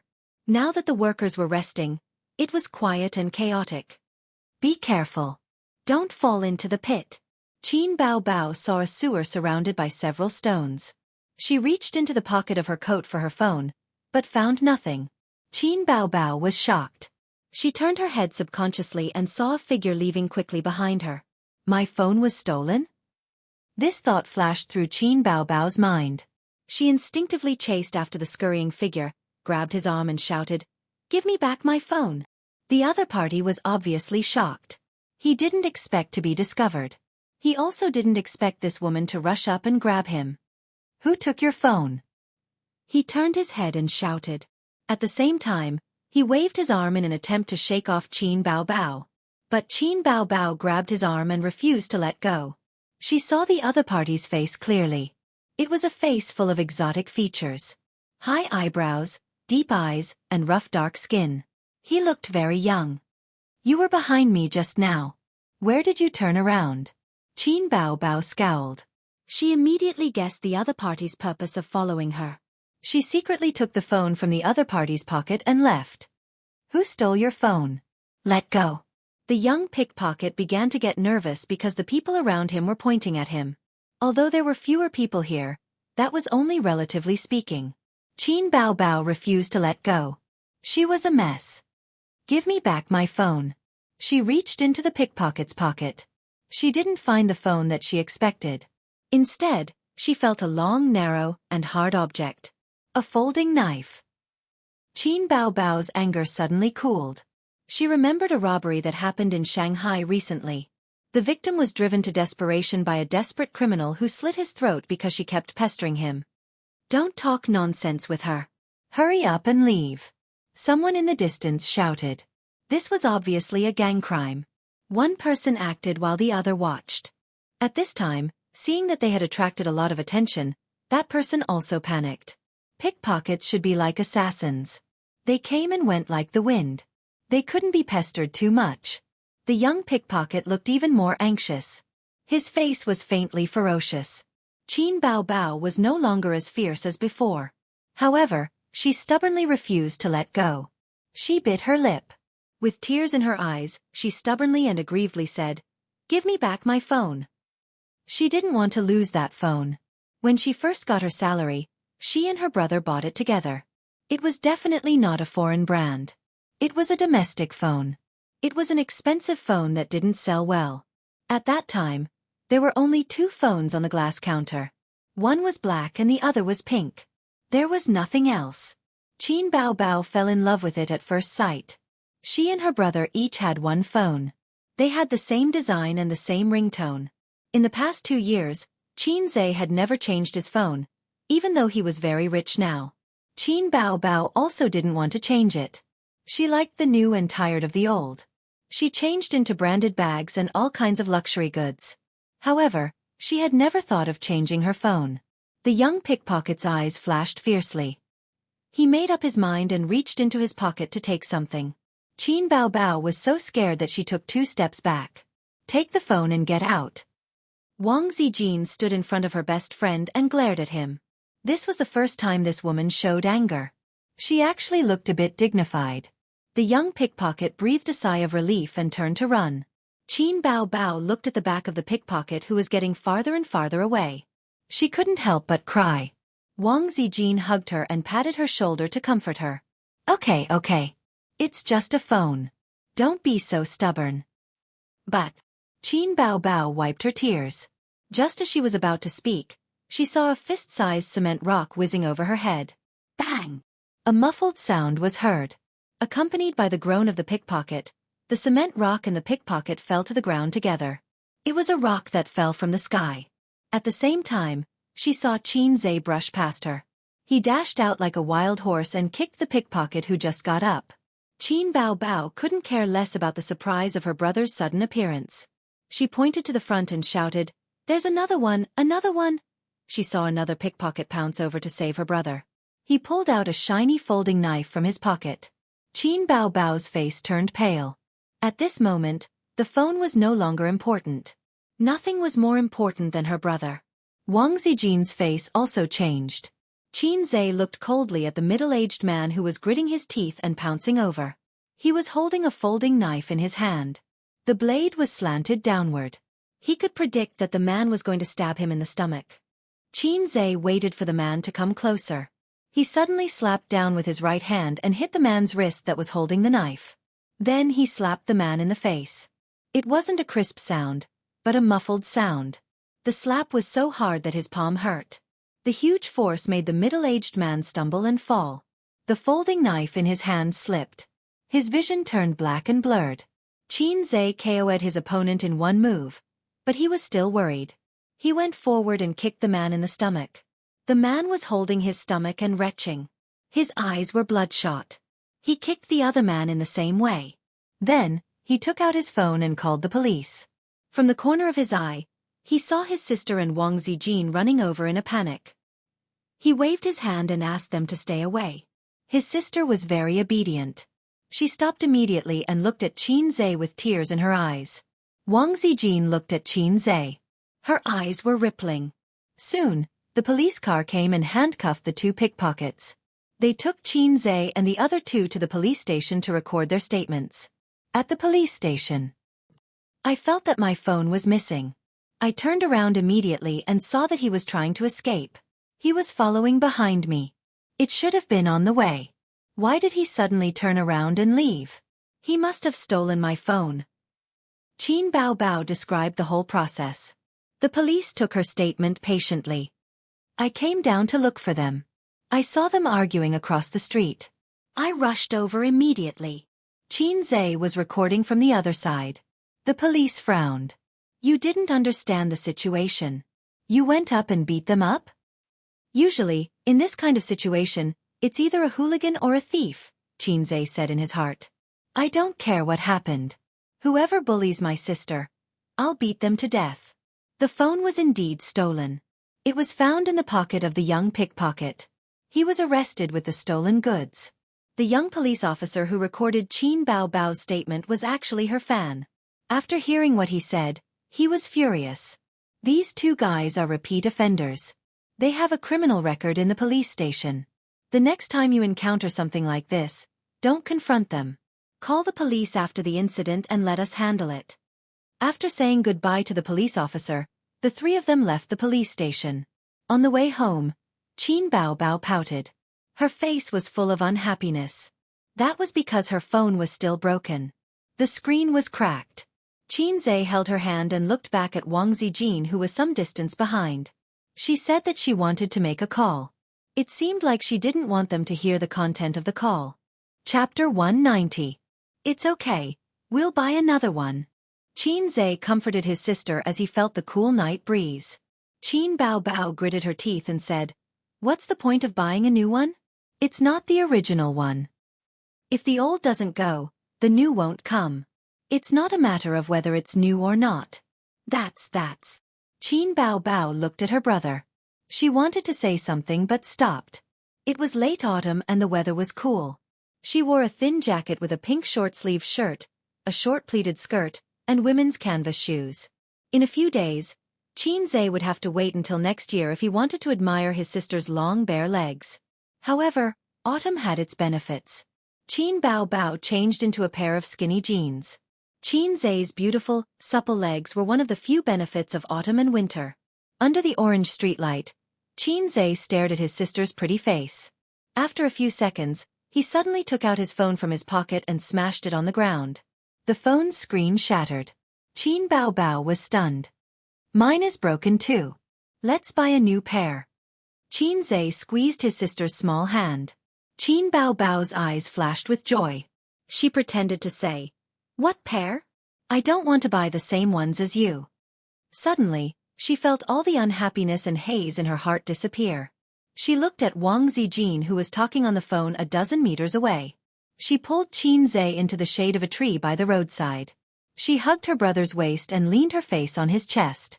She sobbed, You scared me to death. Xianxia rubbed his sister's head and said softly, It's okay. Shouldn't he be scaring Bao Bao to death? Qin Bao Bao twisted her body and said in a choked voice, Don't touch my head. How could she still care about touching a dog's head with a smile? Xianxia could only rub his sister's back. Don't do that next time. Qin Bao Bao's nasal voice was thick. What? Xianxia was confused. If the phone is gone, then it's gone. Don't fight with them. They have knives. Qin Bao Bao said, completely forgetting who was the one who refused to let go just now. I'm very powerful. I can beat 10 of those rookies. Xianxia bragged, "Whoever bullies my sister, I'll kill him." Qin Baobao's heart was filled with sweetness. She continued, "Sister is not important. If she is bullied, so be it. Oh, then I'll be more careful next time." "Hey!" Qin Baobao stomped her feet. "Ace, you're so awesome. I want to reward you with a kiss." Qin Baobao sniffled and looked up with teary eyes. Xianxia lowered his head and looked at her with a strange expression. "Don't. I haven't rewarded you in a long time," Qin Baobao said stubbornly. This was true. After returning from Hangzhou, they had been in a cold war. With that, Qin Baobao ignored her brother's resistance. She stood on tiptoe and kissed him on the cheek.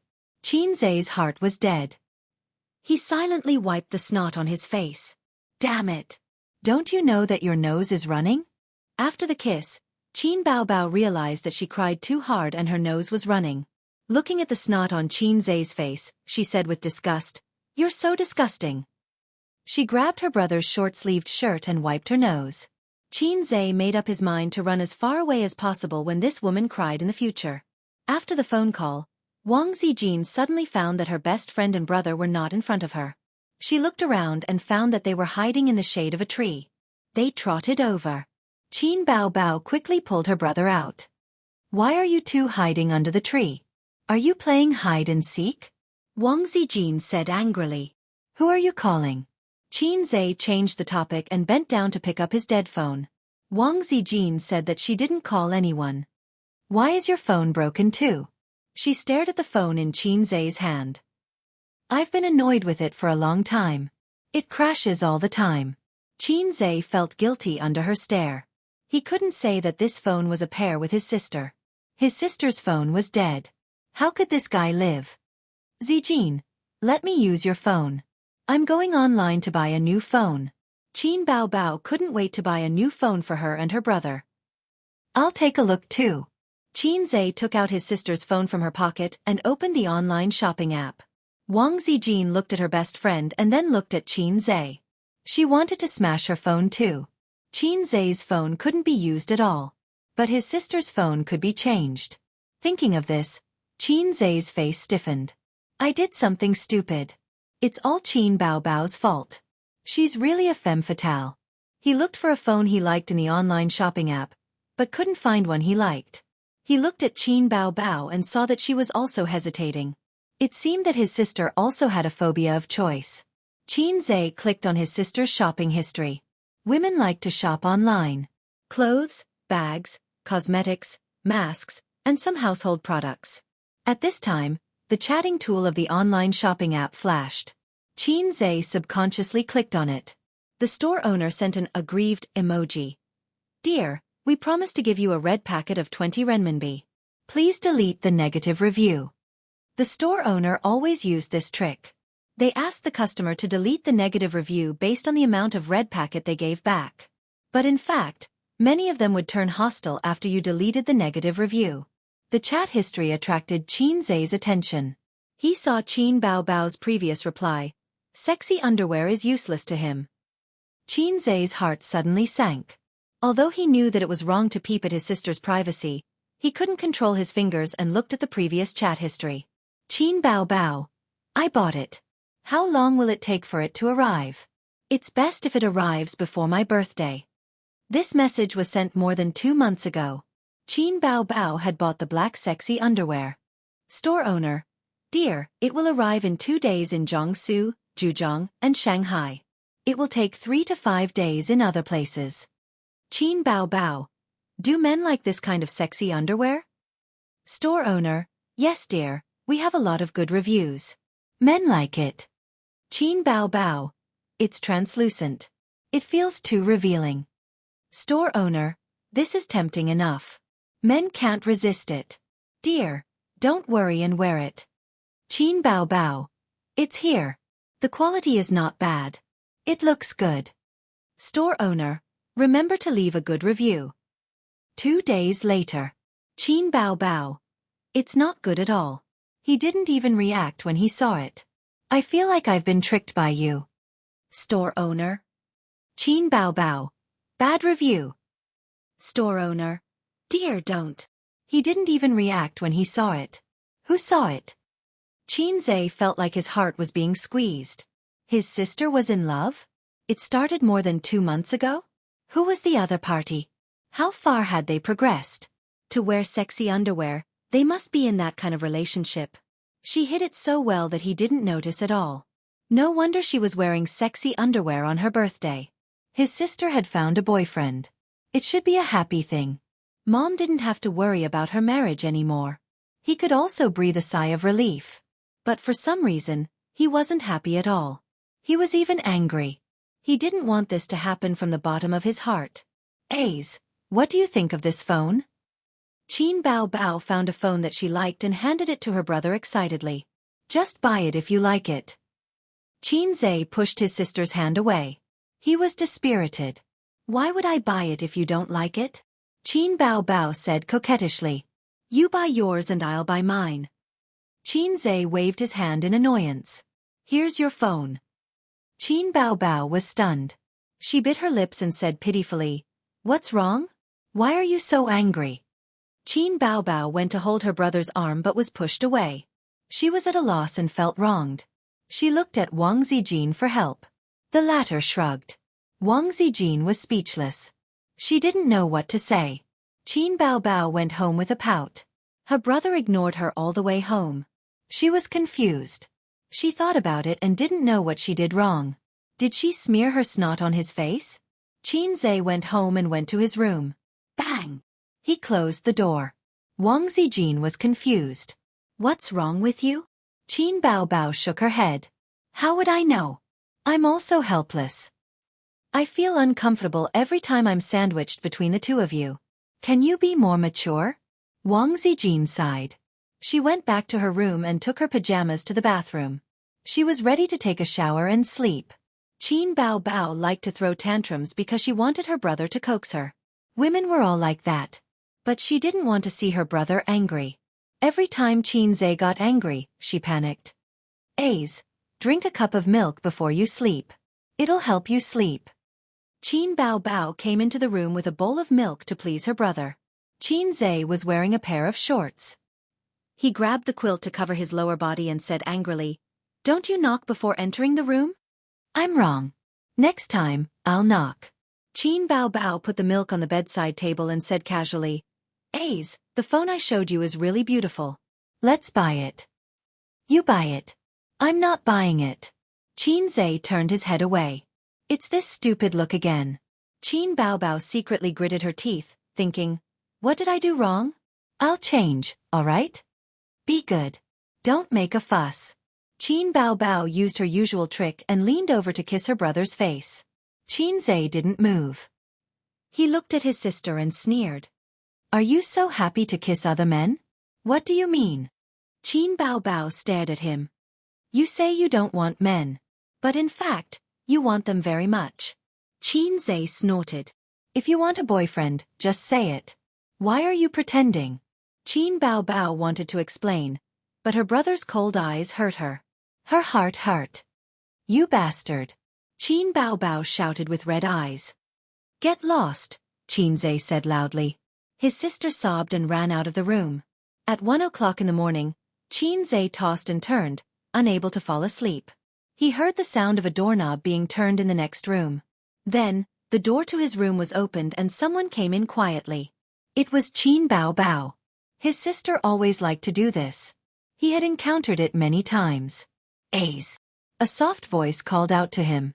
Xianxia was stunned. It wasn't his sister. It was Wang Zijin's voice. Why did she come into his room? Wang Zijin pushed him again. Ace. Maybe she came to stop the fight. How annoying. Xianxia pretended to be asleep and ignored her. A cold hand touched his face, from his cheek to his eyebrows, from the bridge of his nose to his lips. Then, soft lips pecked him on the lips. Xianxia opened his eyes in shock. Their eyes met. Wang Zijin shuddered. F***ck. Sister Ziwei. Xianxia wanted to say something, but the words were stuck in his throat. How awkward. Wang Zijin's face gradually turned red. The redness reached her ears. Her chest rose and fell violently. She said in a low voice, Can you forget what happened just now? For some reason, Xianxia said. Okay. Miss Wang turned around and ran out. He wanted to die. Chapter 191. Although there weren't many instances of his sister sneaking up on him at night, there were still a few. He didn't think that Sister Ziwei would also like to do this. If you like it, just say it. I won't reject you. Xianxia thought that Sister Ziwei had feelings for him. He usually asked her to watch movies, walk on the road, and even read books like The Pain of Youth that he never read. If the system gave him another mission, he would immediately confess. Where's the system? System. Come out, give me a mission. Xianxia anxiously shouted when he saw Wang Zijin turn and leave. Give up, there's no mission. The system said. Why is there no mission? My desire is very strong now. What mission do you want? Ding, please confess to Wang Zijin and succeed. What kind of mission is that? Do you think that pretentious girl will accept your confession? There's no need to succeed. You just have to give me a confession mission. I'll just confess. Why do you have to be so utilitarian and succeed? Then tell me, what's the purpose of this mission? Only an idiot system would give out free points. How do you know that I won't succeed? I don't accept it. You'll succeed with a kiss? Then your sister always kisses you. Why don't you try confessing? Wang Zijin ran out of the room and slammed the door shut. I'll go to sleep. Xianxia pulled the blanket over his head. What's the point of having you? I heard that you promoted Xianxia to the position of general manager? In an elegant private room, Nan Man Pei was pouring tea for her best friend. They both looked like they had just finished showering. They were wearing bathrobes and their hair was tied up high. Suyu, who had just finished her massage, leaned back on the rattan chair and squinted her eyes like a lazy cat. At the end of October, the bright sunlight shone in through the floor-to-ceiling window. Her exquisite face was dyed with a layer of golden glow. She took a sip of the black tea and nodded. Yes, he's a complete rookie in the management department, but his performance is a complete mess. It had been more than a week since Xianxia became the general manager of the investment department. Even though she said that, her expression was calm, neither surprised nor happy. Nan Man Pei shook his head. I really don't know what else you care about other than gaming and work. I'm enjoying it. Suyu bared her teeth and smiled like a little girl. Nan Man Pei laughed. Playing a game and arguing with someone for half an hour? What game are you playing if you don't scold people? Suyu said lightly. Only by scolding people can I have a sense of existence. Nan Man Pei looked at her and sighed. She more or less knew about her family's situation. It was a mess, but every family had their own problems. She was the same. Her nieces and nephews refused to come home until now. Is your ex-husband still in Shanghai? He was beaten up by me, so he went back. Nan Man Pei said. She had more than one scripture in her house. There was another scripture that no longer belonged to her. A good horse doesn't eat the old grass. Your ex-husband is interesting. He has a soft spot for you. Let's not talk about this. I have nothing to do with him for a long time. The two were silent, either looking at the scenery outside the window or drinking tea. Suyu suddenly said, I have an appointment with Xianxia for dinner tonight. It seemed that only Xianxia's affairs made Nan Man Pei a little interested. He smiled and said, Eating alone? Yes, it's my condolences as a boss to his subordinate. Suyu drank tea and thought of something. She curled her lips and said, This kid is restless. When he has time, he asks me for confidential documents, customer information, financial statements, market research, institutional evaluation. I feel that my company is about to be figured out by him. Nan Man, do you think this kid is planning to set up his own company? Why? Do you want to remove him from the position of general manager? That's not necessary, Suyu said. I'm considering giving him some shares to keep him. I study management and macroeconomics. I'm like an emperor on the throne. Without the valiant general to charge and break through the enemy lines, I can't play. You said that when money accumulates to a certain amount, making money loses its meaning. Capitalists never create. They only need to spend a little money, and countless people will create for them. Are you sure you can control him? Pei Nanman smiled faintly. Suyu thought about it carefully, shook her head and sighed. It seems a little difficult. This guy seems to be easygoing and easy to talk to. In fact, he is the most difficult to listen to. He is too opinionated, and even makes me feel self-opinionated. Come out again tomorrow night. That can't be done. I have to meet an online friend in the evening. Su Yu refused. Meet an online friend? Nan Man Pei was shocked. Shouldn't this kind of words be said by Pei Ziki and Li Donglai? She was a 27-year-old girl with a doctorate abroad and the general manager of an investment company. How could she say such incongruous words? However, her best friend was occasionally neurotic, and it was not impossible for her to do something out of line. What online friend? You pay attention. Don't play with fire. Forget it. I'll find a few people to follow you secretly tomorrow. Nan Man Pei frowned. It's okay. I'm meeting a friend in the game. A friend in the game. Nan Man Pei leaned over and touched her forehead. Is your brain fried? What made you think of meeting an online friend? Su Yu avoided her hand and said, He said I was a big man. I was not convinced and quarreled with him. Then he asked to meet, or he wouldn't take me to play games.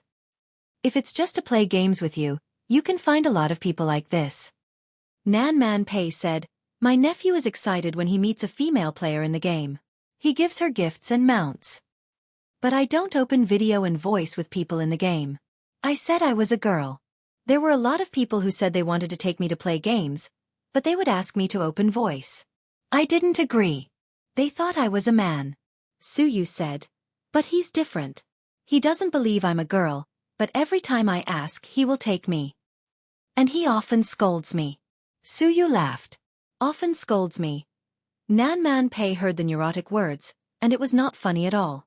She heard the bitterness. I'm meeting Xianxia for dinner at Baiki Garden tonight. Are you coming? Nan Man Pei shook her head. I have something to do tonight. Star Art Entertainment. President's office. Behind the wide Nanmu desk on the leather office chair, Huang Yitsong lit a cigarette, put his feet on the table, squinted his eyes, and enjoyed the leisurely afternoon tea. The office echoed with a soft and magnetic voice, and Qin Bao Bao's album was playing from the speakers.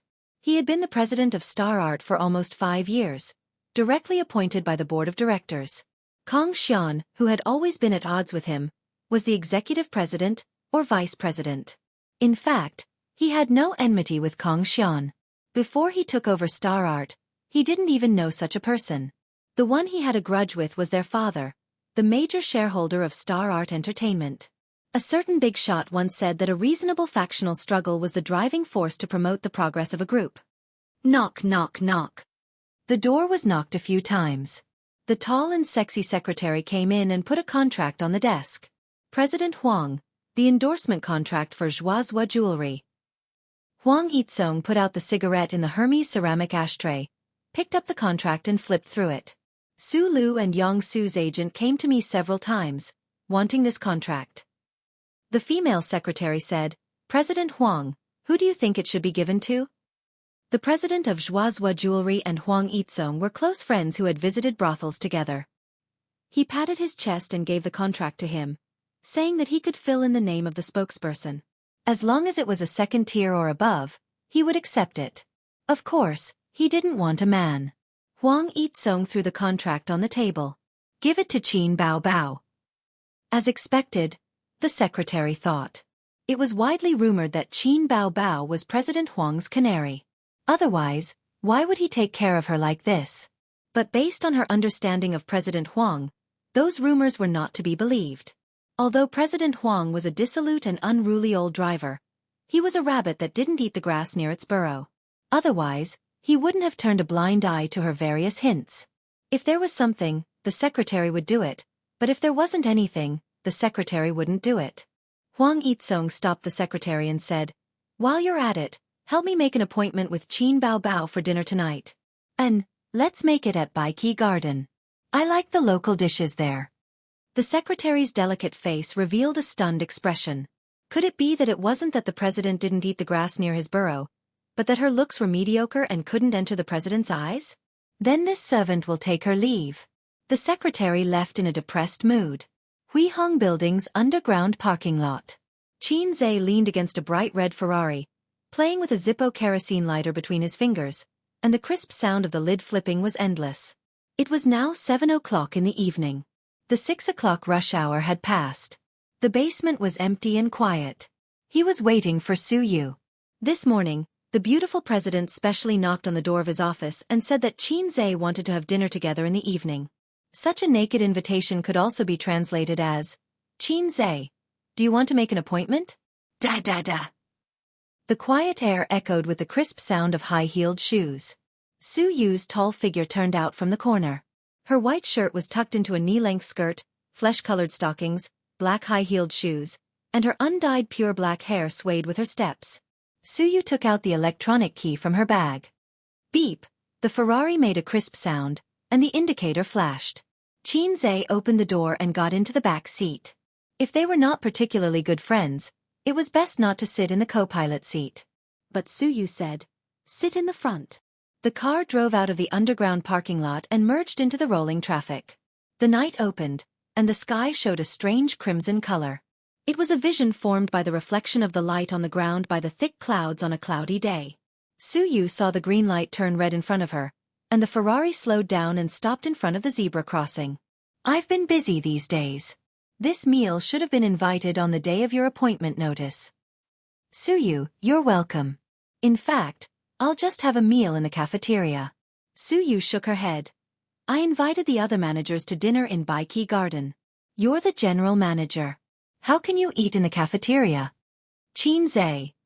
It turned out to be just business. He thought this meal came from the appreciation of the beautiful president. Not going home for dinner tonight, Xianxia had to say hello to his sisters and tell them that he would not come back to feed them tonight. His beloved concubines could eat their own food. He sent a message to Wang Zijin and his sister. His sister's reply was expected to sink like a stone into the sea. Wang Zijin replied in seconds with a funny face. Then the text, "Why don't you go home for dinner? To be honest, did you and your sister have a big meal outside behind my back?" Another funny face. Shouldn't it be accompanied by an angry expression at this time? "Sister Ziwei, do you only have funny in your expression package?" Xianxia typed in the message. "The boss invited you to dinner, and Qin Bao didn't go home for dinner?" "Yeah." Wang Zijin replied to him. "Then I'll order takeout." After the kiss incident that day, Wang Zijin was shy for a few days. But this girl was more open than Qin Bao, or was she more thick-skinned? In short, now she could communicate with Xianxia normally without psychological barriers. Unlike his sister, who sulked with him every 2 or 3 days. Her little temper was flying. If she was like this to her brother, in the future, when she married, in the future, she'd better not marry. Baiki Garden was in a not-so-bustling Dongming Road. There were no attractive shopping malls nearby, and it was far from the pedestrian street. This restaurant is not famous in the eyes of many foreigners, but the older generation of Shanghai people should know. It has been here for some years. When I was in elementary school, my parents often took me to eat local dishes until I went to college, and then studied abroad. I didn't have a chance to eat here until I returned home. Su Yu parked the car near the restaurant and walked to the restaurant with Xianxia side by side. The restaurant was on the 2nd floor, and the 1st floor was the food market. "Bao Bao, the local dishes in this Baiki Garden are very authentic. Have you eaten before?" A man's voice came. "No, my family doesn't like sweets." A soft voice sounded. 2 pairs of men and women walking side by side met at the gate of Baiki Garden, staring at each other. Xianxia glanced at the couple. He didn't know the man, who was in his early 30s and looked like a dog. The woman was too familiar.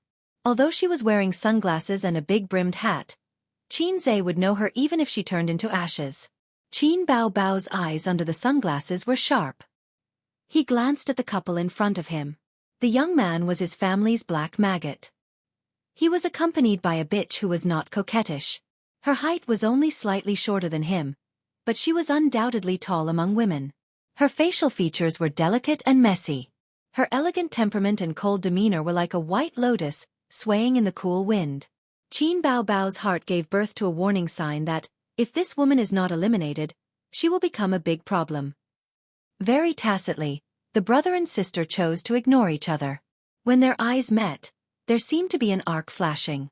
After that night, they didn't make up, but they bought the same mobile phone tacitly. Chapter 192. Suyu looked straight into the food city and took the escalator to the second floor. Qin Zhe followed her. Qin Bao Bao and the man were a few steps behind. Qin Bao Bao glared at her brother's back and wanted to kill him with her eyes.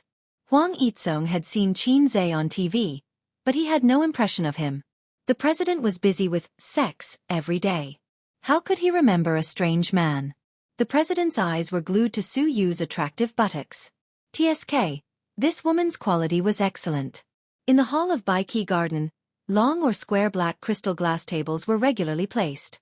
The guests talked loudly, tasted the food, and enjoyed the comfort before the end of the day. Waiters came and went with plates. When they entered, the greeter at the door greeted them with a smile. "Are the four of you together? Have you made a reservation?" Suyu shook her head and said softly, "Two of you booked room 7. Please come with me." The waitress's smile was impeccable. At this time, Qin Zhe heard the man behind him talking to another waitress. "I booked room 12. Qin Zhe had never eaten in Baiki Garden. Shanghai was so big. Even if he was a local, it was impossible to eat all the famous restaurants. The taste of local dishes was sweet. The common cooking methods were braising, simmering, and sugar, which was similar to the taste in Suzhou. Because Qin Ma was from Zhejiang province, people there didn't like to use sugar. Qin Zhe and Qin Bao Bao were raised by Qin Ma since they were young. They had always been indifferent to sweet local dishes. "I saw this week's income. You don't seem to be very good at short selling." Suyu asked the waitress to serve the dishes according to her favorite menu. Originally, she handed the menu to Qin Zhe, but Qin Zhe said it was up to him. "My dad said that I have a good view of the overall situation, but I tend to make mistakes in the details. This is called being cautious about big things and casual about small things." Qin Zhe drank kasha tea, which was free of charge. The average return is 85%. If you don't blindly manipulate the short term, your report card will look even better. Since you can't do it in the short term, why don't you avoid it? Suyu sat dignified and smiled elegantly. If you don't experience failure, how can you sum up your experience? Qin Zhe's answer made Suyu's smile stiff. The meaning of this kid's words is to use the company's funds to practice? As long as it was profitable on the whole and had a high return, the tuition fee would be considered a benefit from the company. Suyu rarely had the interest to chat. She talked with Qin Zhe about a lot of business such as the stock market, futures, and trust and credit. She hoped to hear the inspiring words of the #1 general under her command. However, the #1 general seemed to be disinterested. He was either perfunctory or simply in a daze, ignoring her questions. Suyu, who was indifferent, had the impulse to flip the table. The beautiful CEO was very pleasing to the eye, but Qin Zhe's mind was not on her. He was on his own black-hearted maggot. Since the younger brother was a maggot, it would be difficult for the older sister to escape from the same mold. He felt that he was very close to the truth. Sexy underwear, a mysterious boyfriend, and eating with a strange man. The more Qin Zhe thought about it, the angrier he became. The more he thought about it, the more he couldn't control the turbulent power in his body. He wanted to kill his sister with the divine sword lightning controlling true spell. Qin Bao Bao clearly said that she would not look for a boyfriend. She was so resistant to the blind date arranged by her mother. Unexpectedly, she quietly hooked up with a high-quality handsome man outside. Mom can bear it, but not brother. I must ruin them. Anyway, she once ruined my girlfriend. I want revenge. Thinking like this, Qin Zhe couldn't hold back the restless power of the Great Desolation. He got up and said, "Boss Su, I'm going to the toilet." Suyu nodded and ate her food. Qin Zhe went out and looked for a private room around the arc-shaped aisle. The structure of the restaurant was a semicircular frame. In the middle was a large dining room where ordinary guests ate. The edge of the semicircle was a private room. There were 10 small private rooms and 5 large private rooms. Private room number 12. Qin Zhe turned around and finally found it. The door of the private room was knocked a few times and then pushed open. Suyu thought, men pee so fast? It took less than a minute to go out and enter the door. When he looked up, it wasn't Qin Zhe. Instead, it was a woman with a hot body and chestnut-colored curly hair. She had a flirtatious oval face. Her eyes were big and bright, but they were slightly long and narrow. It was the kind of effect that other women would need eyeshadow to show. Her skin was fair and supple, and she looked radiant. Apart from that, she had a chest that women would be envious of. The signature foxy face and the signature figure. Suyu recognized her. Qin Bao Bao, a new female singer, the popular goddess of otaku. Qin Zai's sister. While she was looking at Qin Bao Bao was also looking at her. Her eyes turned. "Where's Qin Zai?" Suyu said. "He went to the toilet, Qin Bao Bao. Why are you here?" Qin Bao Bao smiled coquettishly. "I'm looking for my brother. I want to take him home." She was not surprised that this woman would know her. Since she knew Qin Zai, she must also know that she was Qin Zai's sister, because she was a public figure. "Go home?" Suyu raised her eyebrows. Although Qin Bao Bao smiled coquettishly, she could feel the hostility of Qin Bao Bao with the delicate and sensitive nerves of women. "Interesting." Suyu smiled and said, "Go back after eating. I'll ask the waiter to add more bowls and chopsticks." Qin Bao Bao did not refuse. That sitting posture, that smile, that is dignified and elegant, impeccable. "What's your name, sister?" Qin Bao Bao asked. "Sister? I'm 27, 2 years older than you. Who's your sister?" Suyu said faintly. "Suyu." Suyu put on the special poker face of the office. In a moment, the majesty of the president spread out, and the sense of oppression multiplied. Qin Bao Bao raised her eyebrows and thought, "This woman is very ignorant. What's the relationship between Miss Su and my family's A's?" When she asked this sentence, Qin Bao Bao's eyes were shining. Suyu was a little funny. Why does this sound a little wrong? Even the tone is a little aggressive, like a parent who wants to break up a couple. Suyu didn't answer and picked up the teacup to taste the tea. She didn't know why, but she didn't like this woman. Maybe it's because an elegant woman doesn't like a coquettish woman. Maybe it's because the other party showed hostility from the beginning. If she knew that the cross-dresser who tortured and killed her every day was the one in front of her, she would probably flip the table. Sigh, this younger brother of mine always makes people worry. Qin Bao Bao sighed and said, his girlfriend at home is anxiously waiting for him to go back. He eats with others outside and doesn't say hello. What's more, it was with such a beautiful woman like Miss Su.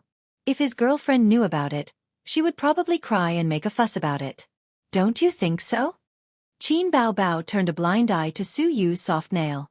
She didn't come here to compete with this white lotus. Her purpose was only one, to cause trouble. She was too lazy to fight with the coquettish bitch outside.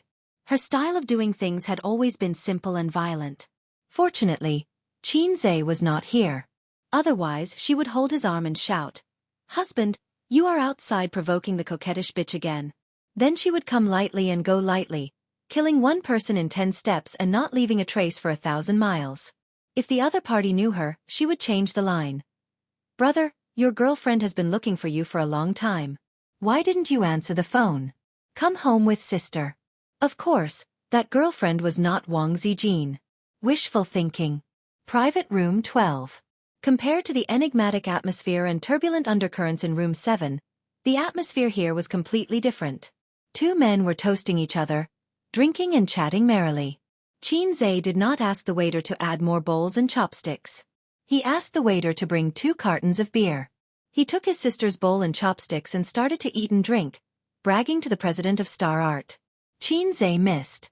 When he came in, his sister had gone to the toilet. He was waiting for her in the private room. President Huang knew how to make things happen. He knew that he was Qin Bao Bao's brother. He pulled his hand and said, "Brother, I have heard a lot about you. I am Huang Yizong, the president of Star Art Entertainment."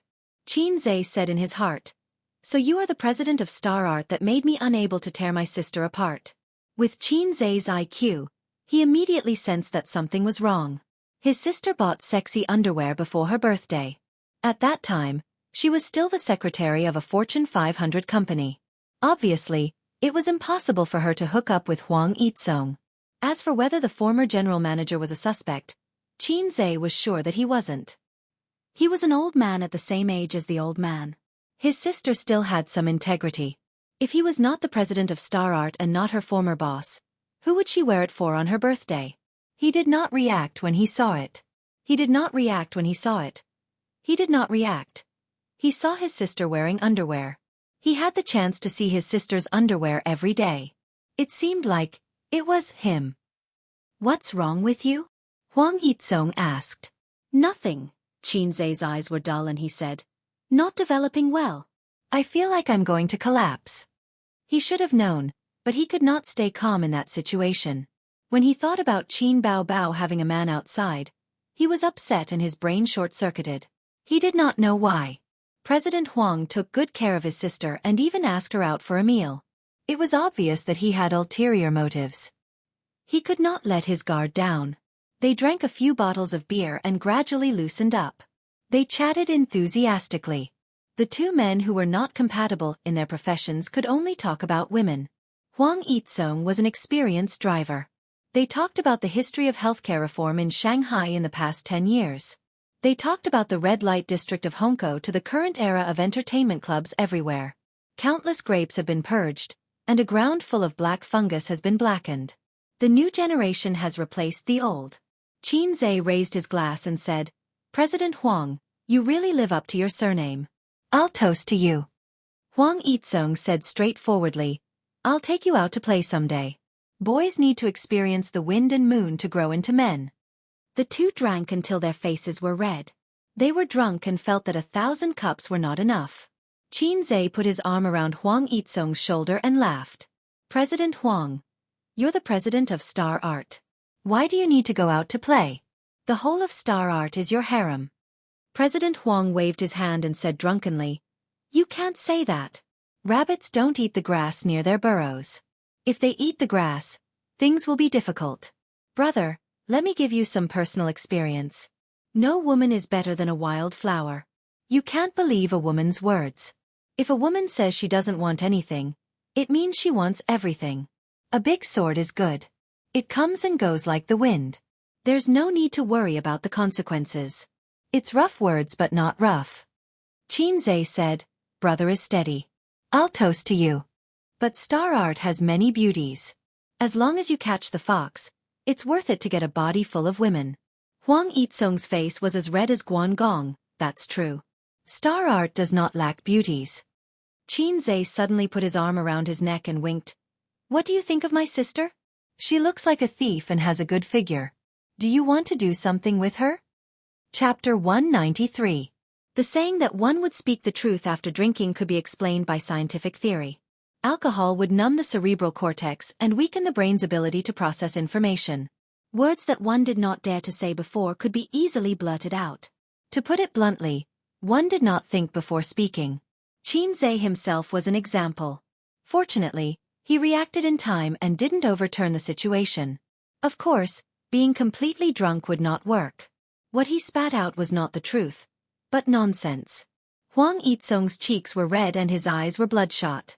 They finished more than 10 bottles of beer in a short time and went to the toilet 3 times. Qinzhe himself was still sober, but he was also a little drunk. He did not wonder whether his sister went to the toilet or to give birth. "Your sister is really beautiful." Huang Yizong gave him a thumbs up. It's not rare to have a beautiful face. There are a lot of female celebrities who have undergone plastic surgery these days. It's quite rare to see an original like your sister. The rarest thing is her figure. Tsk. How did your family raise her? You must tell me this secret. You can drink papaya milk with big breasts, but it's hard to have a perky butt. Qinzhe smiled proudly. If I slap her a few more times, your sister will also be so perky. Bah! He slapped himself twice and thought to himself, I'm not drunk yet. What nonsense am I talking about? You haven't answered my question. Qinzhe picked up the beer bottle. Oh, I don't like to eat the grass near my own nest. If your sister likes me, I'm still very willing to develop our relationship. Huang Yizong said regretfully, but I'm getting married next month. I can only say that I'm not fated to be with your sister. Brother, you must come to my wedding. Looking at his expression of, I'm not fated to be with you, it was as if Qin Bao really had a soft spot for him. If you don't covet my sister's beauty, then why are you taking care of her? Don't tell me that you have a compassionate heart for your employees. Qinzhe silently put down the beer bottle and asked the question that was bothering him. I was entrusted by someone. Huang Yizong burped. Entrusted by someone? Xianxia was startled and asked, "Entrusted by who?" "Someone from Shanghai's Radio, Film and Television Bureau. We're in this line of work, so we often come into contact with people from the Radio, Film and Television Bureau. After your sister joined Star Art, the people from the Radio, Film and Television Bureau called me to tell me. Let me shine more." Huang Yitsong chuckled and said, "Your family's network is so big. Qin Bao Bao is the most suitable candidate to enter the entertainment industry.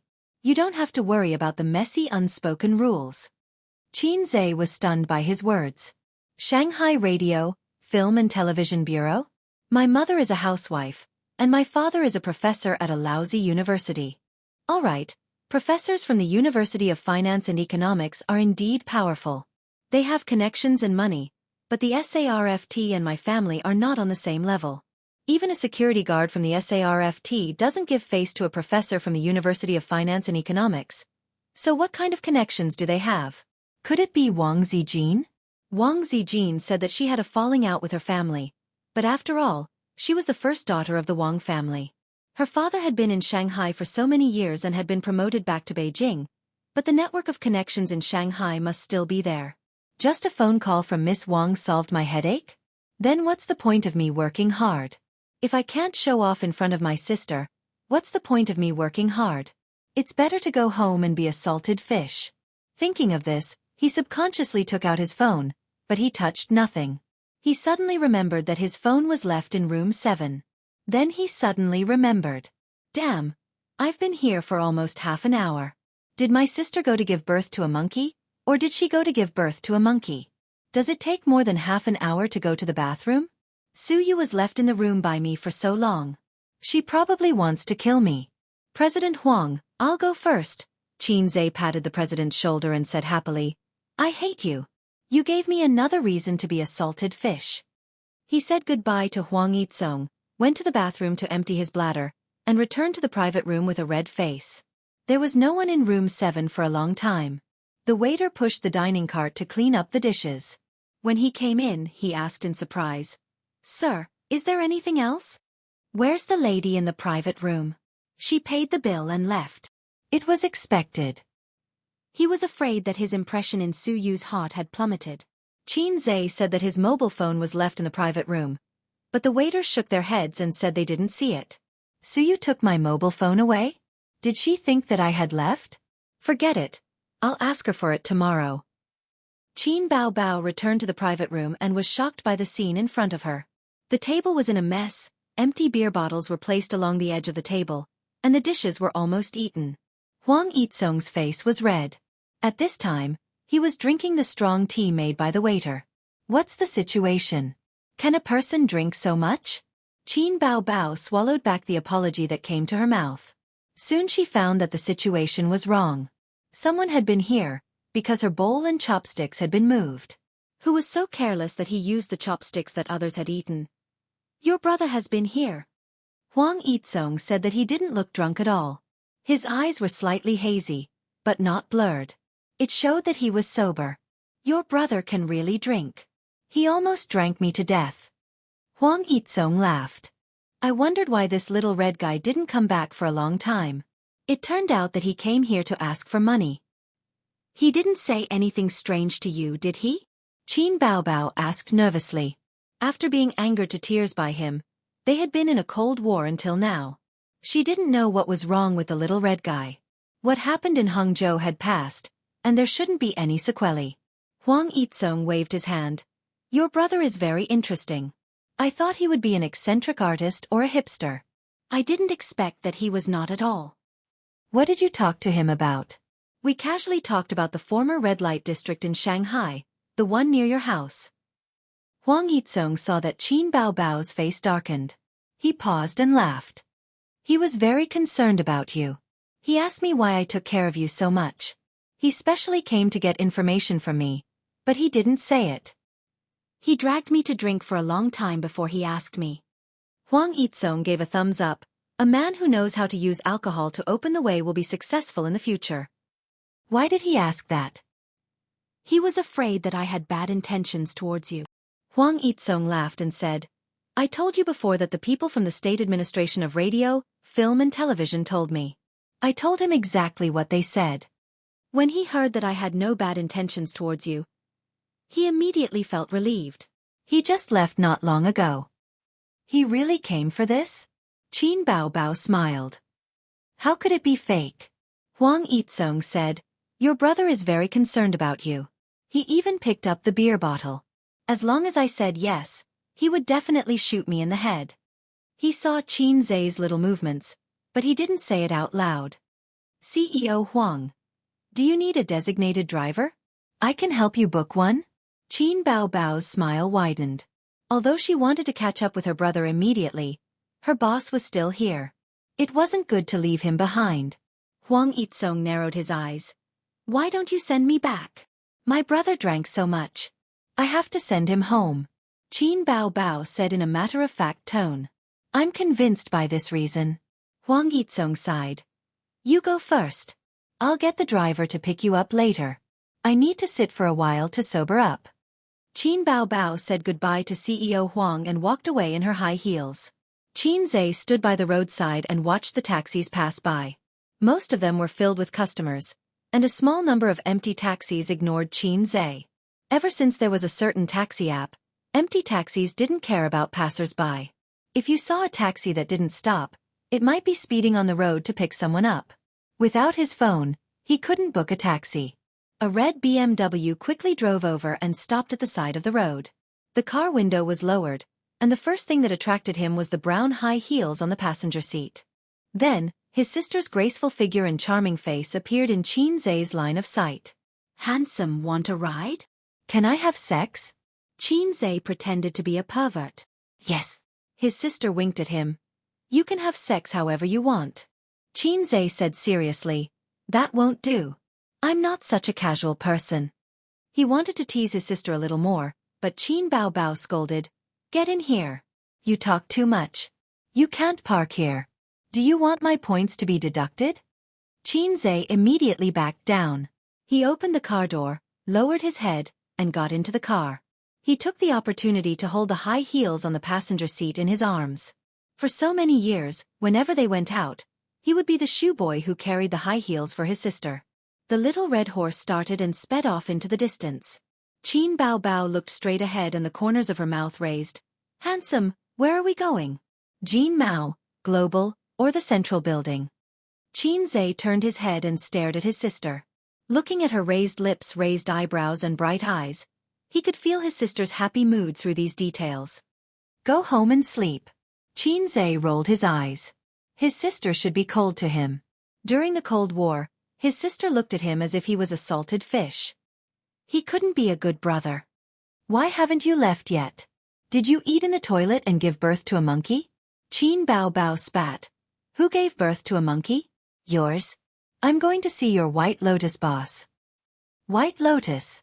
Qin Zai was stunned. Don't talk nonsense with her. I have nothing to do with her. Also, what does White Lotus mean? Don't give me random nicknames.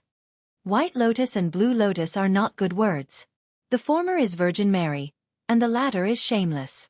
Qin Baobao blushed. It seems that she has a bad reputation in her brother's heart. Nothing much. Just a casual chat. Qin Baobao said guiltily. Just a casual chat? Qin Zai's face was full of, I believe you, but I'm not your brother expression. I know she's your boss, what else can I say?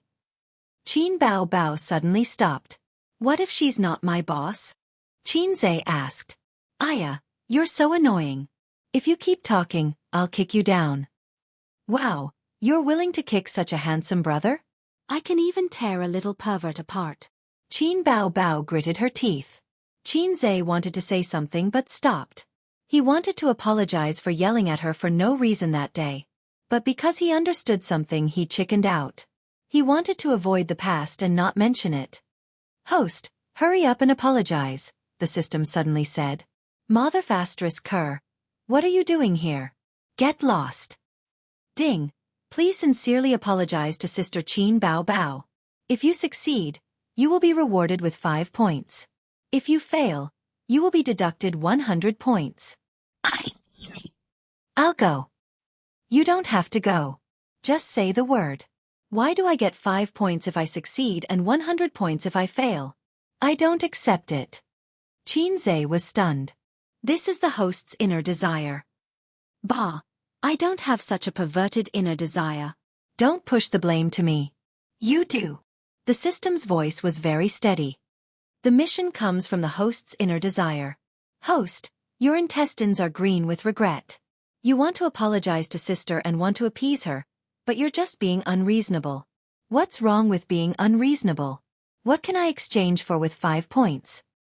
What can you buy with 5 points? The system asked back. This is good too. The system gave me a way out. Xianxia coughed and pretended to look out the window. Sister, I'm sorry. Qin Bao Bao was stunned. She turned her head and asked, What are you sorry for? Xianxia didn't answer. He communicated with the system in his mind. The mission wasn't completed? Host, don't ignore the word sincere. The system said. Sister, that night when I smashed the phone. Xianxia softly said, I'm sorry. Qin Bao Bao pursed her lips and said lightly, Sister isn't important anyway. You can scold me if you want to. You don't have to worry about my feelings. I'm sorry. Xianxia said. His voice was very soft and his expression was very casual, but his tone was very heavy. I shouldn't have said those things to you.